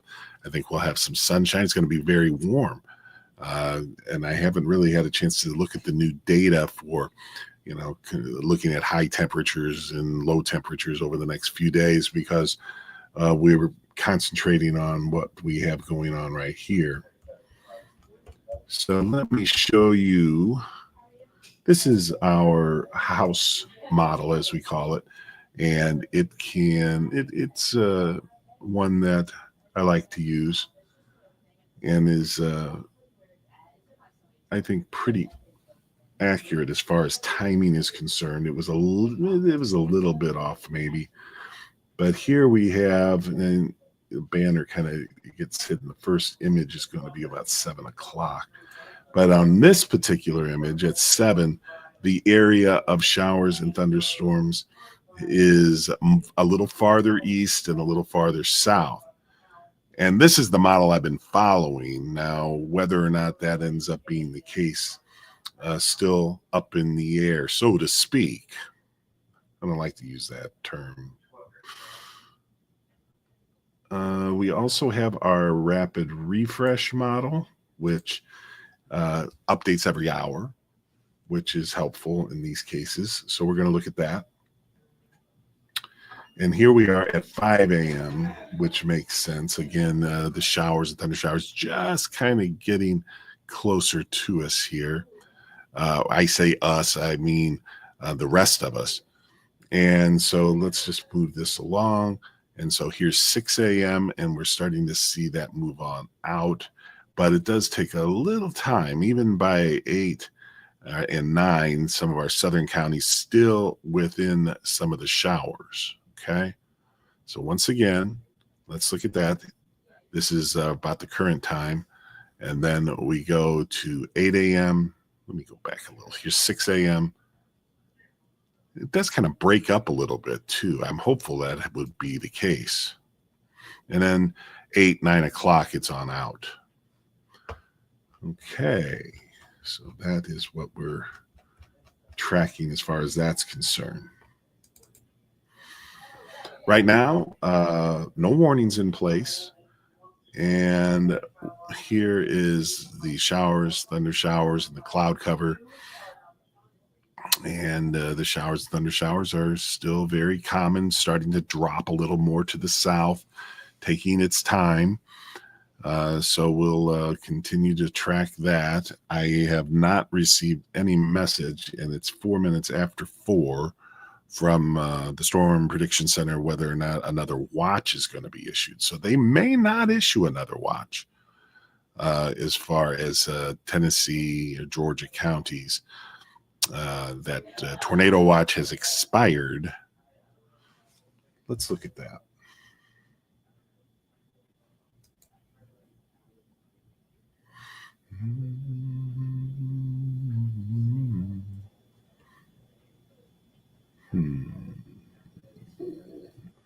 Yeah, I don't have a filled box there. Let's see how much I can do about that.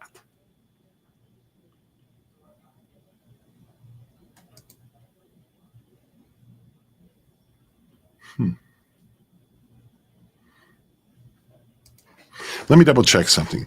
I want to be sure that I've got this right as far as the Alabama watch is concerned.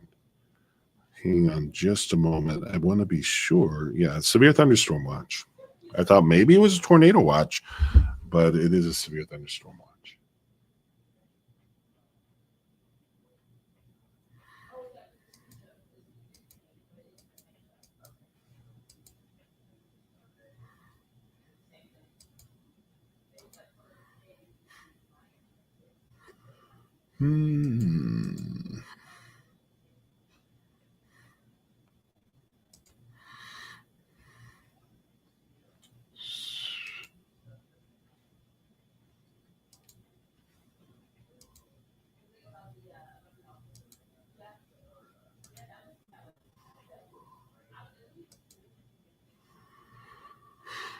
Still here with you.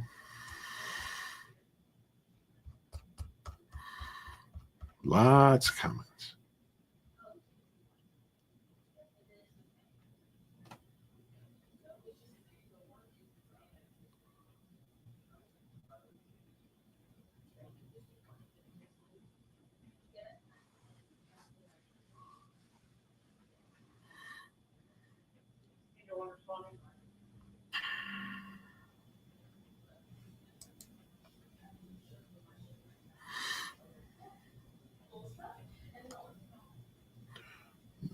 Take the cloud cover off of here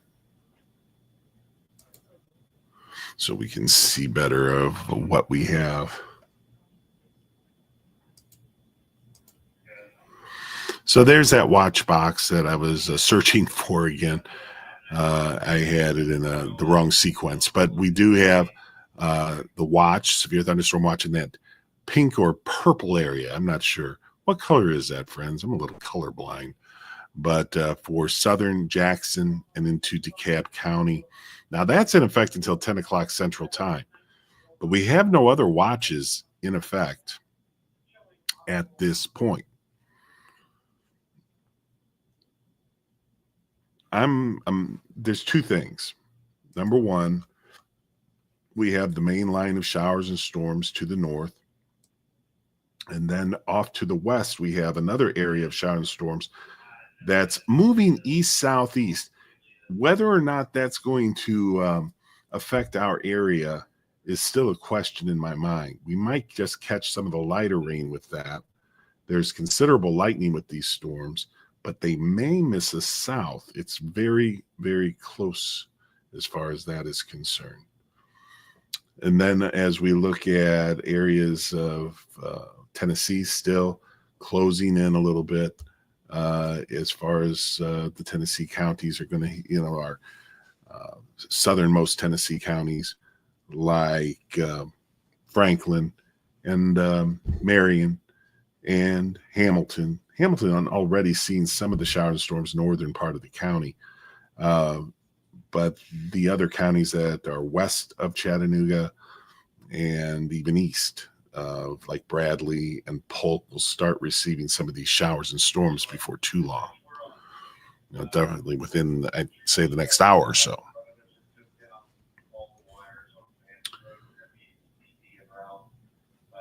I think that it's pretty fortunate so far that we haven't seen any more warnings. But as soon as I say that, then we get a warning. So I don't want to jinx anything. But right now, it just looks to me like we're seeing it kind of expand a little bit from north to south. It's not quite as concentrated of a line.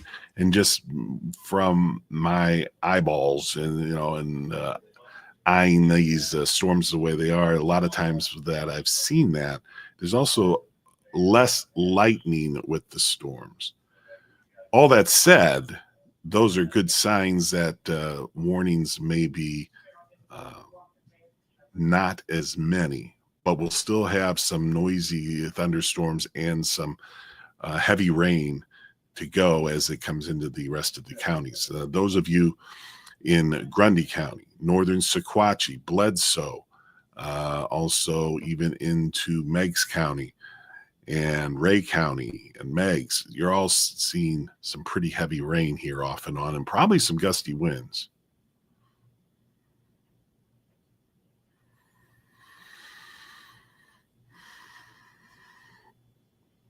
So we're just kind of paying attention here best we can. This is what we call the Stream Center here at News Channel 9. We do a lot of news updates here. We do weather updates here for social media. And so behind me is the newsroom, a part of the newsroom anyway. And so you might see some movement there with people doing their jobs. And so just kind of an explanation there. And here's all the TV stations in our area. We don't want you to watch some of these.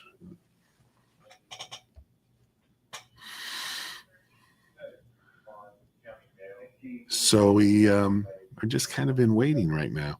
It certainly is after getting that, and David Glenn explains this to me all the time, and he has me watching for it all the time now, is that you'll have a few thunderstorms, either isolated or just a thin line of storms out ahead of the main line of storms.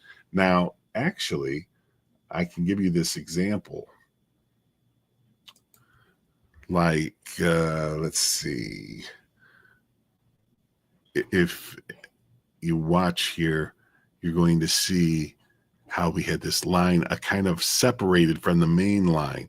And those are the storms that are creating these warnings to the east of us now, and also created the tornado warning that was out for parts of Bradley and McMinn and Monroe. Now that is all passed. And at this point, we're looking at more general showers and thunderstorms with some heavy rain and some gusty wind. And so the winds could be as high as 40 miles per hour. God's child says that his yard is currently flooded. I hate that. I had got the lawn cut yesterday. What a mess that was. With the rain, it during the week wasn't able to get it mowed, and it was a jungle out there. It was terrible. So now we're restarting that as far as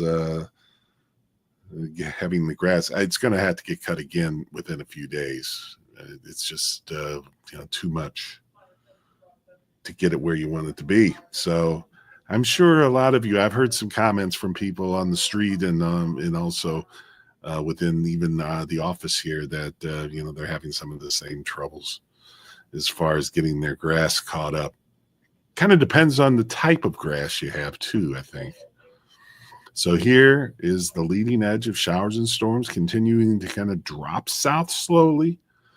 And we might see that accelerate a little bit faster. We'll see. Behind the first edge here, I was just kind of noticing, we have, let's see here. We have this main line, the initial line of showers and storms, the initial part of it that first comes through. But behind it is fairly light rain at this point, and so that will help. The other question is this area of showers and storms. It's a pretty large area. And when we put that back into the loop, you'll see that it's moving eastward, and I'm sure we'll catch some of that rain. The question in my mind is, are we going to see the strongest storms from that in any of our area? But that could be part of the reason that the tornado watch was issued for the Alabama counties, is because of that line of storms. Now, once that passes by, they may actually cancel that watch early. But I'm sure they're watching that at the Storm Prediction Center and at the Huntsville Weather Service, and also up to the north, watching that. Got two areas that could affect northeast Alabama. There they are. Will they combine? Maybe. But it doesn't look like they're inclined to do that right now. So I'm hopeful that this whole area of stronger storms, which kind of looks like it's doing, is going to be moving a little south of at least Jackson County and maybe even DeKalb County. So just kind of keep that in mind, that that's out there. And it's not just this line coming down from the north. The time, friends, is 4:16 Eastern Time. And a good morning to you if you're just joining us. And we've been tracking storms David Glenn has all night since he finished his 11 o'clock newscast, and he was streaming for the night. And I took over a little after 3. And I do want to kind of give you a heads up that, again, I may have to leave the post here, so to speak, at times, because I have a 6 o'clock newscast that I have to get a few things accomplished for. So, we have to be ready for the 6 o'clock news on the air. So if down the road here in the next hour or so, if you don't hear me, it's not because we're having a technical issue. It's because I've gone to get a little work done for that 6 o'clock show. So with that in mind, I just wanted you to know, you could even tell the folks that are may start asking, I don't hear anything, that you could make a comment that I'll be back. But I'm going to leave the stream up. I think that in full screen. And so that will continue to show. But I shouldn't be gone too long of a period of time. But the first time I go, I've got some things I have to take care of. That might take 15 minutes or so. That's just kind of the behind the scenes action there for you. All right, let's just kind of take it one quadrant at a time here. And in the northwest quadrant of our viewing area, and directly north, we do have showers and storms starting to enter just the very northern part of Marion County, the northern part of Franklin County, northern part of Hamilton County as well, affected by these heavy showers and thunderstorms. We move over to the east, not much difference here. You see some of the polygons there. That's not in our viewing area, those warnings.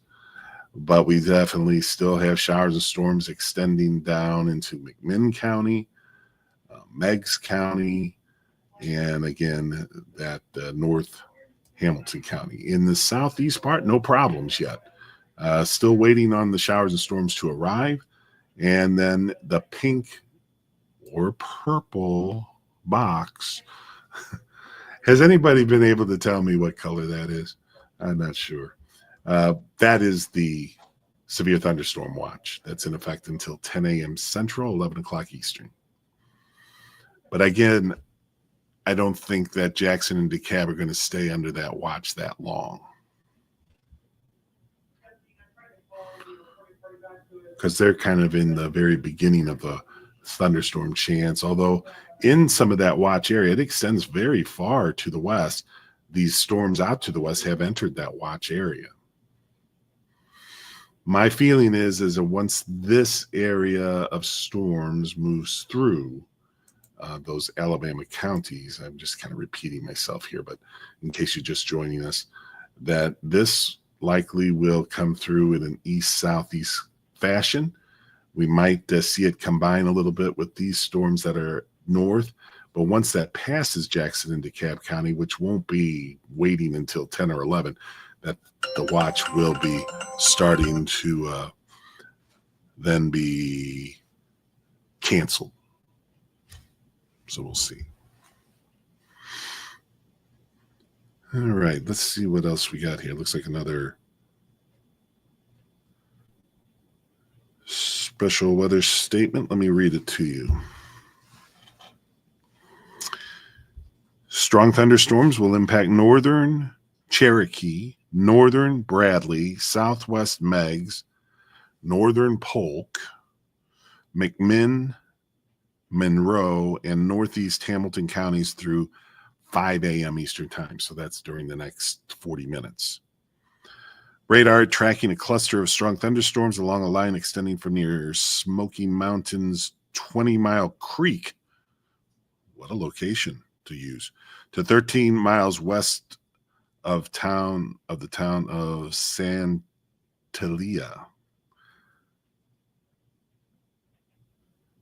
Or Santala, to 15 miles south of Madisonville, to near Etowah, to Charleston, to 8 miles east of Saudi Daisy. Well, we've been noticing that. We've been talking about those storms and how they extend a good part of the map.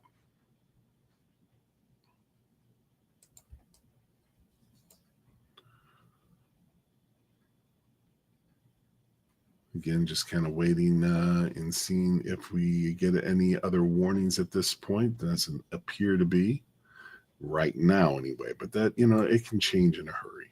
I was going to check out this here. That's a severe thunderstorm warning for Sevier County, Monroe, and Blount County. So that's pretty far on off to the east of us. Just wanting to make sure that I hadn't missed anything there.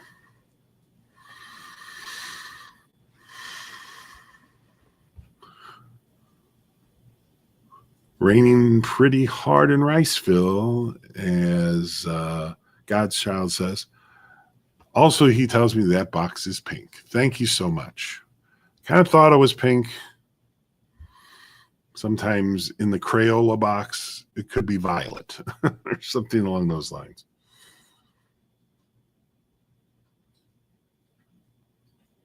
Well, I think in Dunlap, you're about... you're already back into the showers and storms. Let me show you that. We had a message about that. About Dunlap, a couple from Jay and Azaz. Or is that Azaz? Sorry.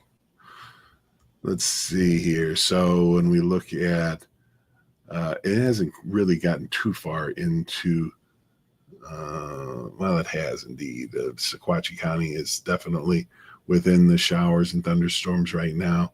There's Dunlap right in the middle. Now, that's not severe thunderstorm, but it certainly is noisy enough, I'm sure, and some gusty wind. So if you're asking me, are we going to have any more rain in Sequatchie County and Dunlap and that? Well, yes, we will. Although it does seem to be kind of sliding a little more south, and it might not be too much longer before you're in the more of the clear of the heaviest rain, but still got some to go.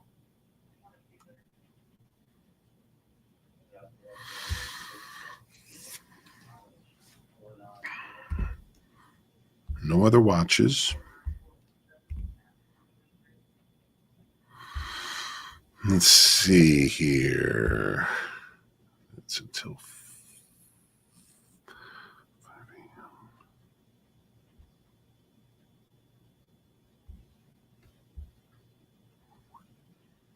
So about 10 minutes ago, they issued this special weather statement. I'm going to double check to see if I've read this or not, but I don't think so. So strong thunderstorms will impact northern Cherokee. Yeah, I just read that. Northern Bradley, and that was about that cluster of strong storms that we're been tracking all along. So again, just to reiterate that the counties they were mentioning,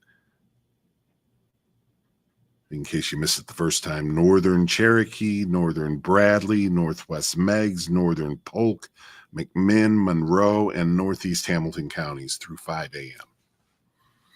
for that initial area of showers and storms that's coming through there.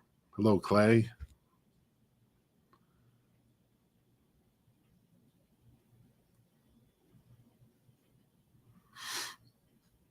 Sorry, God's child. She's a she. Thank you for helping me out on that.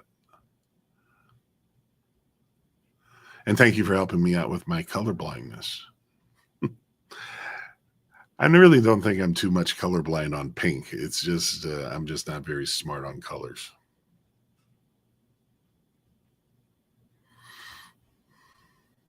No, there were several people that mentioned pink.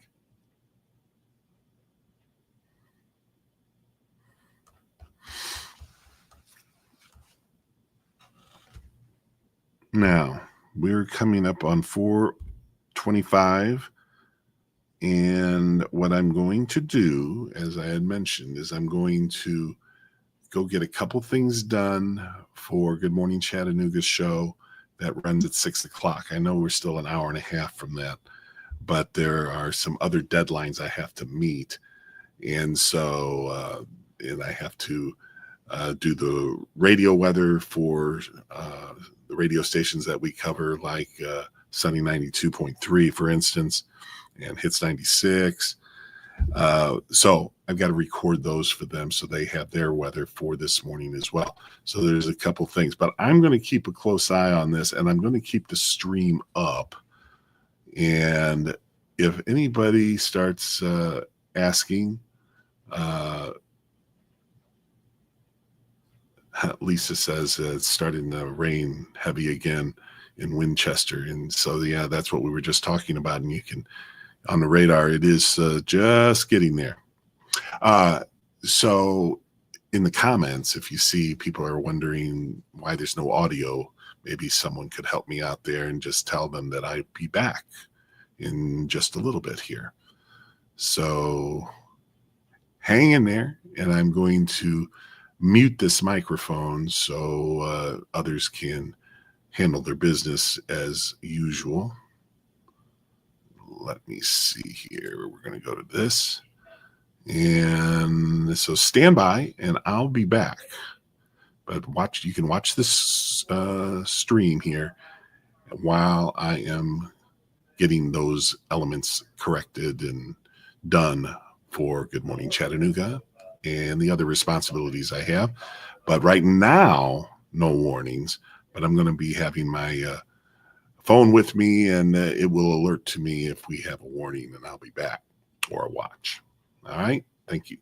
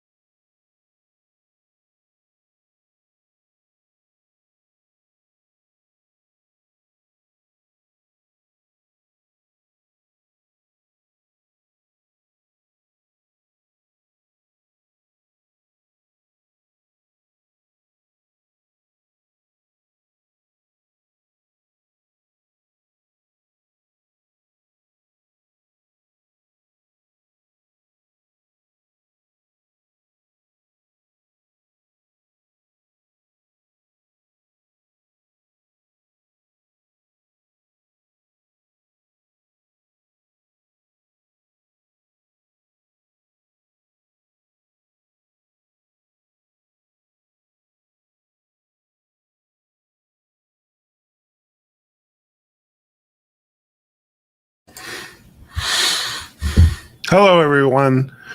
Thanks for being patient with me. We're in a time frame here that when we're doing the streaming and then we have a show coming up, I've got to try to balance the way that I get prepared for all of that. So sometimes, we have a show in a little over an hour. So I have to get things done in a certain time in some cases. And so then I have to be able to get those things done. So let's update here. No watches, no warnings. Still got the watch for Northeast Alabama. That's until 10 o'clock Central Time. And, I really haven't, I've been kind of watching as I've been doing some of the other work. And then the showers and thunder showers are certainly still common across the Tennessee counties. They've made it a little farther south since I had to leave for a moment. So we're seeing that come into the rest of Hamilton County. It's almost covered up now. Marion County, Franklin County, certainly Sequatchie and Bledsoe, but it won't be too long that we should see at least a little break in the heavy rain like Sequatchie and Bledsoe. Now there's another area of heavier rain to the west, one more period that could cross through you. So good morning to all of you. Thank you for joining us and in our stream. And we've been streaming since the end of the newscast at 11 o'clock last night. David was on. I came in at 3. He was still going strong. And now I'm taking you into at least 6 o'clock.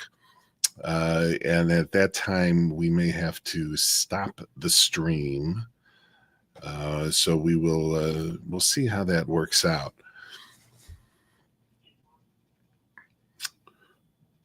So we have showers and thunder showers. They continue.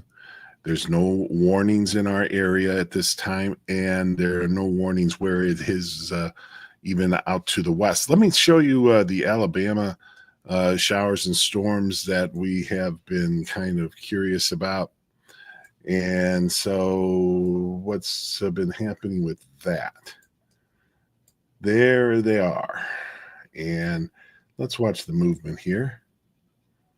Still kind of looks like they will clip at least DeKalb County and perhaps Jackson County and perhaps even the southern Georgia counties in our viewing area. That's going to be close. There's considerable lightning with those storms, but no warnings.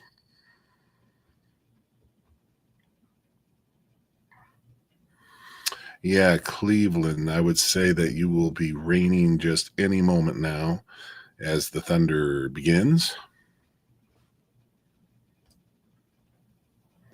Let's just take a closer look at old Cleveland. There it is, right kind of in the middle of the screen there.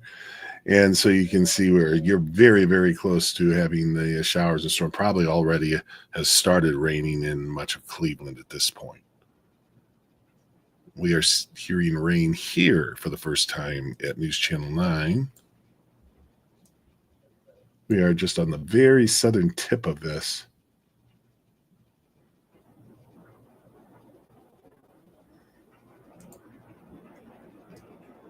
You might be able to hear that. I'm just kind of looking to see what exactly we got going on here.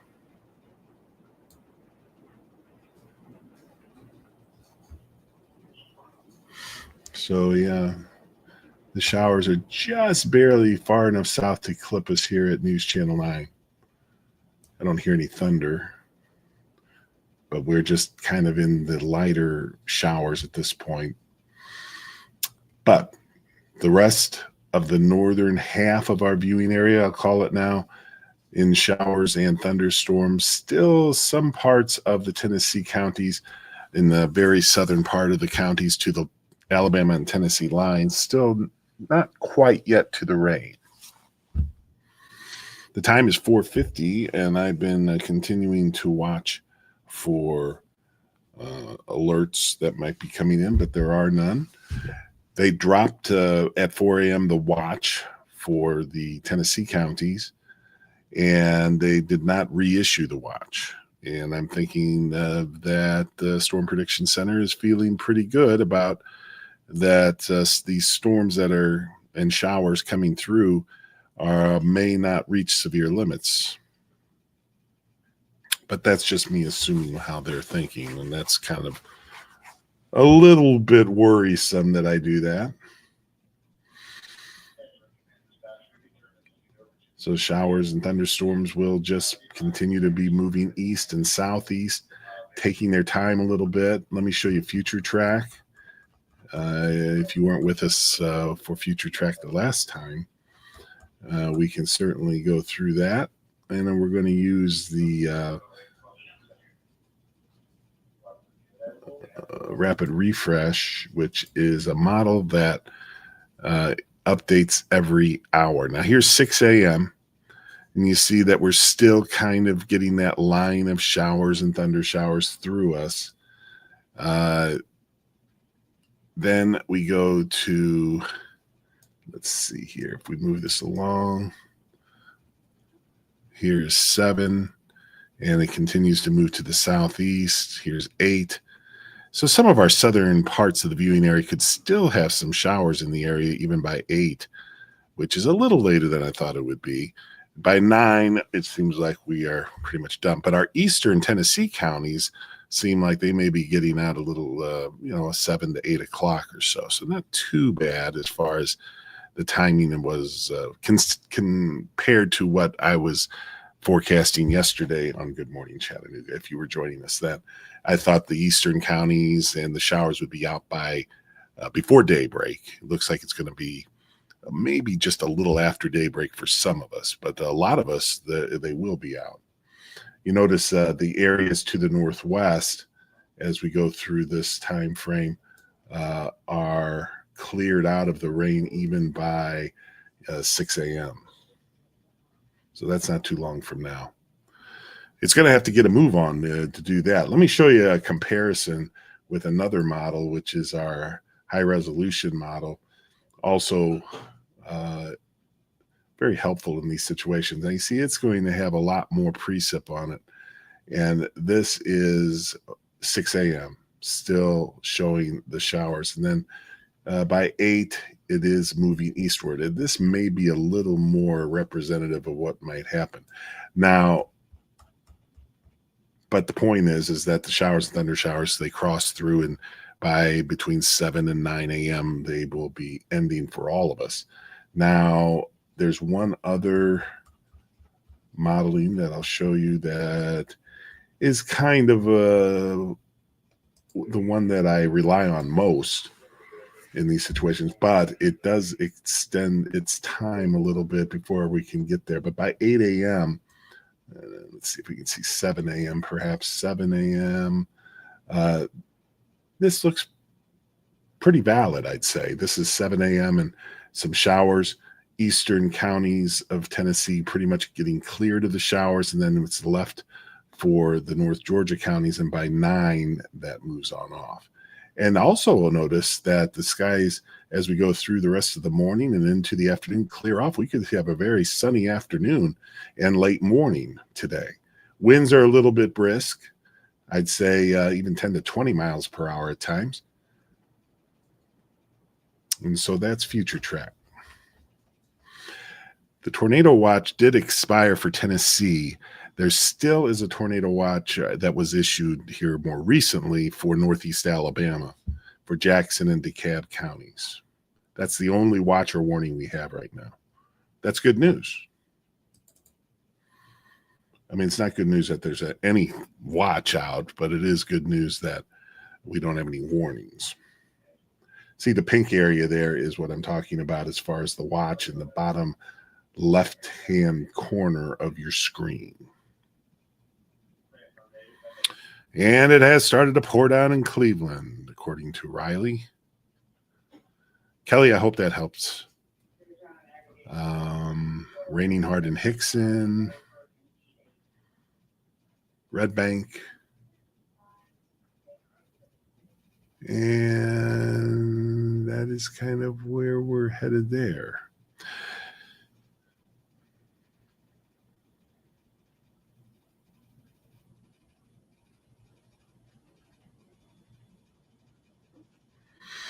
We're approaching 5 a.m.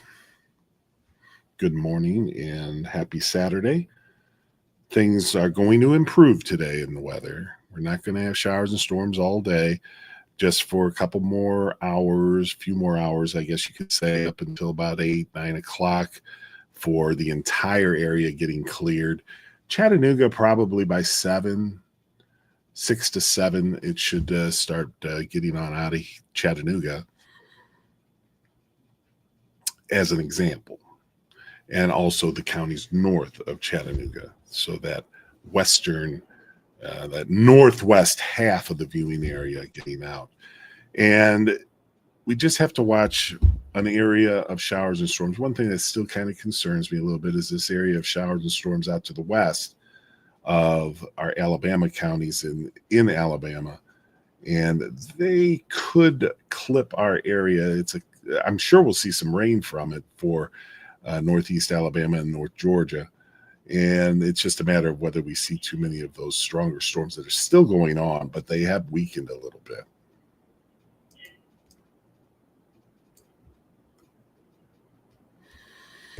Raining steady here at News Channel 9 now, as we see that rain area continue to drift to the south and southeast.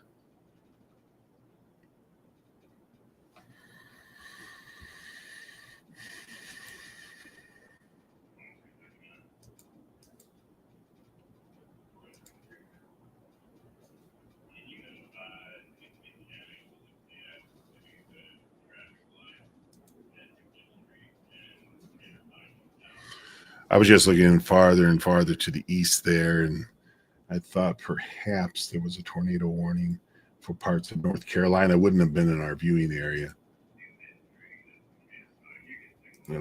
I'm just going to close in on that just for a second because it kind of got me curious.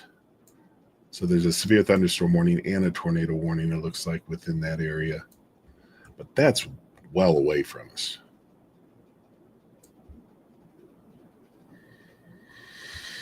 I think we're finally seeing this moving a little bit quicker, getting a little better push to the east.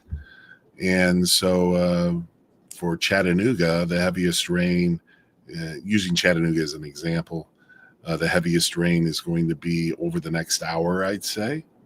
And then that should lighten up.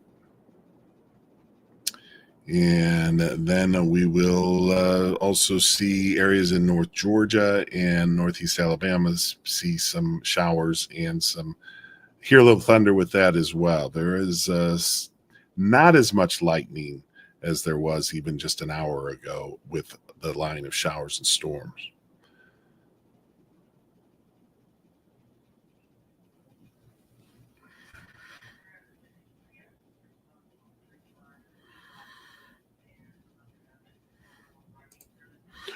So hello, everyone. It is Saturday morning. It is now just reaching 5 o'clock in the morning. Why we are streaming? Well, you may hear it on the rooftops. It's raining. We've had some thunderstorms. We've had a couple of warnings, even had a tornado warning a couple hours ago at around 3 o'clock. And now we are just kind of tracking some showers and thunderstorms that are a little more what I would call just kind of general showers and thunder showers, if that makes any sense. More routine showers and thunderstorms, and nothing that is creating widespread warnings or anything like that. But so that's some good news. And they have, if you remember, the enhanced area was more northwest, and then we had the slight chance and the marginal risk, kind of decreasing the risk a little bit as you went from northwest to southeast. So that seems to be in general what's happening here.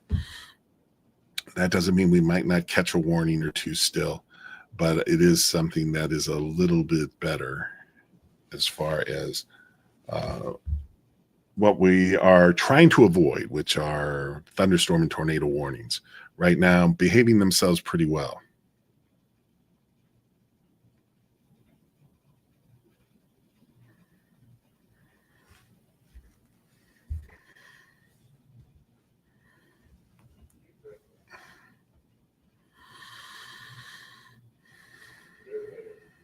Let's see if there's something I'm missing here.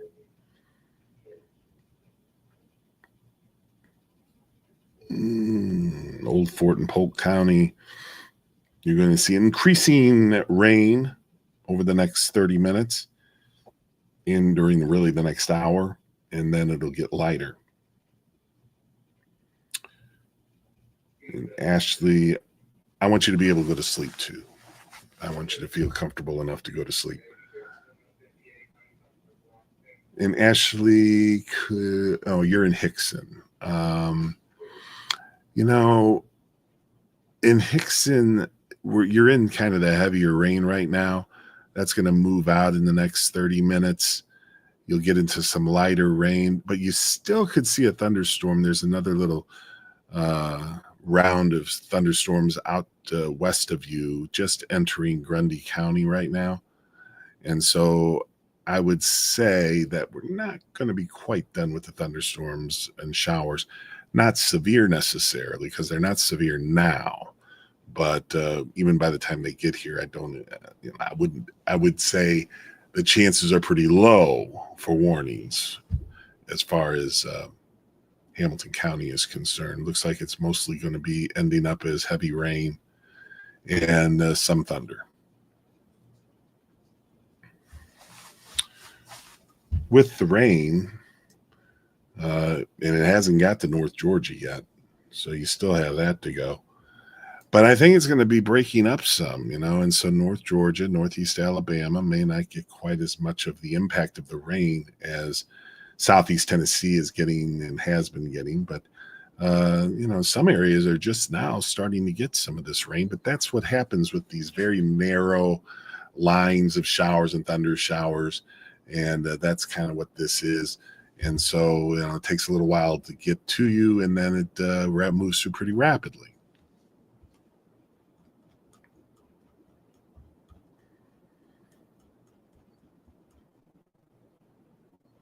I was going to look at with you some temperatures just in case you were interested in that. And so here they are. Some rain-cooled temperatures are obvious. I hear a little thunder outside for the first time. 60 degrees Crossville, 60 in Dayton, 61 Pikeville, 63 Whitwell. That is all cooled by rain. And then also Cleveland may have, that observation may have occurred as the rain started, 68. And then at the top of the hour, which was just a few minutes ago, it was 75 in Chattanooga, but I don't think Level Field had been getting the rain just yet. They're just probably now getting rain, so they'll cool off. Lots of 70s where it hasn't started raining in Northeast Alabama and North Georgia, so that's also rain cooled air in Athens and Tellico Plains.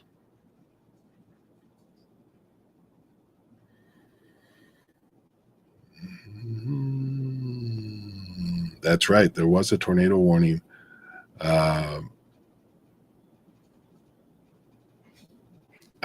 got the alerts. The weather radio went off at my house. David was here still at that point, but I did get the alerts, or that alert I did get.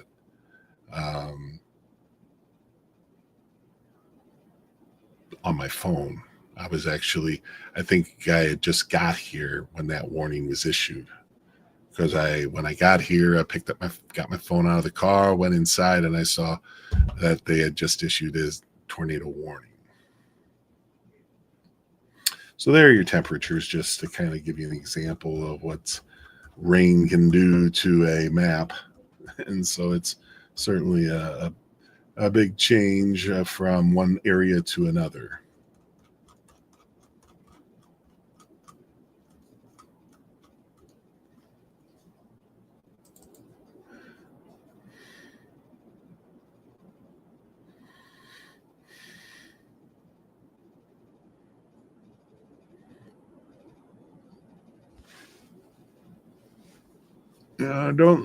At this point, I think the chances, let's put it this way. I think the chances of severe weather with this now is decreasing. Does that mean that they might not increase again? Because just as soon as I say that, you get some strengthening of a storm, a warning's issued, And then I have given you some information that would maybe tend to be incorrect. So I don't want to just say that there'll be no more warnings with this particular area of rain and thunderstorms. And I just saw Dalton mentioned, but that's okay. But you'll still have some heavy rain at times. It hasn't got there yet, obviously.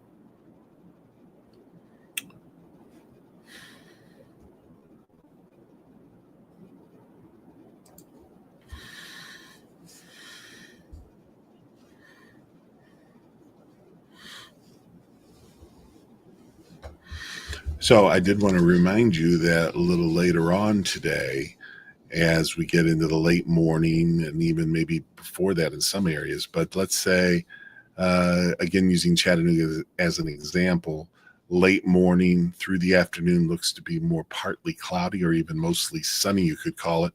And so really our day today, after we get through the showers and thunderstorms now, looks pretty good, as far as dry weather.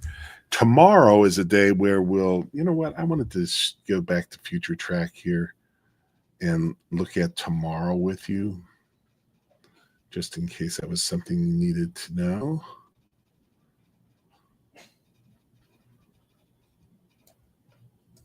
But I just also wanted to, because yesterday it was showing some showers, thunder showers for Sunday morning and then again Sunday afternoon. So let's move this along here and we'll take a look and see how it looks today. And the chances of rain look much smaller. Now here's 6 a.m., 7 a.m., a few showers around, not too many. And then that continues to be that way. And then you get into the afternoon tomorrow and it looks pretty dry, and then just a few isolated showers is what I'll probably be calling that, or scattered showers for tomorrow afternoon into tomorrow evening. So that looks really, both Saturday and Sunday, not too bad. It's just that it's bad right now in some areas with heavy rain. Because it's raining really heavy out here right now at News Channel 9.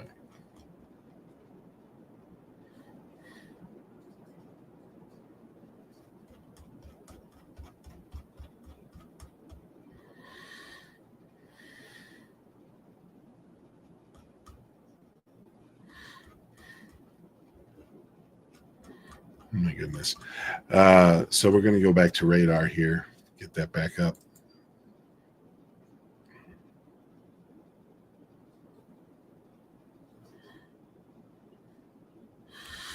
And there's the loop. It certainly looks like, more rain for the Tennessee counties than the Georgia and Alabama counties may end up with, as it slowly comes in. But we'll still see some southern movement of these this area of showers and thunder showers, but it certainly is decreasing rapidly to the west. And you have that second area of showers and thunder showers that I don't want to forget about and mentioning to you, that is out here to the west in Alabama. That could affect parts of our viewing area as it comes into Jackson, DeKalb. It's already kind of nosing its way into Jackson County and then coming into our Georgia counties. That may actually combine a little bit with the area to the north.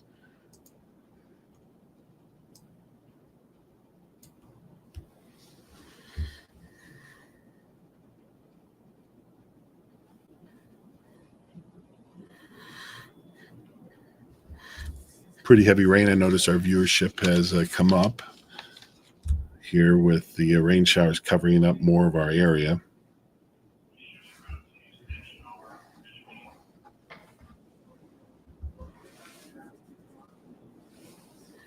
Time is 10 minutes after 5 a.m. on a Saturday morning.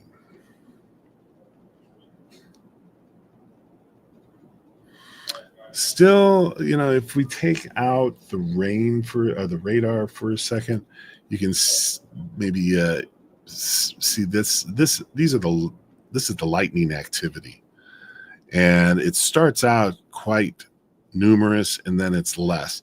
Now, the areas in Alabama, you can see that cluster of thunderstorms has considerable lightning with it. And so just kind of keep that in mind as that continues to move eastward. But let's see, they did issue a warning north of Birmingham with just before that storm is about to hit down there with the cluster of lightning with it. So that's why I don't want to just give you a blanket statement that we're done with warnings, because I'm certainly not completely convinced of that.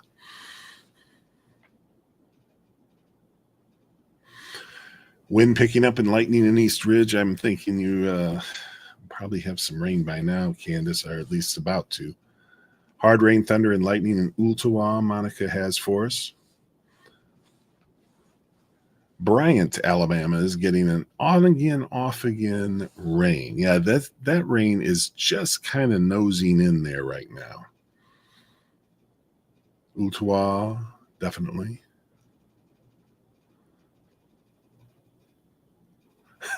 Kelly. It was a very difficult lawn mowing experience. It's still kind of messy. I mean, you can only mulch so much. So that looks like that's going to be. Then we get rain today like this. More than likely, I live just into Catoosa County, but likely to get some more rain. That'll just add to the growth of more grass.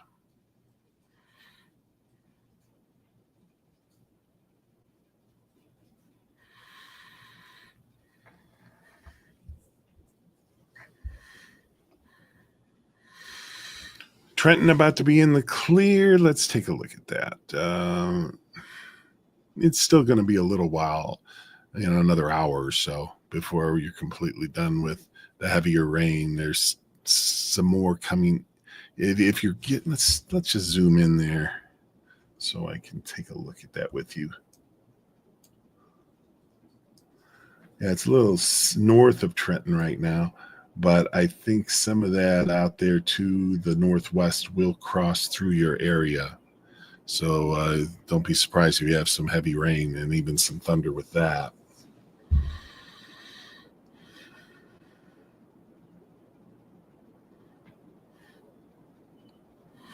Yeah, if you're headed out or, you have an appointment early this morning, which or going to work, that kind of thing, be very careful, especially right now in the Tennessee counties and now entering the North Georgia counties.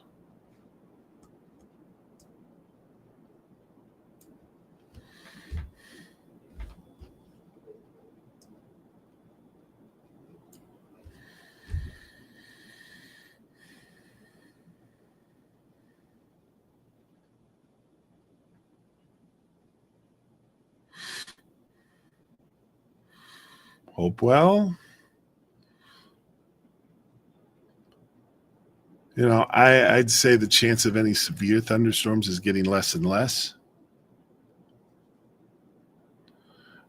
in Bradley County, but we still got some rain to go, and some of that could be heavy rain. It should get lighter here in the next 30 to 45 minutes, I'd say. And you just still have a couple of heavier areas of rain across Grundy County and Marion County. Now, whether or not that just gets to you is in Bradley County is a question in my mind. Tellico Plains.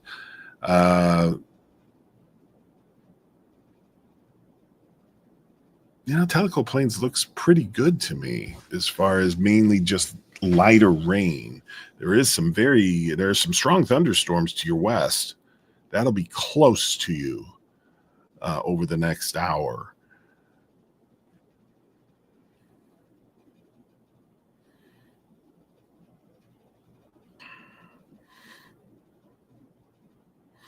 No watches, no warnings for Chattanooga.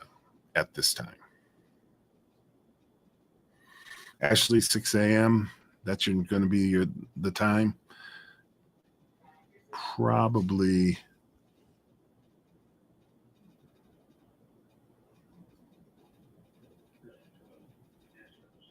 Be pretty good.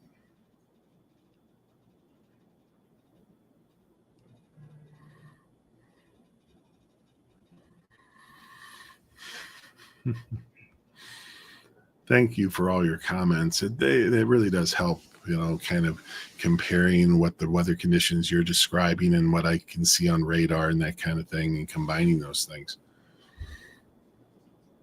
Definitely making more of a dive south, I'd say, a little bit more of that going on. And we still have this area of showers that's to the southwest that we are continuing to track as well.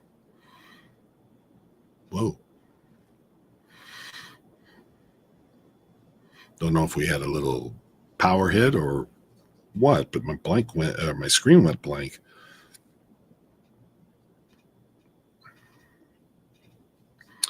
But that area to the west is definitely holding some strength, but it has decreased the amount of lightning activity here over the last few minutes. But still some rain from that across northeast Alabama coming up and into North Georgia. And we're going to get the rain showers, thunder showers. It looks like it's kind of coming at some point here, okay? At some point, this is what I would expect to see, is that this area here, which has been separate from this, they look like they're kind of going to come together as perhaps one line of showers and thunderstorms. That doesn't mean they're going to be more severe when that happens. I'm just saying that it looks like they'll kind of connect, and then we'll have one line kind of just moving east and southeast.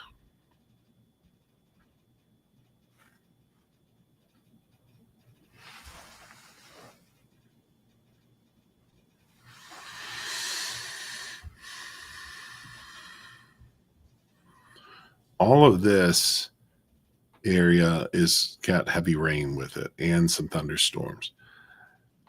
And it appears maybe the lightning has increased again, maybe a strengthening area from McMinn County down into Bradley County. And just extreme eastern Hamilton County. Let me check my messages here, make sure what the latest stuff is here, because we have a special weather statement I saw that came out.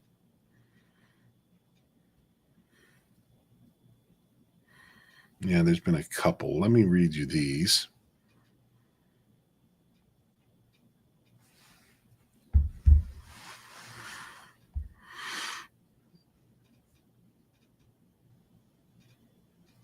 I see this special weather statement has something to do with Cherokee County. A strong thunderstorm will impact southeastern Cherokee and Clay counties through 5:45 Eastern Time. At 16 minutes after 5, which was just a few minutes ago, radar was tracking a strong thunderstorm near Hayesville, moving east. And what is that? Moving east at 50 miles per hour. I thought it said 50, but that was the fastest I've seen. Wind gusts up to 40 miles per hour and pea-sized hail possible. Not to severe limits. Now we have another. This is going to be at least Bradley County and some others here. So let's just see what it says. Strong thunderstorms will impact southwest Cherokee, Bradley, Polk, and southeast Hamilton counties. We were just pointing that out, that lightning had picked up. Strong radar tracking strong thunderstorms along a line extending from near Charleston to near Rossville. Movement was southeast at 25 miles per hour. See that how the difference in motion of individual cells can be. So wind gusts up to 50 miles per hour and pea-sized hail, still not quite to severe criteria. Sorry, I had that arrow up there. So again, the areas that they're talking about from the Weather Service.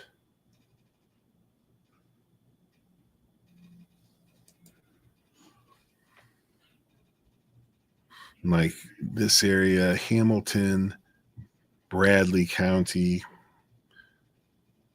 Let's see what else. Cherokee County. It's going to move through there. You have to watch that. And they're going to be watching that pretty carefully, I think. That has the potential to become a warning. Just eyeballing it. Also for Polk County, this special weather statement includes them as well.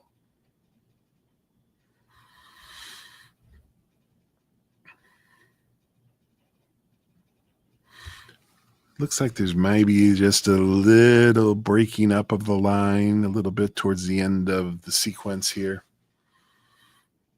And maybe just some lighter rain involved. But right now, I would say the strongest storms are eastern Hamilton into Bradley, into McMinn and Cherokee counties. Did I mention Polk? I don't think I did. But those are the counties that are most affected by some heavy rain and some thunderstorms. If you don't have thunderstorms yet, you'll likely have that, as the cell that has the thunderstorms is just now moving through Bradley County. Yeah, rain's picking up back up in Hopewell. So yeah, that's what we're talking about there. I suspect, Tasha, that that's going to be a pretty heavy rain and a little noisy. So update me on that when you can.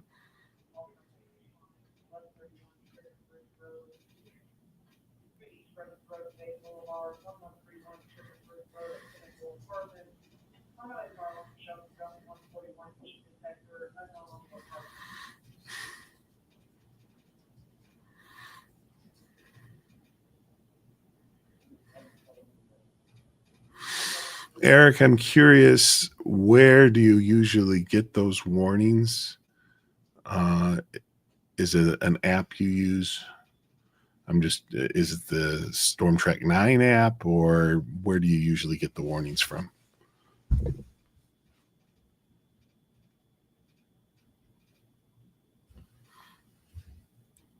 Dunlap has thunder, and that is what I was speaking of earlier, because for Sequatchie County and Grundy and Marion right now, there's another cell that is pretty concentrated right over that area. And that's kind of the final strong storm that I see. It really decreases in rain after that. So for those of you in Marion and Sequatchie and Grundy, if you just hold on here for another 30 to 45 minutes, you should be getting back into much quieter weather.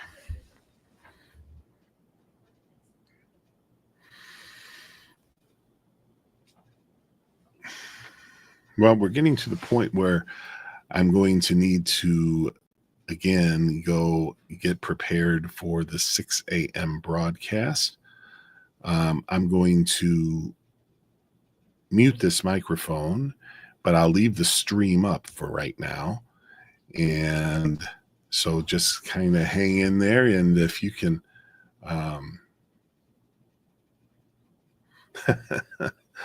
Candace is funny.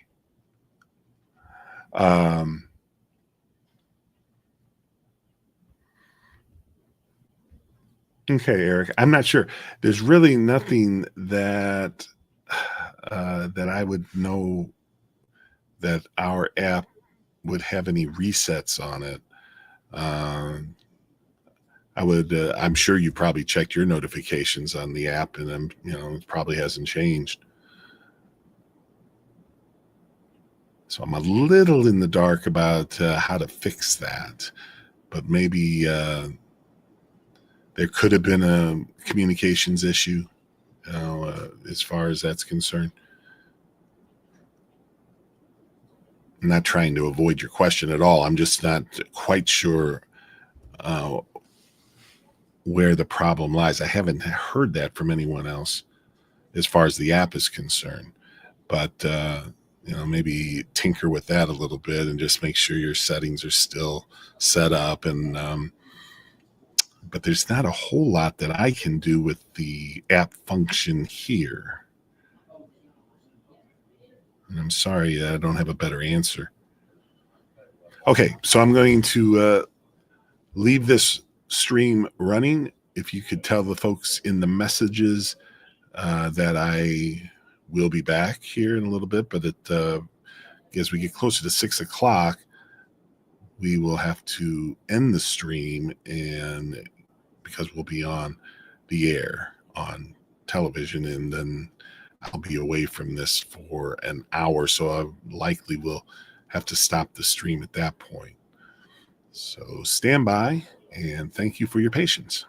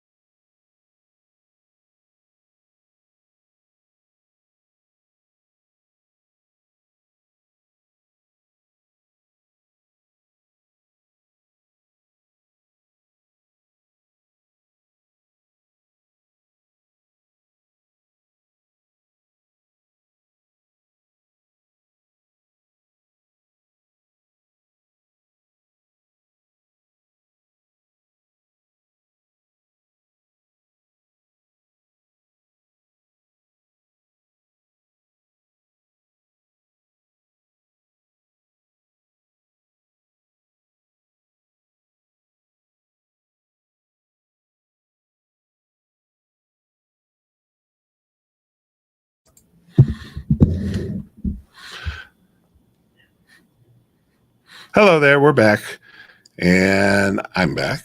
We have not much change, no watches, no warnings. I say that. We do have a watch for Northeast Alabama for the southern half of Jackson County and DeKalb County, although that could end early. It's in effect till 10 o'clock Central, 11 o'clock Eastern. I don't think that'll hold for that long, but there is a period of showers and storms. Looks like it's going to be more in DeKalb County than Jackson County. And this whole line is kind of coming together as one and is continuing to make its progress eastward. But there is still some very heavy rain in some places and some considerable lightning, which still could produce a warning. And this area here is a little bit suspect from Sequatchie down into Hamilton. I saw some lightning associated with that, especially over towards Hamilton and Bradley County and into Polk County. Remember, before I had to go for a little bit, they had issued that special weather statement. Let me see if we have any other messages here that we want to share with you.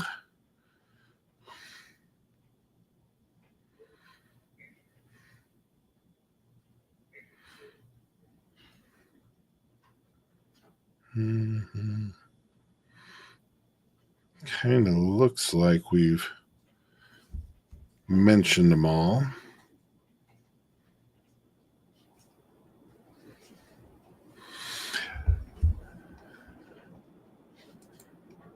So the plan is this: here in a few minutes, we're going to go on News Channel 9 for Good Morning Chattanooga Weekend. And at that point, I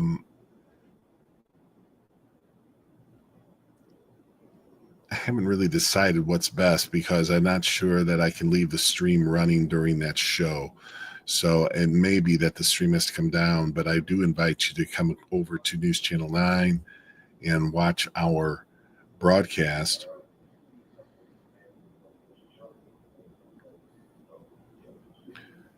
Because I just won't be able to update you. But I could leave the stream up, but it's just not going to be able to, I can't keep it on the same graphic that way. Anyway, there's some technicalities there that make me think we're going to end the stream, and then we'll be back at 7 a.m. Between the 7 and 8 o'clock hour between shows.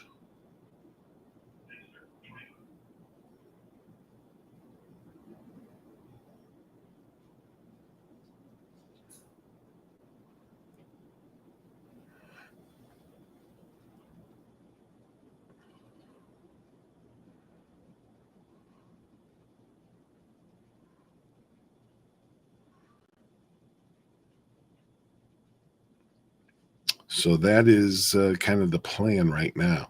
I can tell you that showers, thunderstorms will still be with, especially the Tennessee counties. They have dipped a little bit into the Georgia counties now, but Georgia may actually escape a lot of the very strong storms and heaviest rain.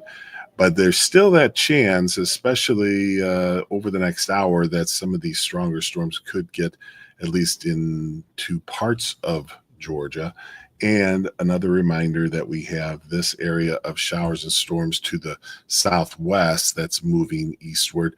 But the storms for that look like they're going to remain a little mostly south, at least the heaviest and strongest of the storms with that. So North Georgia, you will get some rain out of this. It just may not be quite as strong thunderstorms, which is just fine, I would say.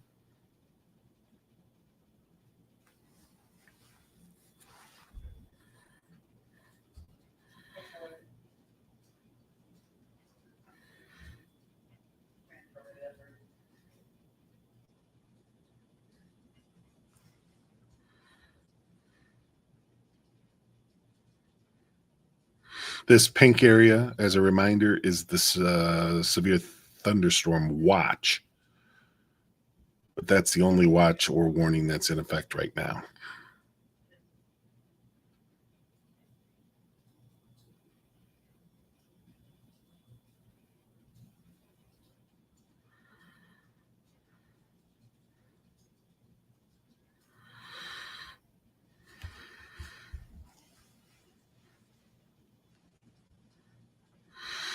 I just got a message here that they've already canceled the severe thunderstorm watch for at least Jackson County, Alabama. Let me see what else. Looks like DeKalb is still in effect, but they have canceled Jackson. And I think it's because those storms look like they're going to be to the south of Jackson that we just had mentioned.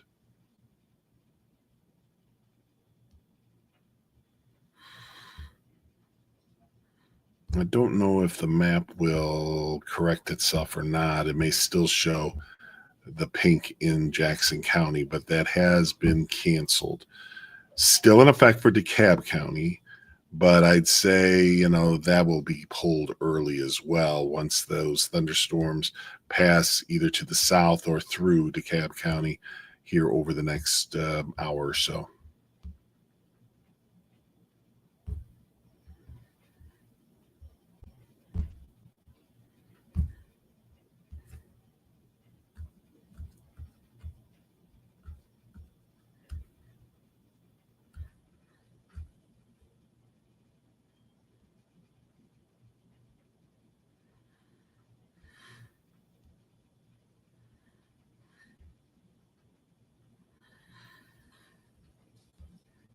So, my friends, we're getting to about 15 minutes before the start of the show, and pretty soon I will end the stream. And I will say this, that your comments are showing still some heavy rain in Rossville, no thunder, heavy rain in Cohutta. Thank you, Devin, and thank you, my very dear wife, Kimberly Kyriakidis George Race.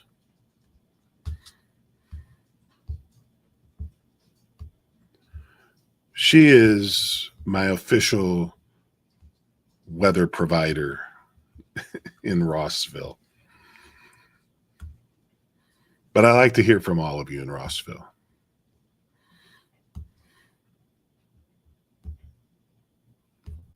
She just has more ways to get in touch with me.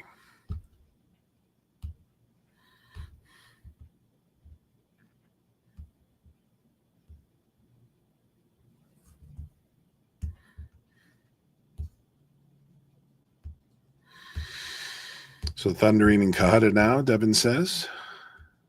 After getting the heavy rain, now some thunder.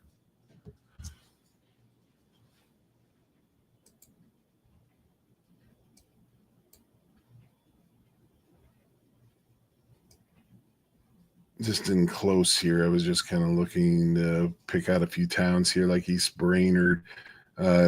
Hamilton County, for instance, is getting out of the heavier rain now. Just about done with that, but it has translated to the east. There's Cohutta right there, and you have been seeing some of that heavy rain, but it's about to get lighter, but then it will get heavy again once this next cell moves through. So you're not quite done with the heavy rain in Cohutta, even after this takes a break.